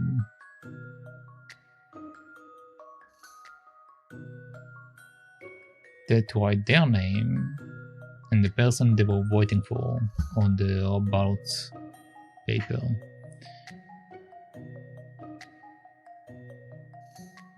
How many people did not have their name written on the... Okay, let's try 1. I think it's 1. I've seen how to solve this now. What's the matter with me today?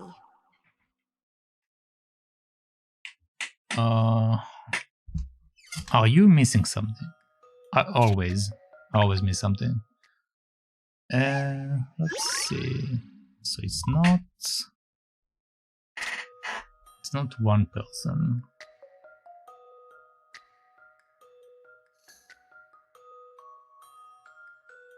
Well, the only reason why it says everyone voted and no votes were invalid.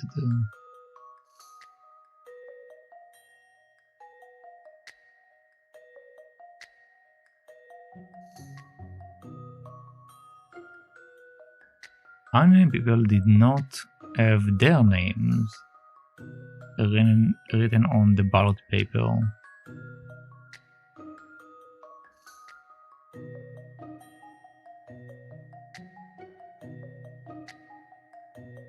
Zero? I think it's actually 0 because I think someone voted for himself and he just wrote his name. So everyone's name was written on the piece of paper, but they didn't count one of them because one of them showed only a single name. I've seen how to solve this now. Yes, okay. Any mystery or any puzzle solved. But 1 should also be incorrect. Yeah, there. You did it. There are 2 names written on each ballot paper. The name of the person being voted for and the name of the person voting. Everyone has to write their own name on the ballot paper when voting. Okay, so it's not relevant, but they did tell us that there are 10 people in the class and only 9 votes. I don't know, that's weird. That's weird. Oh, that was a gold medal performance. That was well done. Thanks. Are you really going to give me a gold medal? No.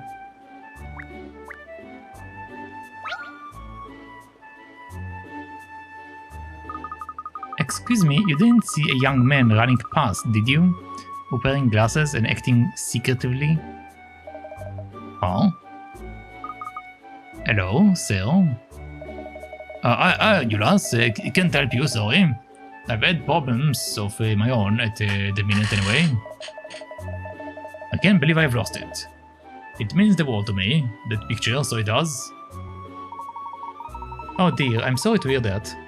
Did you drop it somewhere, perhaps? Oh, you are one of those, are you? Of course I dropped it. You daft idiot. That was in my shield pocket, but it must have fallen out. I've looked all over, but I just can't find it anywhere. There was a fair wind just before dawn this morning, so I expect it's been blown away. tell you what, why don't you have a go at this brain teaser? I know about a photo. I could do with a laugh. Sure.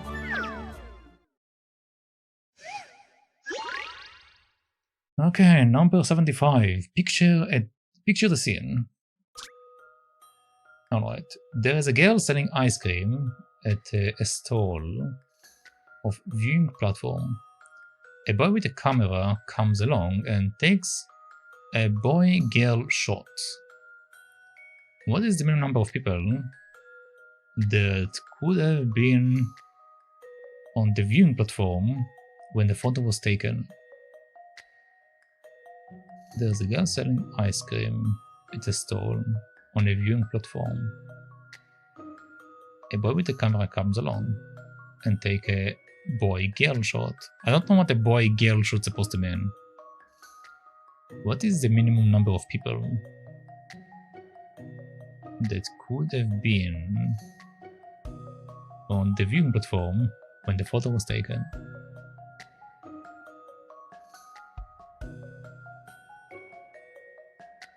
Two, because he could have taken the picture of the ice cream lady. So 2. So, in conclusion, still no patch on Miss Layton, of course. You did it. The boy-girl shot was of the girl walking at the stall and the boy with the camera. Alright. Stone the Crows. That was not bad. I'm impressed, so I am. Hang on. Now what is this now? Have you found something? Me photo. I thought I'd lost it, but I'm after finding it in my other pocket. Ha! What an idiot I am. Oh, that's smashing. I'm pleased for you. So remind me, what was it you wanted before? He said you were looking for your specs, wasn't it? No, we're looking for a young man wearing glasses. A very suspicious looking young man. Oh, that fella. Acting all weird, like he's got some big secret. If it is him, you mean, he was heading for the bridge. That's great, thank you very much. Alright, to the bridge we go.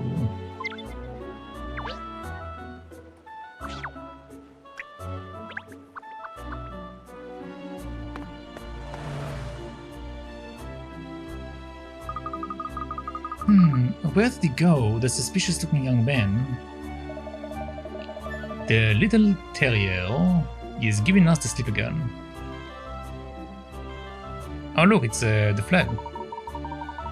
Do you see that, Miss Layton? There is a piece of cloth or something flapping about over there, look. Oh yes, isn't that, it looks like the banner from the bank building. Yeah, the banner of shame, you're right. Why would the banner from the bank have ended up all the way over here? Yeah, that is a puzzler. Hello there. Where are you? See, Layton, there is a story. Wait, what? Okay, hold on, I need to focus.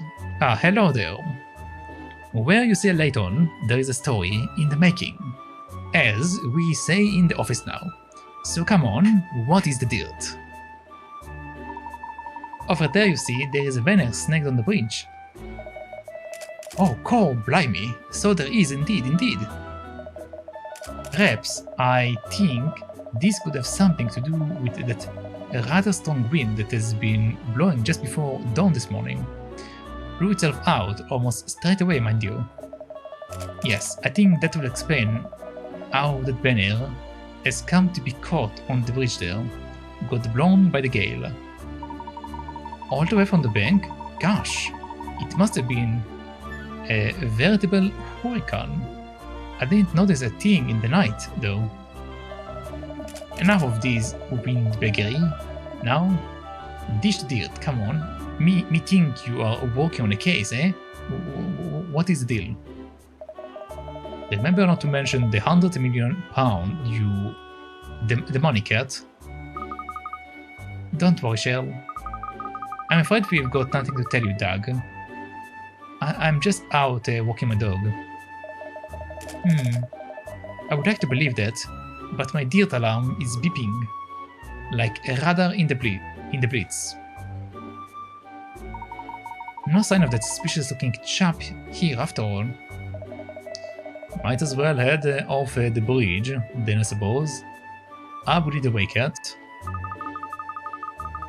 Yes, alright, so the banner was blown here, in a strong gust of wind. A very strong gust, in fact.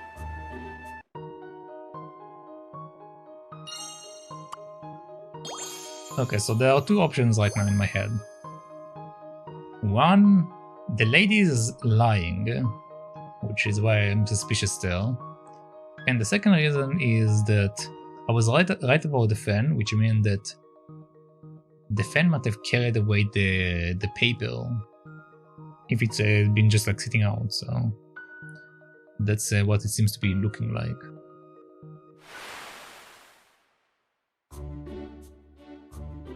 Late last night, it seems there was a strong gust of wind that swept down the Thomas from the direction of the bank. The bank's banner was carried away.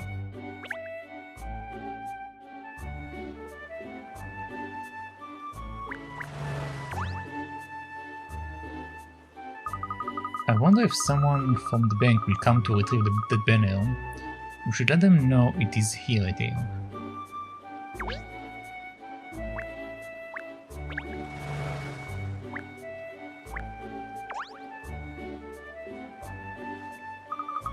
Oh look, Sherl, it's your doggy friend again. Oh, him. You might as well ask him if he has seen the chap we're looking for, Sherl. Yes, he might have some useful information. Alright, I will go and say a quick woof, and say what he knows. How is it hanging, Hound? Still sleuthing? Yeah, yep, afraid so. You really work too hard, you know that. So what are you chasing today? A dodgy looking guy wearing glasses. Looks like he's hunting for something the whole time. Have you seen anyone like that? Well, there was a guy, kind of like that, who walked past not long ago. I remember cause he wasn't looking where he was going, and he nearly trod on my paw. That sounds like our man. Which way did he go? Just over the round, across the opposite side of the river. Can't say if he's still there now, though. Well, thanks anyway. That's a big help. I owe one. Hey, hounds. Hey, hounds helps hounds, right? But yeah, I will tell you what. Right now, I am good for eats, but when the going gets tough, maybe you could share one of your bones with me or something. No problem. I've got some biscuits with your name on them for dessert too. Aha. Now you are talking, Hound. Well, did you find anything out, Sherl? He saw our man not long ago. Apparently he was heading for the other side of the river. Over the bridge? Alright. You're not getting away this time from us, Mr. Shady.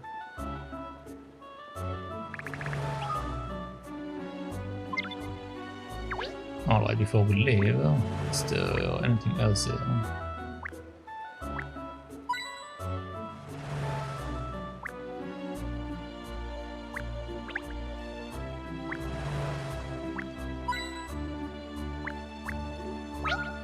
Okay, we have a puzzle.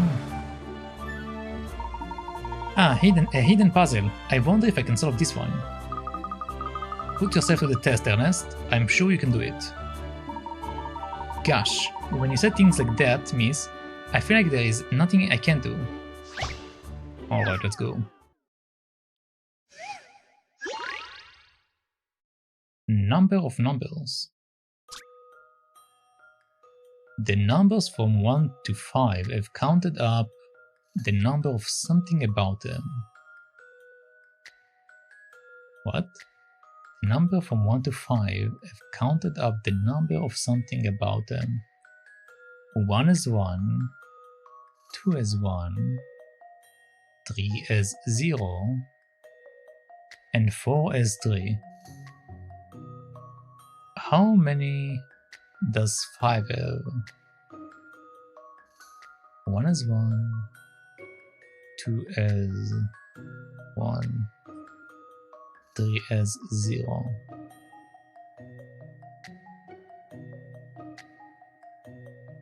Four is 3.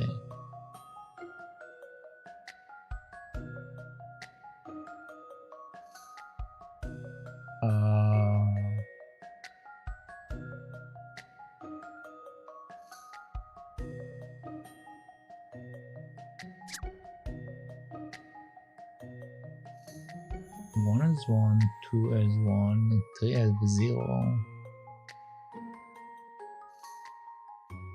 Maybe lines, like straight lines.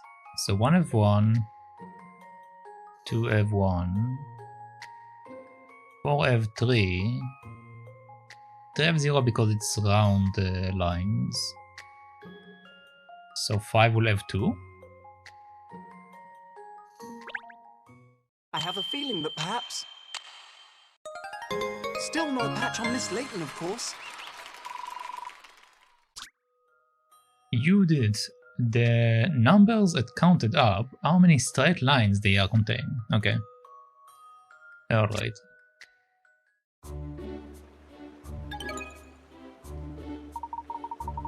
Haha. There, I've done it. I knew this puzzle couldn't get the better of me. Well done, Ernest. Oh, miss, you're too kind. Such high praise from you is worth all the tea in China.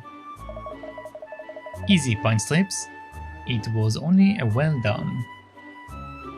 Alright. Let's go to the next area.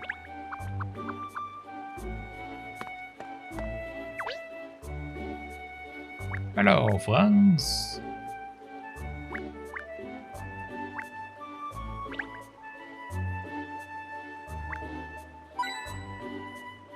Put the coin.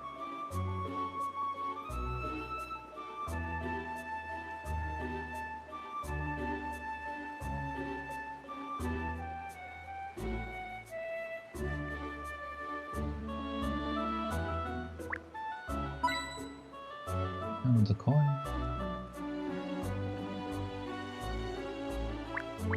Oh, I saw something there. Okay, so we've got all the coins.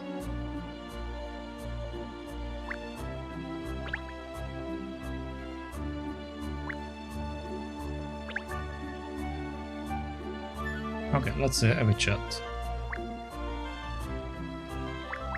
This is someone new, so let's speak to him less. Let's speak to the other two guys.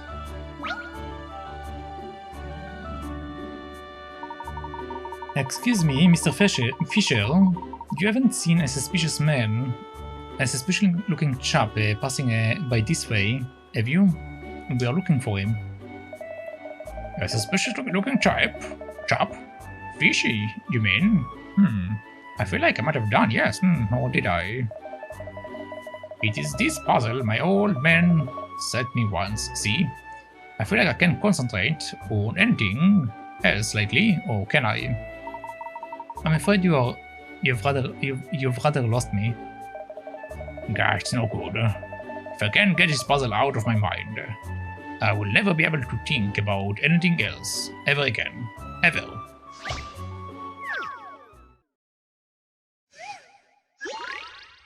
Okay, 78, a cold fish. There is a sunny island that is always warm. A popular fish sold at the shops is packed in ice to keep it at the optimum temperature for freshness. It needs 2 blocks for 1 day and 3 blocks for 2 days. So for example, 5 blocks would be required for 3 days. 2 blocks for 1 day, 3 blocks for 2 days.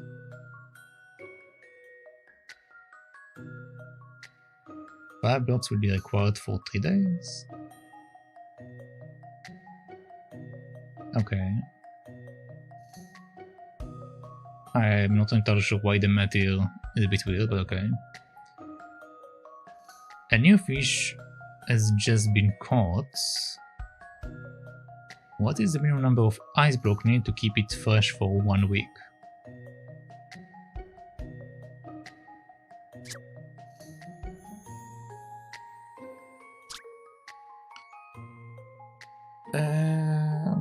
Let's see. 2 blocks for 1 day and 3 blocks for 2 days. So for example, 5 blocks will be requiring 5 blocks will be required for 3 days. Oh, it's basically saying because 2 plus 3. Okay, I see the logic. Okay, so they're saying how much do you need for a week.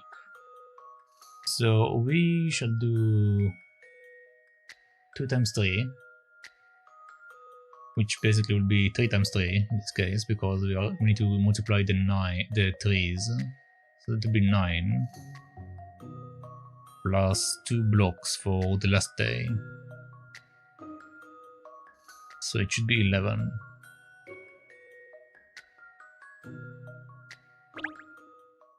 This puzzle's got some bite. Okay, no. Okay. I haven't got my paw in today. Try thinking of ways to keep the fish fresh.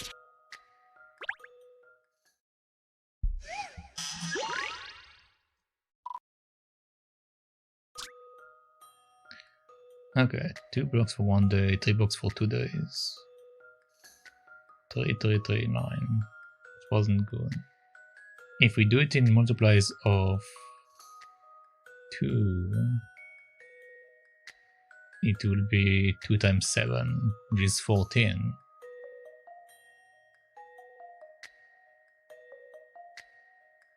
So instead I did 3 times for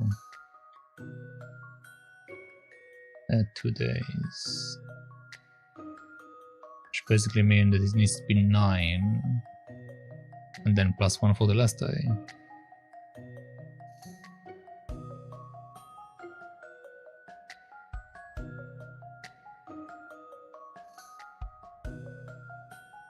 Is this a trick question? Is it like a new fish has been caught, but we want to keep it fresh, so the option is to basically just keep it in a bucket and not kill it. So is the answer 0? Is it this kind of trick? A good puzzle is something you have to chew over. God damn it. They call me Sherl. God damn it, game. Why they shove so many trick questions into this? It's not logical, it's just like it's 3 questions. You did it. If you put the fish in a tank and let it live, you won't need any ice blocks. Painful. Brilliant. Now I know the answer to that puzzle. I feel like I can think clearly again, at last. Now, what were you saying? We were looking if you... We were wondering if you had seen a suspicious looking chap around here not long ago, wearing glasses. Ah, yes, I remember. You've seen him? Did you think he looked fishy as well? Well, I can't hardly say if he was fishy or not. That's not my thing. But I did see a fellow wearing glasses. He was weaving about like a lost soul. Seemed to be heading for the wharf, I think. The wharf? Wonderful. Thank you so much, Mr. Fisher. If wary, you might catch up with him, miss. Okay, kept moving again.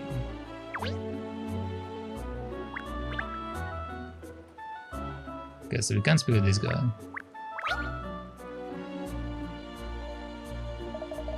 Ah, detectives, I'm going out, but there's a problem. A problem? Would it help to tell us about it? No, yes, a problem is puzzle, this one. Alright, let's see what you have. Ride the rails. There are 4 railways running parallel to each other, and each has 4 stations. It costs £2 to travel to unlimited stations on one railway line. It costs £1 per station to travel on a bus that links vertically adjacent stations on different railway lines. What is the cheapest possible route from the station at the bottom left, taking in all 3 of the red station along the way? There is no other possible mode of transportation.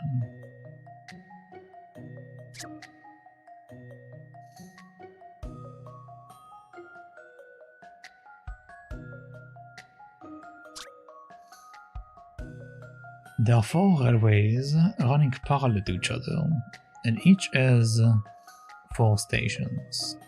It costs £2 to travel to unlimited stations and one railway line. It costs £1 per station to travel on a bus that links vertically adjacent stations on different railway lines. What is the cheapest possible route from the station at the bottom left, taking in all 3 of the red stations? Okay, I need to use a note for that. This is an actual puzzle. Alright, let's see. It costs £2 to travel unlimited stations. Okay, let's begin from the upper section. So over here we pay 2 to get here. Then we take a bus over here.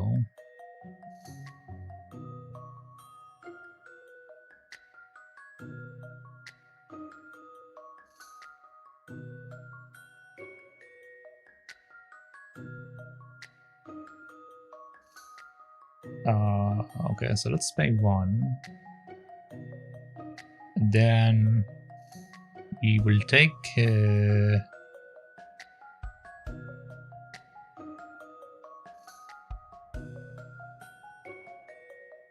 costs £1 per station to travel on a bus that links vertically adjacent station on a different railway line.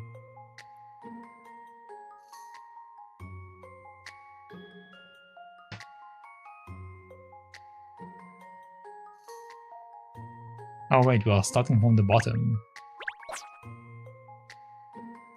Wait, then where am I supposed to end?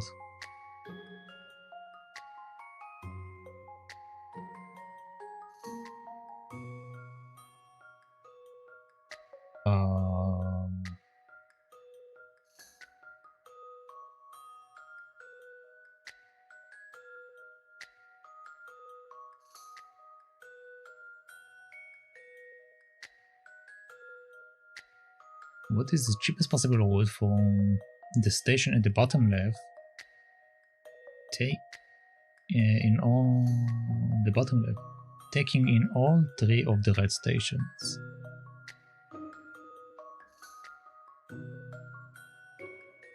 Okay, so we go here. That costs 2. We come up here. Costs 1. Then we come over here, we pass through that, so it should count it, and then we just go straight here. That will be 1 and 1. So it should theoretically only be 4 plus 3, so 7.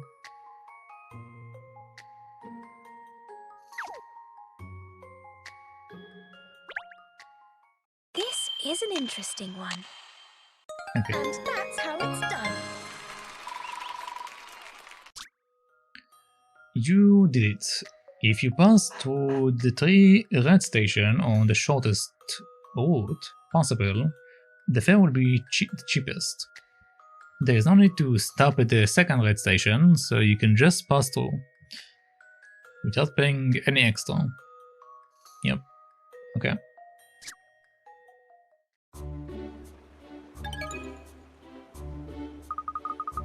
How's that, Hans? Does that solve your problem? No, yes. So this is the answer. Thank you. You're welcome.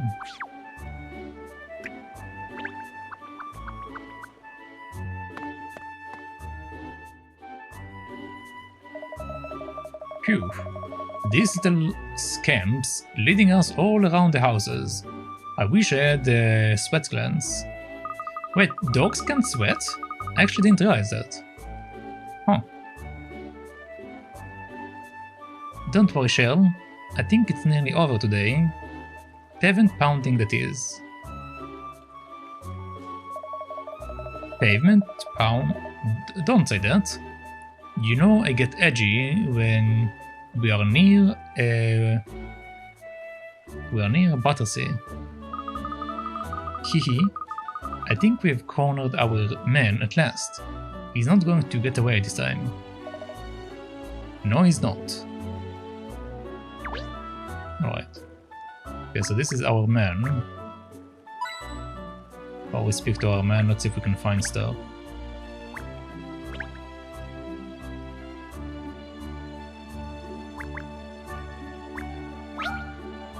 Okay, we have a puzzle. Meow meow. Oh, look! This cat has picked up a puzzle from somewhere. I think it wants you to solve it, miss.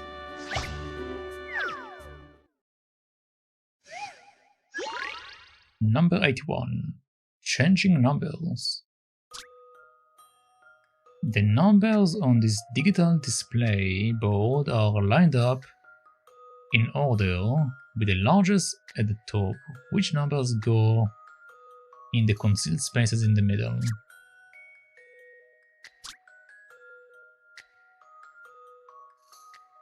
The numbers on this digital display board are lined up in order, with the largest at the top. Which numbers go in the concealed spaces in the middle?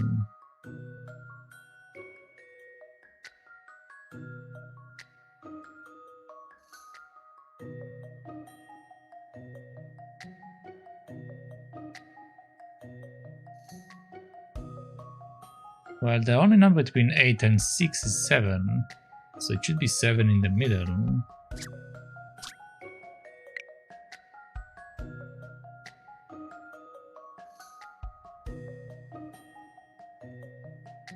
The problem is the other stuff. In order for it to become a 0,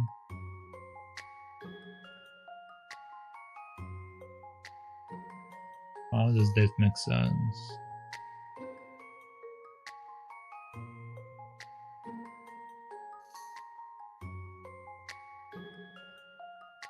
Um,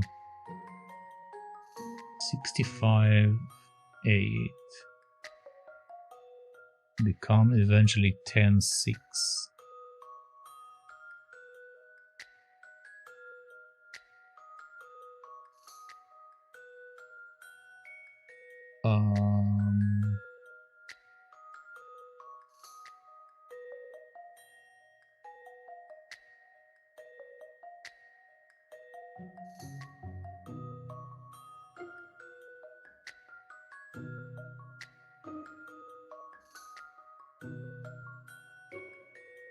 I don't see any information to lead into it.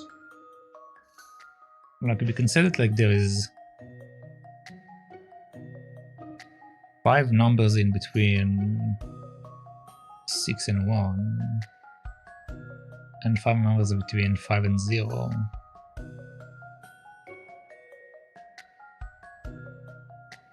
So like Well, this will be like 3? Maybe.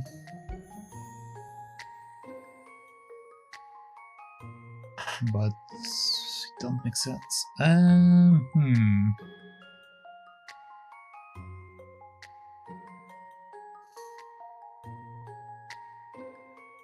8 minus 2 is 6.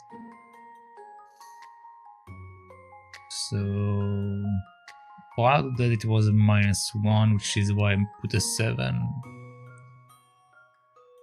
5 becomes a 0, is 5 minus 5. So I pick the middle point, which is 3. 6 minus 1 is 5.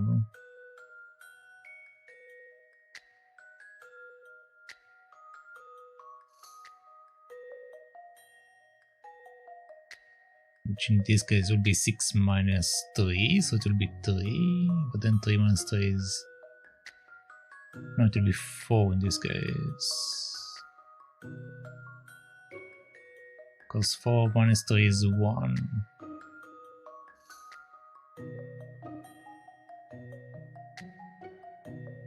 But then it won't make sense for 6 minus 5 being 1. No, it doesn't make sense.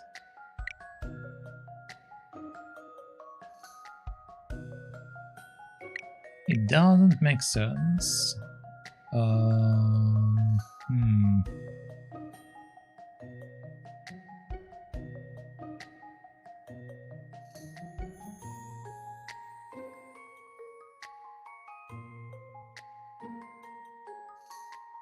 Information.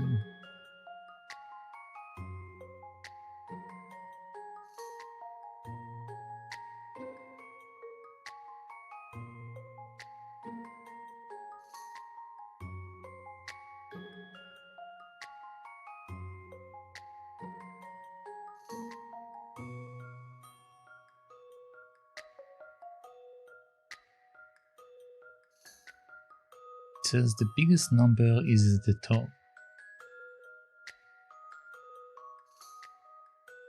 The biggest number is at the top. What does it mean by that?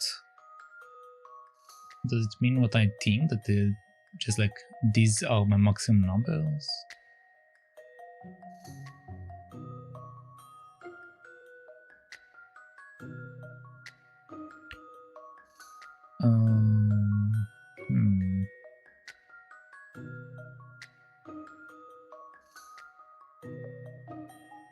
Don't think so. Don't think so. If we say okay, let's change the way that I think.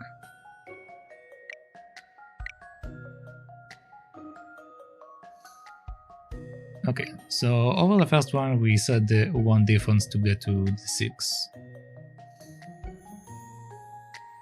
In order for 5 to become a 0, it will have to reduce an amount of number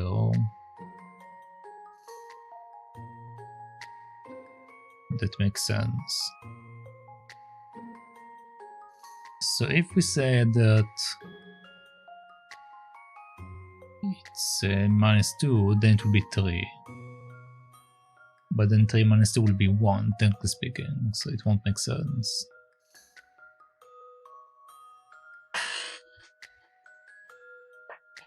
The difference between 8 and 5 is 3, so it will theoretically make it 2. But then 7 minus 2 is 5. So it doesn't make sense. 8 minus 6 is 2. Which make it 3, which will make it 4, which still doesn't make sense. I don't understand what you want from here.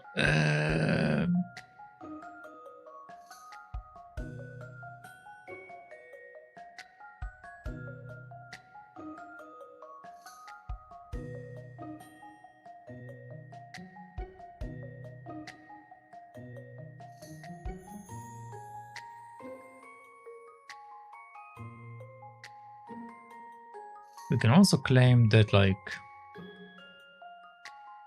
6 move to the end of the numbers.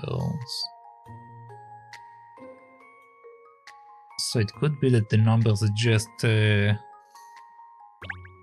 move on a grid.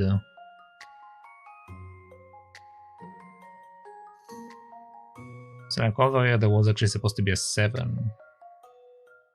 But we can't see it. So we're saying that 6 move deal, 5 move deal,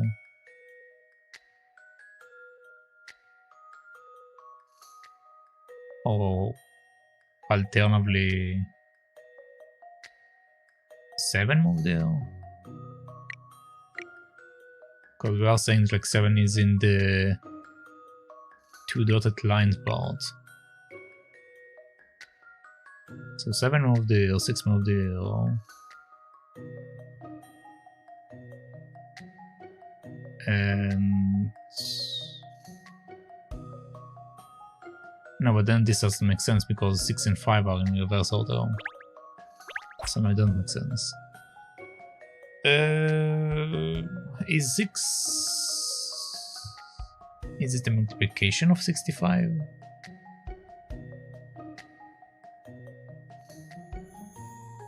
No, it isn't. It's a multiplication of 64, if I remember right.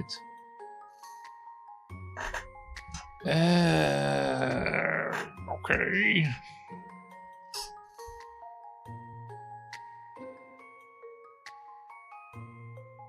I don't see the logic here.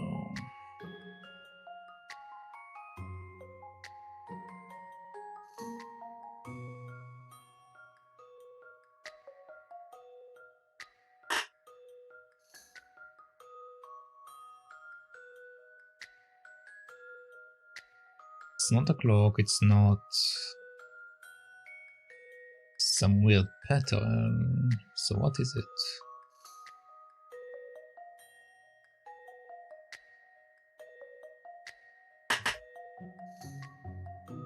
The number on this digital display board are lined up in order with the largest at the top. Which numbers go in the concealed space in the middle?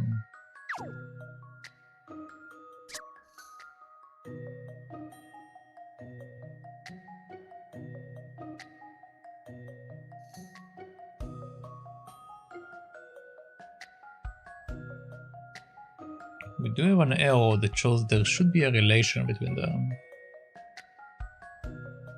I just don't see the relation.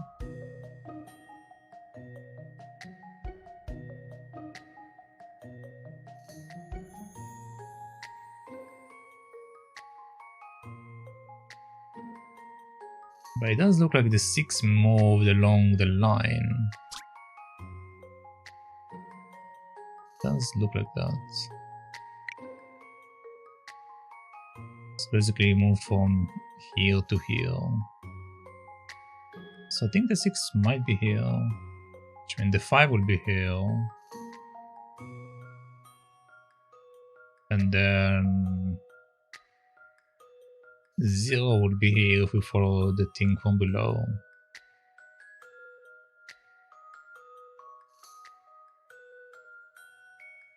So let's try it. 0, 6, 5. Let's see if maybe this is what I need to do.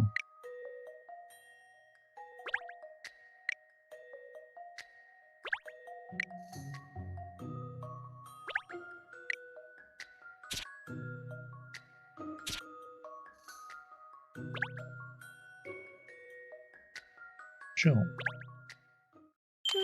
This should do it, I think. What's the Okay, matter no. with me today? So there is some logic here that I don't understand. Bad luck. Looking at each number in isolation make it hard to figure out the answer. So they are not supposed to be looked at as in isolation. Okay.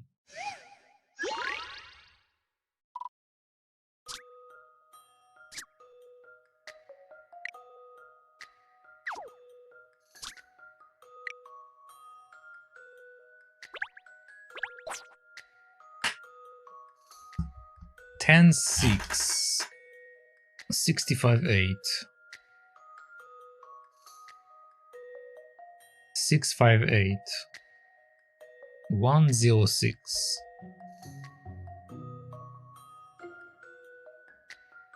They don't make some weird word together.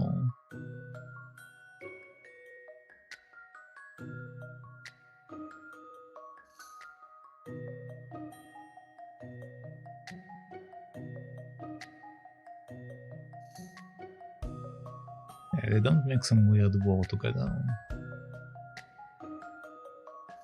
And do show it with like 2 dots in between, which shows usually relation or ratio of some kind.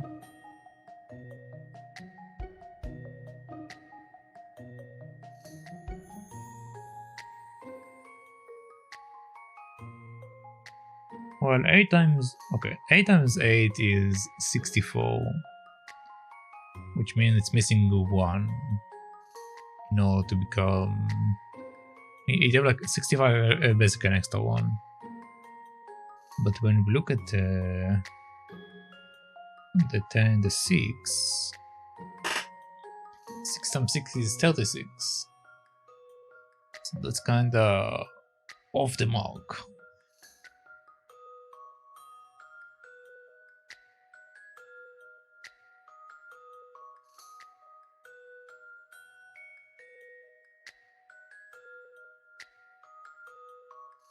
I'm going to take a hint, I'm not sure what I need to do now.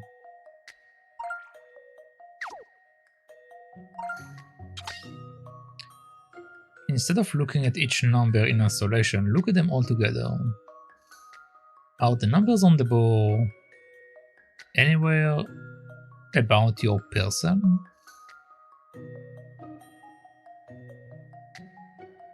Look at all of them together. Are the number on the board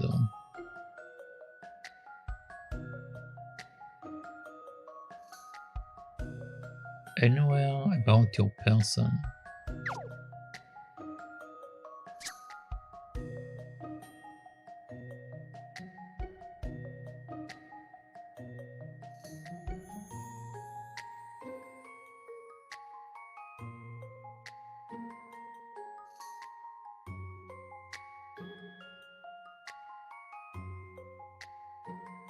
Um, 1, 2, 3, 4, 5, 6, 7,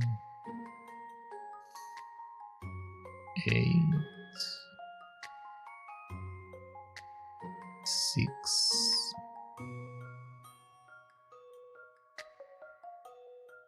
No, it still doesn't make sense. It will be hard to figure out with the board this way up.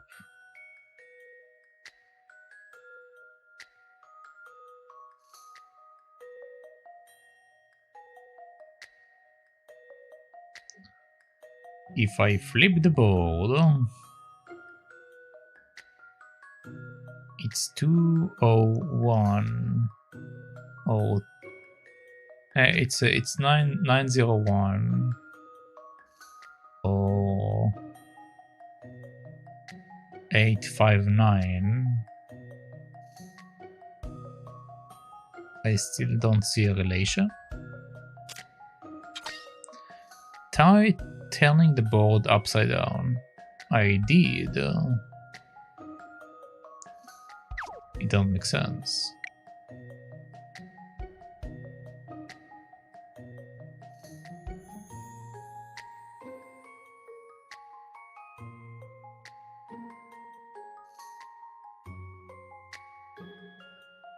So 91 will be up above.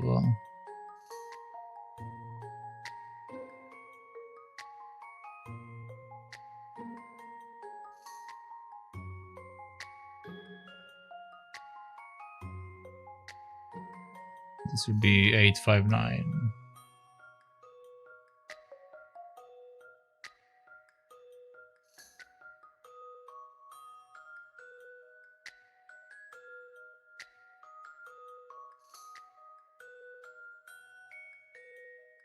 Is it counting minutes then?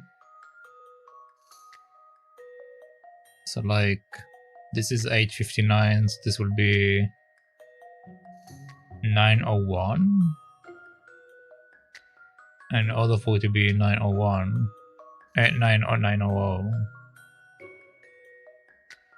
Also need to write flipped over. So it needs to be 006.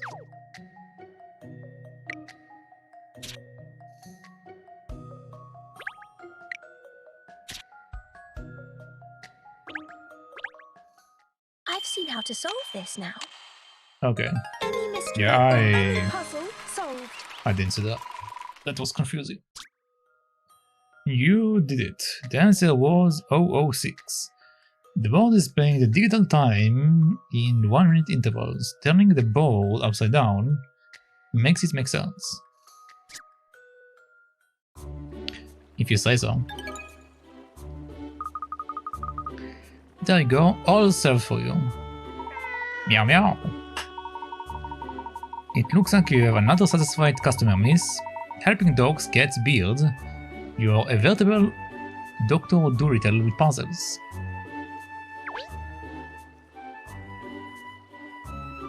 I mean, we have a talking dog with our parties, I mean... It's kinda to be expected. Kinda.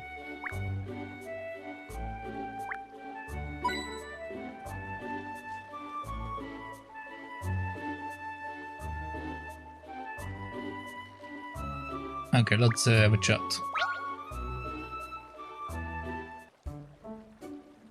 Aha, here you are. Not you again. Who are you anyway? We would just like to ask you a few questions, that's all. Why? I don't even know you. Look, I'm busy, alright? Get out of my way. Got itchy paws, have you? Sorry, I'm afraid we must insist. Huh? Stop blocking my way. We simply want to ask you some questions, that's all. Why are you so desperate to get away? Because you are a bank robber, perhaps? That's it, pinstrips. Lay it on him. Now. Make him squeal. A bank robber? What are you talking about? That's crazy. The only thing I know about the bank robbery is this.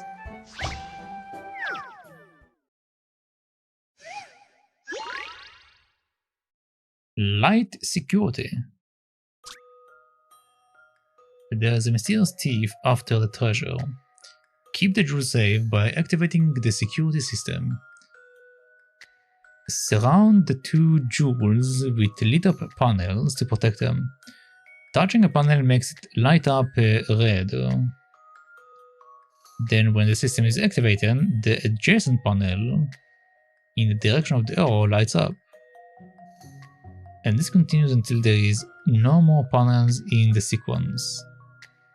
Which panel needs to be lit up first?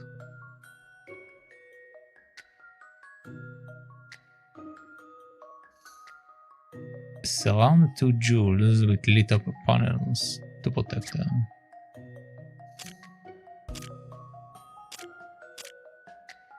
Okay.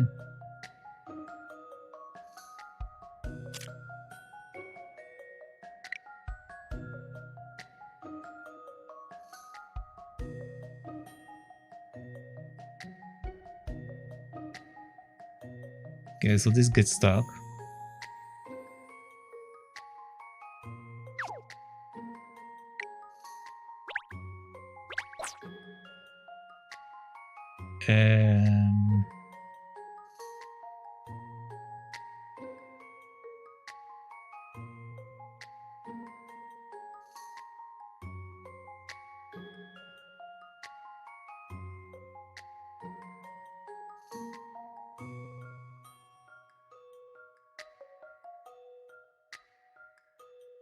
Yeah, but it's still open. Still open.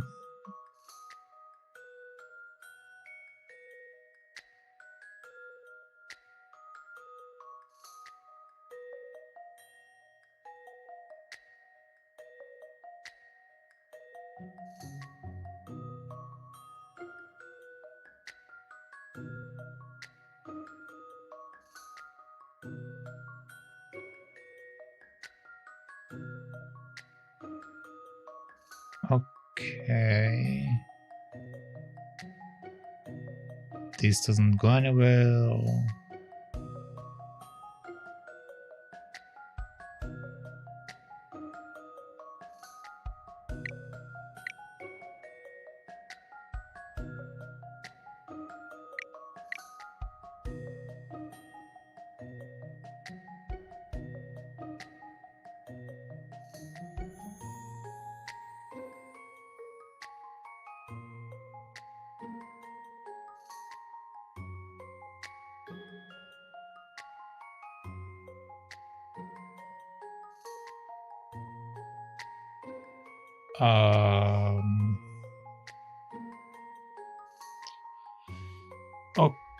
Okay.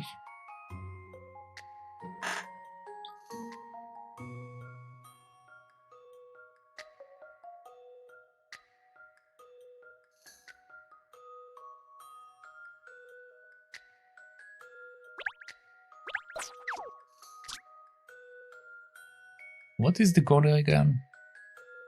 Keep the jewel safe by activating the security system. Surround the 2 jewels with lit up panels to protect them. Touching a panel makes it light up red.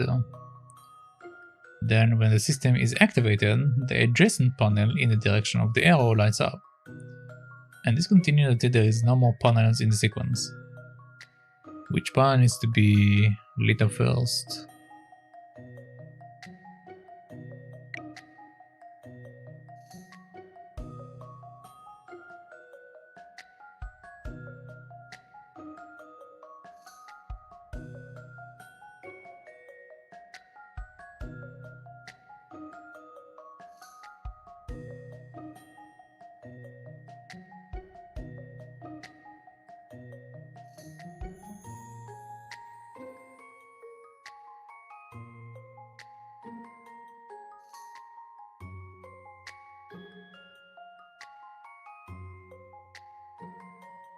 That's the best this can do. And it does surround the jewels, but it's open. I suppose I need to do like a cross circuit or something.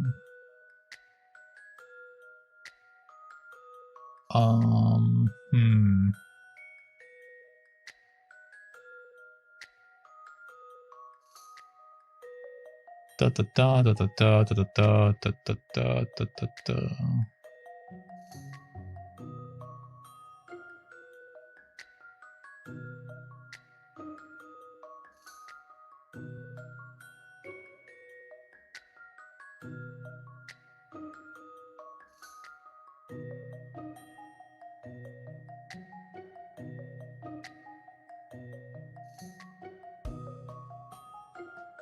This one doesn't go anywhere.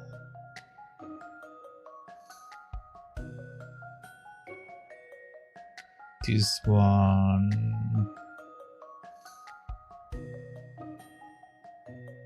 doesn't do anything either.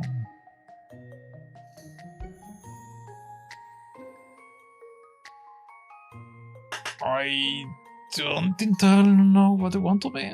Yes. I mean, they are surrounded. I guess.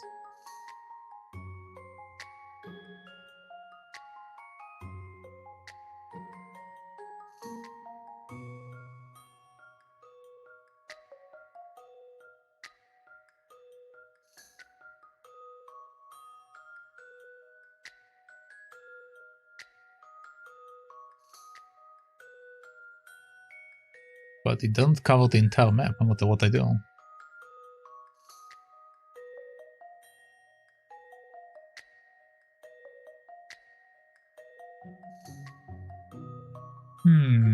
What am I missing here? What am I missing here? Pa-pa-pum, pa-pa-pum, pa-pa-pum. Pa-pa-pum, pa-pa-pum, pa-pa-pum. Oh, no, let's try this one, because that's the only The only pet I see does something. Okay, so it does consider to be closed. This should do it, I think. Alright. And that's how it's done. You did it. The security system has been successfully activated. Now the thief can't get anywhere near. Okay, so I didn't realize that it counts the lower arrow as well. There's no way someone like me could rob a bank, is there? I mean, think about it. You don't fit the typical pattern, I admit. Bank robbers don't tend to linger about on the street. That's what I've been telling you the whole time. In that case, what were you doing outside the bank before? You were looking for something, weren't you? No. You cheeky little mongrel. Ah, get your dog under control, he keeps growling at me. Yes, if you don't start telling us the truth, he's going to sink his teeth into your behind. First the left cheek, then the right. Now, who's being cheeky? That's not in my contract. Ah, alright. I'll tell the truth. I was picking up money outside the bank. Money? Yeah, I don't know why, but I keep finding 50s lying around on the street. So then I started looking around for more. I found some in the river too. And on the river, on the bridge. I wasn't really looking for where I was going most of the time. I was just following the notes. You mean you haven't deliberately been running away from us? I didn't even know you were chasing me. Oh, it sounds rather like we've been pursuing the wrong man. Yeah, I think he's telling the truth. That was a dud lead. But why is he finding all these banknotes around the place? Yeah, that's curious. And the worst thing is... What? He's getting to them before I am. Those notes should have been mine. Can't behave yourself. Sorry, Sherl, I'm only joking. I don't want my behind bitten. I don't bite behinds. I don't bite anything, apart from my tongue most of the time. Haha. So, the banknotes lying around in the street by the Layman Reserve Bank, on the bridge and along the river,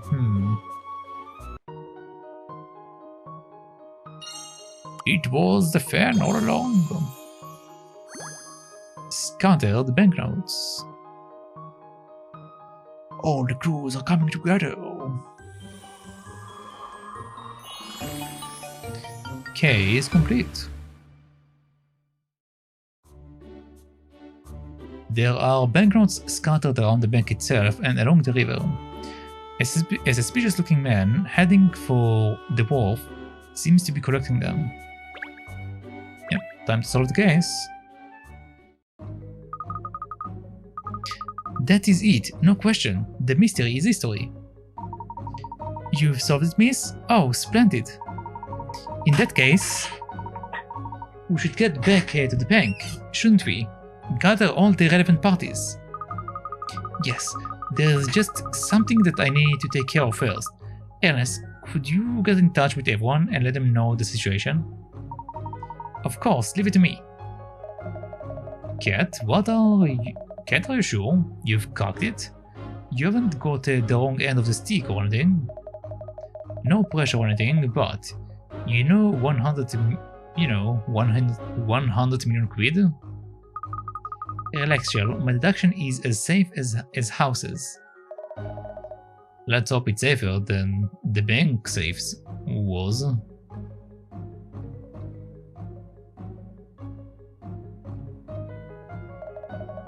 Did I get the right message, Cat? Have you really cracked it? Where is the 100 million then? Patience, Inspector. Let's wait for Miss Teller to arrive, shall we? You can fill her in later. Mr. Sloan is here. I'm sure we can't wait to find out the truth either. Can you, Sherl? I think we should wait for Bianca. Like the last says. You do? Alright, well, if that's how you feel, then... I'm sure she won't be long anyway. Ernest has already gone to fetch her. Ah, here she is, you see? Apparently you think you found the missing money? Good. Now everyone is here. Let's go to the vault and talk about what happened.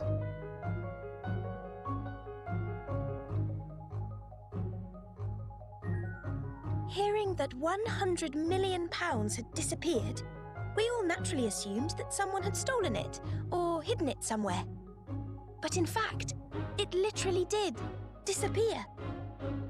I get it, yes. It's all about perspective, eh? It disappeared because it was never there in the first place. Oh, it was there. But the question is, where is it now? And the answer is gone with the wind. You've got to stop watching that film, Kat. All those crisp notes, carried away on the breeze to become the property of the vast sky, where greed and wealth mean nothing. Have I mentioned this nice little place I know, where people look after you in crisp coats? Crisp, white coats. The money is gone. It's the property of the heavens now. Isn't that right? Oh, hell! You can't be serious? Yes, Miss Layton. You're right. Well done. Kill me now, or tell me it's the 1st of April. Cat, come on. Explain before my head explodes. A vault for such large sums of money naturally calls for extremely thick, impenetrable walls. As a result, the interior is a hermetically sealed environment. A completely airtight box. No one could steal anything from such a place, surely. Yeah, exactly. And that would include the wind. Sealed environments need aircon to stop their contents spoiling. And that's the key to this case. Sadly, the brand new air conditioning unit in the vault malfunctioned on the night in question, leaving a near vacuum inside. Early this morning, the poor, unsuspecting branch manager came in to check on the vault, opening the door and breaking the seal. The sudden rush of external air caused all the notes to be sucked into the ventilation system and ejected out into the night sky over London.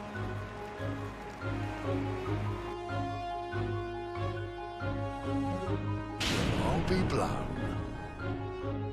And of course, while a theft would have entitled the bank to an insurance payout, an accident like this is the bank's responsibility. So who's actually to blame then? If I had to identify a culprit in this case, it would be the person from the bank who resolved to dress up the truth as grand larceny. The Layman's Reserve Bank's general manager, you, Ms. Teller. Oh, I've given my all to this bank over the years. And it's over now, I suppose. I can't possibly hope to keep my job after this. Can't you? Sorry. I don't want you to quit, Bianca. Mr. Sloanes. But I... Miss Layton explained everything to me earlier, so I got the boffins on the job. By analysing the wind direction, we worked out a plan and sent out the cleaners to fetch the money back. We got about 80% of it. Damage control, you could say. Really? Oh, thank goodness. That's not to say the remaining 20% ain't going to sting. At £20 million, that's quite a loss. Of course. But in some ways, 20 million is a small price to pay. Sorry? That new vault, the Hermit 5000, is a product of one of my affiliate companies. If we hadn't identified this malfunction before we'd sold it to countless other banks, we could have been in for damages far exceeding 20 million. So, I've arranged it that my vault manufacturing firm will compensate the loss. The bank can continue to operate as normal. Oh, Mr. Sloan. Thank you so much. Oh, I hope you'll continue to do the sterling work you've done up to now for the bank. Definitely.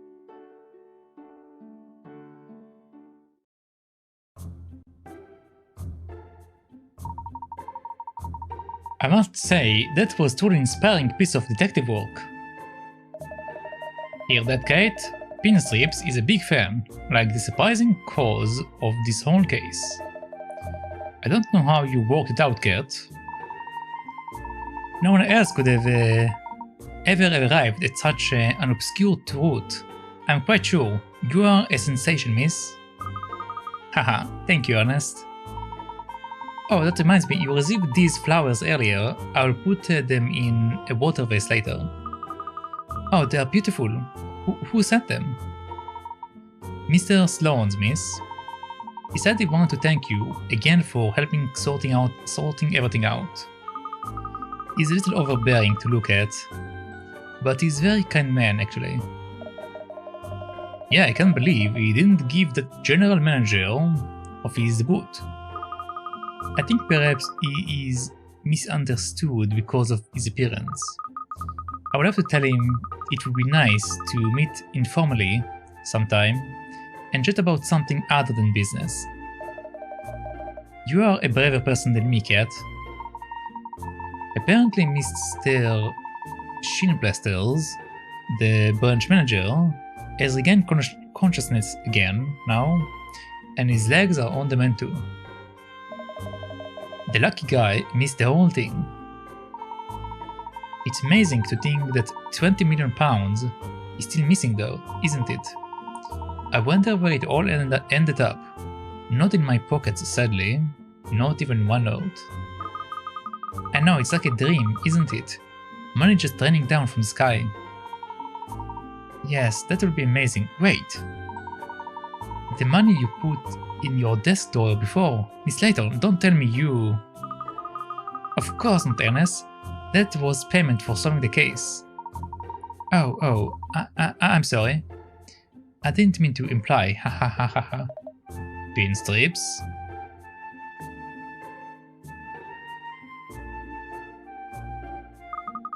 After the incident, the bank had a brand new vault installed, the Hermit Mega Safe. Now the Lehman Reserve Bank has the very safest of safes, and the most balance of banners. Who could fail to trust them with their hard-earned cash? Yes.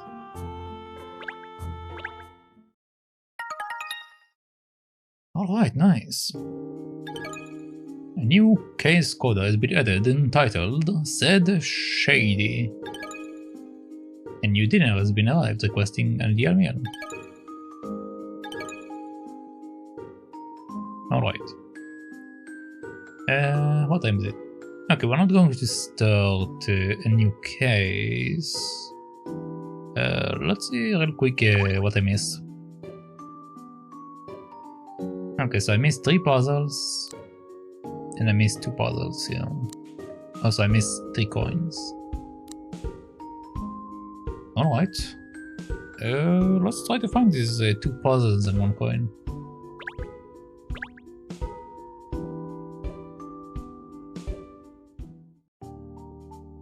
Go as a bastard, the story so far is that there's no story, we finished it, go away.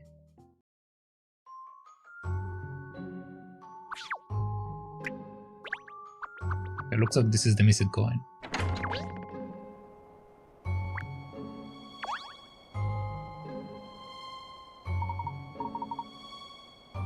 This is talking about the balloon.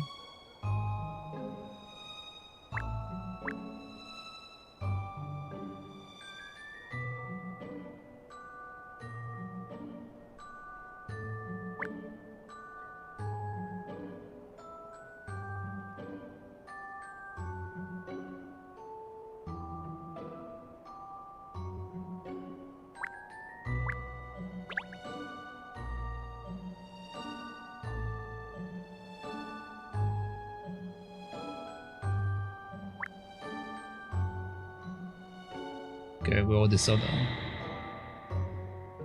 These are the totems. Projector, blah blah, okay.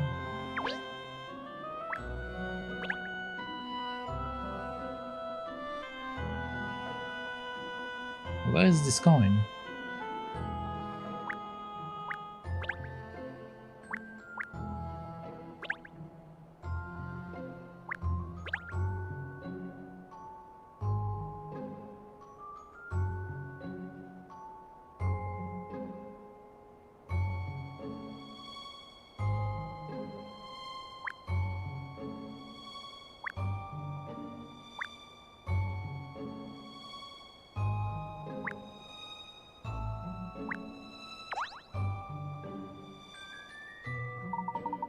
That bone found near where... okay. Apparently both this and that are the same thing.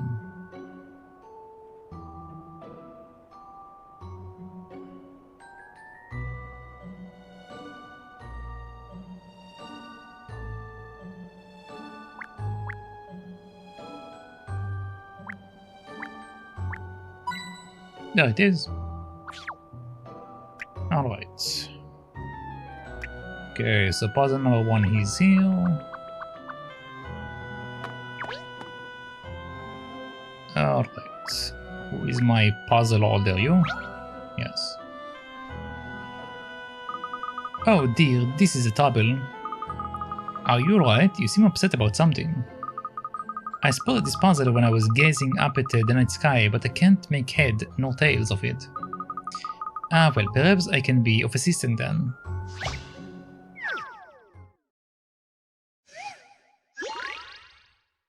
Alright, Starry Night. When the star moves, it leaves a trail in its wake.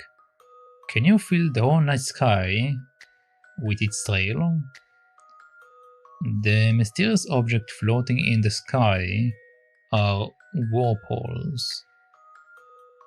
They are paired according to their appearance, and when the star goes into one of them, it reappears out of the other. Touch a square to move to it, and make sure the star moves to all the squares. You're not allowed to go to a square that already has a trail on it.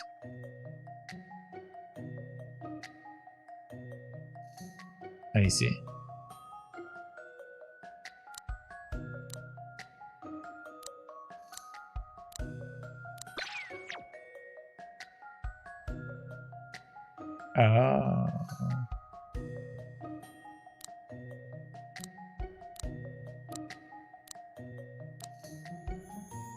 Oh, but this is the problem.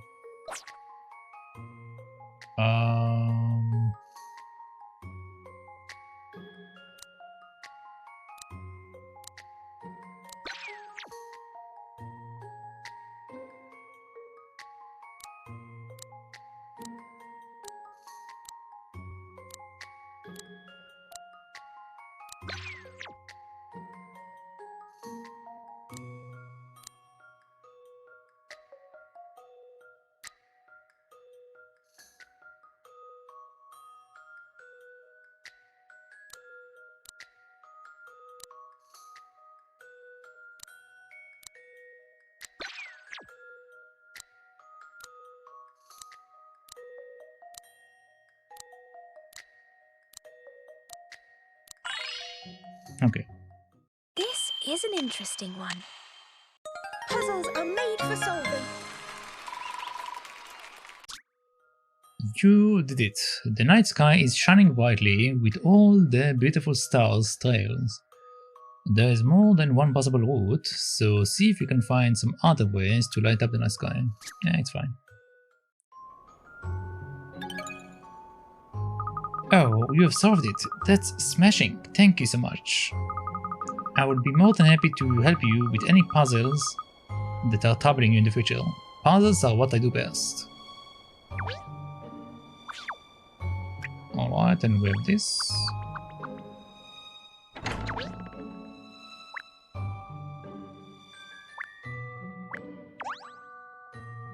Okay, she is not a puzzle. Which means that we have an object with a puzzle.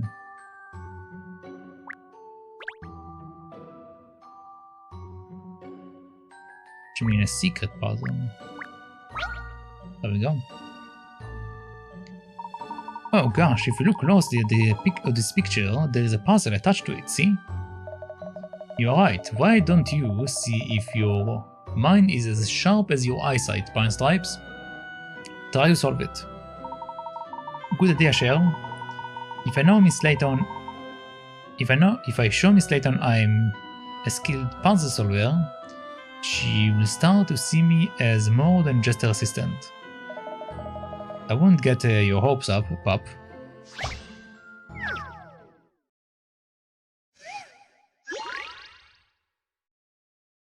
Picture in pieces.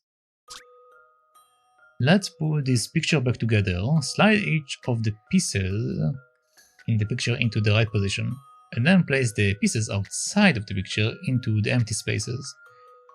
You can move the pieces around by sliding them, but you can't move them outside of the picture. They also cannot be placed overlapping each other. Okay.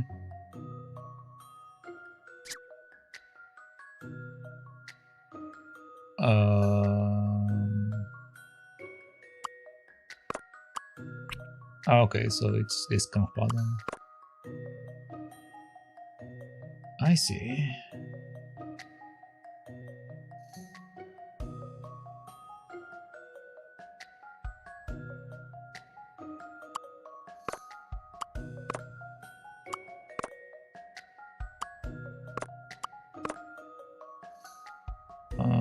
This needs to be here. This needs to be down, but I can't move it right now. This needs to be here, but we need to get rid of the other piece.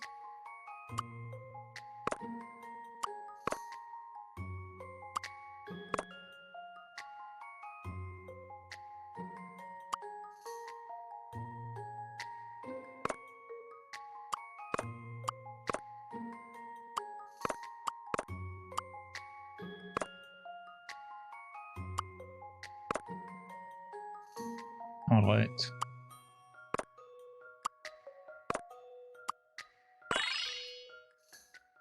If you'll entertain my idea here. That's a relief. I wasn't entirely sure. You did it. The picture has been perfectly put back together. Nice one. See if you can manage it in just 14 steps. I have no idea how many steps it took me. I didn't pay attention. There, did you see that, Miss? I solved it. Miss? Bad luck, Pinstrips. She had to go and see a man about a dog. Oh, bother. I really wanted her to see that. Alright, so we're done here.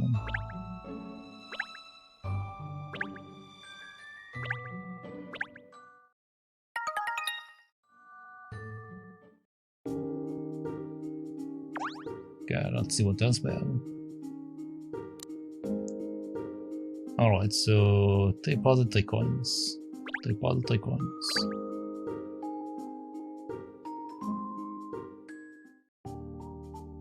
Come on, skip. Skip. Already saw everything.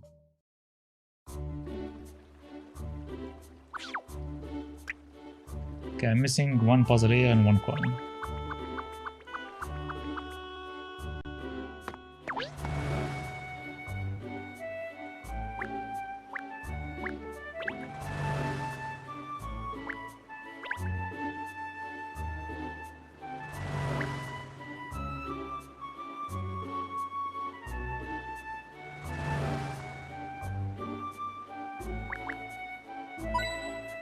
Okay, I got my coin.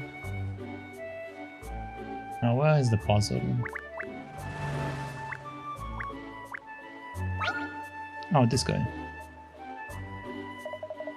Ah, top of the morning to you. You know, I came across a funny old bridge on the job one day. There was something distinctly puzzling about it. Don't suppose I can interest you in an interesting tale about that ilk? Of course you can. Let's see. Undone Bridge. Okay, standing poised atop a deep blue hexagon, a white triangle, a reminiscent of a mountain. This is the legend behind the coat of arms that adorns the village bridge. The tiles that form the coat of arms were knocked down in the storm the other day and need to be put back in the right place. Slide the 3 blue tiles into the right position and touch them if you need to rotate. The tiles must not overlap or stick out from the frame.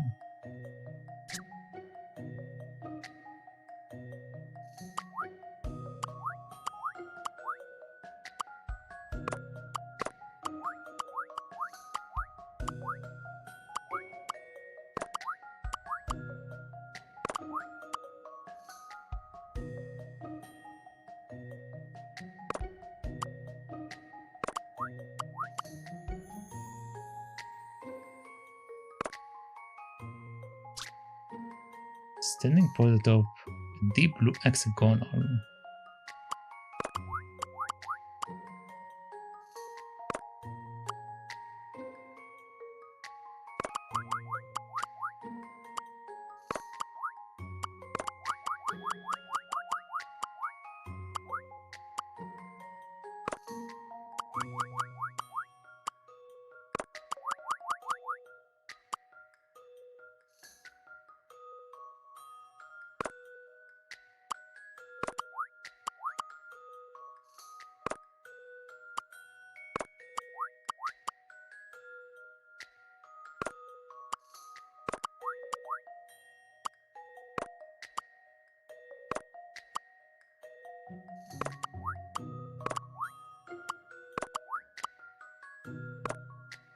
Oh.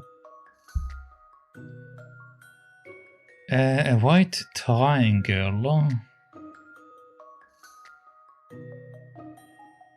A white triangle reminiscent of a mountain. This is the legend behind the coat of arms that adorns the village bridge. The tiles that form the coat of arms were knocked down in the storm the other day. You need to put back in the right place. Need to be put back in the right place. Slide the 3 blue tiles into the right position and touch them if you need to rotate. The tiles must not overlap or stick out from the frame.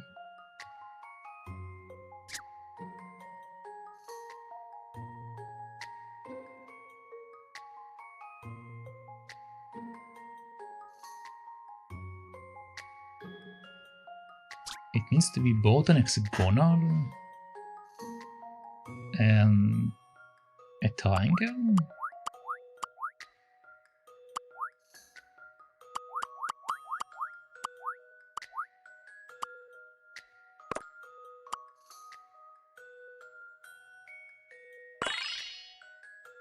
Okay. I've seen how to solve this now.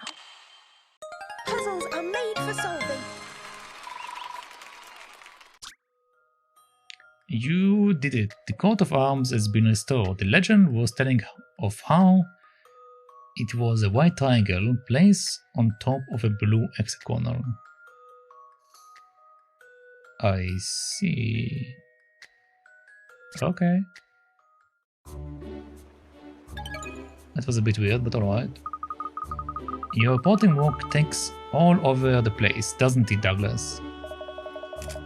When something's afoot, my legs do the walking. As I always like to say, never miss a scoop, me.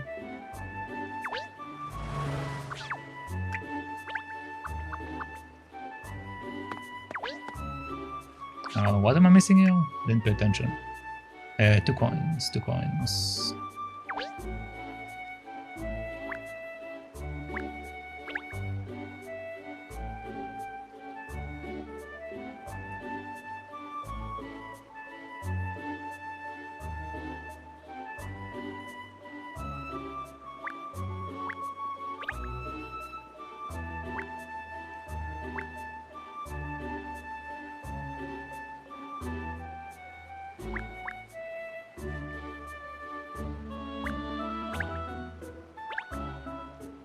I'm just going to click these things off so it's a bit easier for me to look around.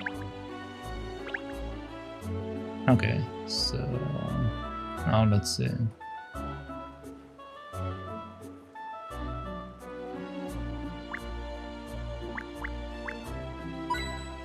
Okay, I found one.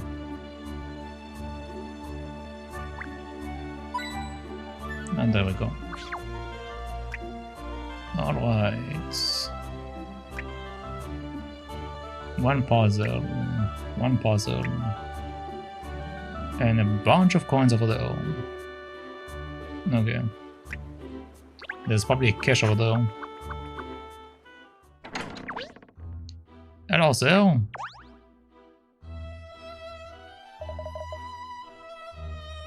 Okay, so you don't have a puzzle.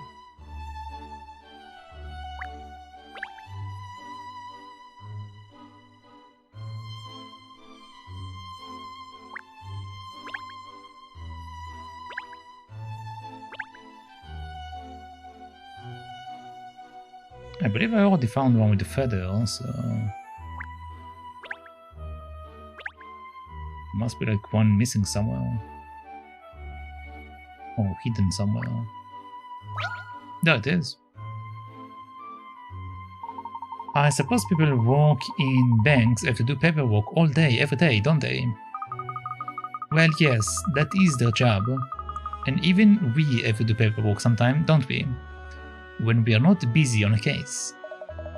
That's a royal we, if I ever heard one. Oh, that reminds me of a good puzzle I know about numbers and calculations.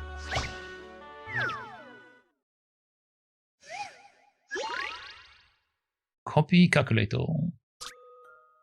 Here is a calculator with 10-digit display. By pressing the buttons on the calculator 4 times to create a sum, fill the display with as many 3s as possible.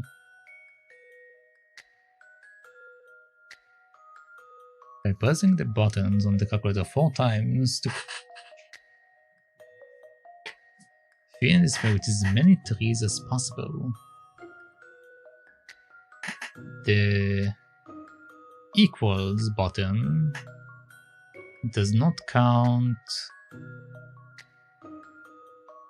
as one of the 4 allowed button presses. I see.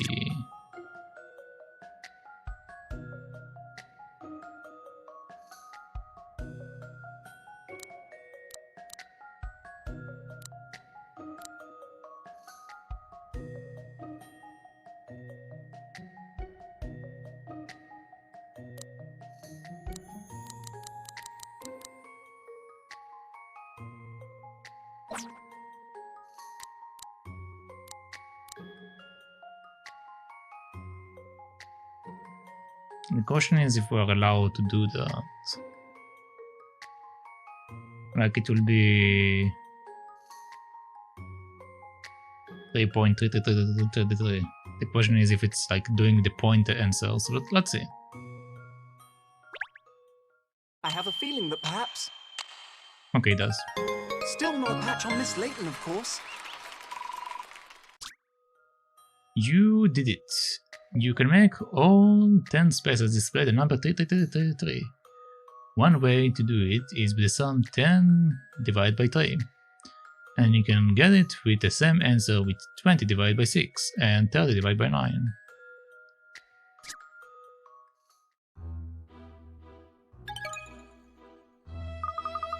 Well done, Ernest. That's the right answer. All that bookwork at the office was obviously paid off, miss. I'm glad I turned my hand to it. And it turned, you mean, hard. Okay, one more puzzle here.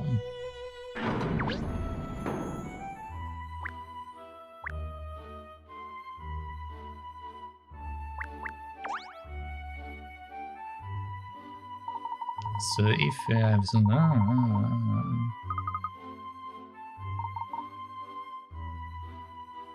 Okay.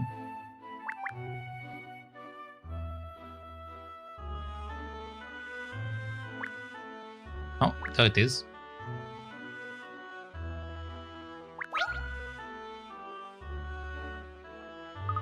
Oh, I was expecting a puzzle to jump out at me from somewhere like that.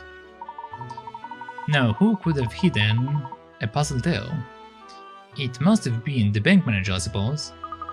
Possibly. We can't find that out, really. But what we can find out is how to solve it. Alright, 72. Piped numbers. These pipes have been joined together to express two two-digit numbers. The upper number is 96. What is the lower number? 96. I think I say it. So if this is 96, then this is 86.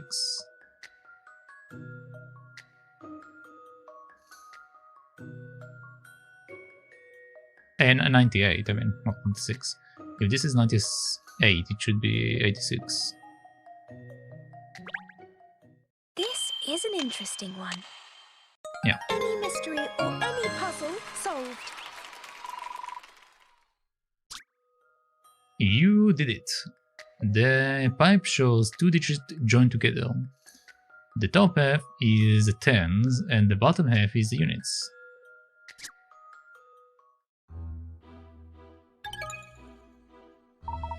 Oh, well done, miss. Well done indeed. You astounded us by finding the puzzle in the first place, and now you have astounded us again by solving it. Haha, well, thanks for the grand praise, Ernest. Now back to the case. Alright, and we have a bunch of coins somewhere around there.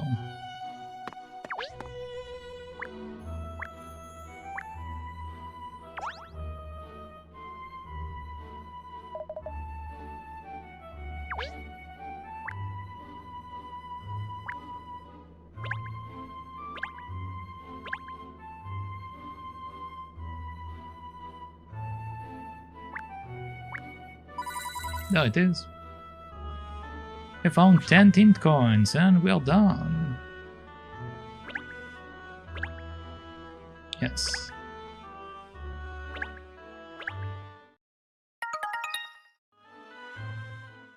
Alright. So with that, we managed to get all of the stuff. We have the mini games and all of that, but I will do it another time. For as far as today goes, I believe that should be it. I believe we've gone long enough. So let us wrap it up.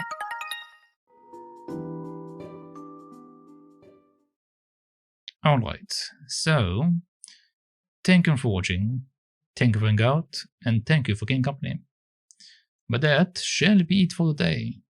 And per usual, if you liked what you've seen here, make sure to follow if you're on Twitch. And if you are watching this or anywhere else that I may have uploaded into, make sure to follow, subscribe, or whatever it's called there. But as for today, that should be it. So thank you, and bye-bye.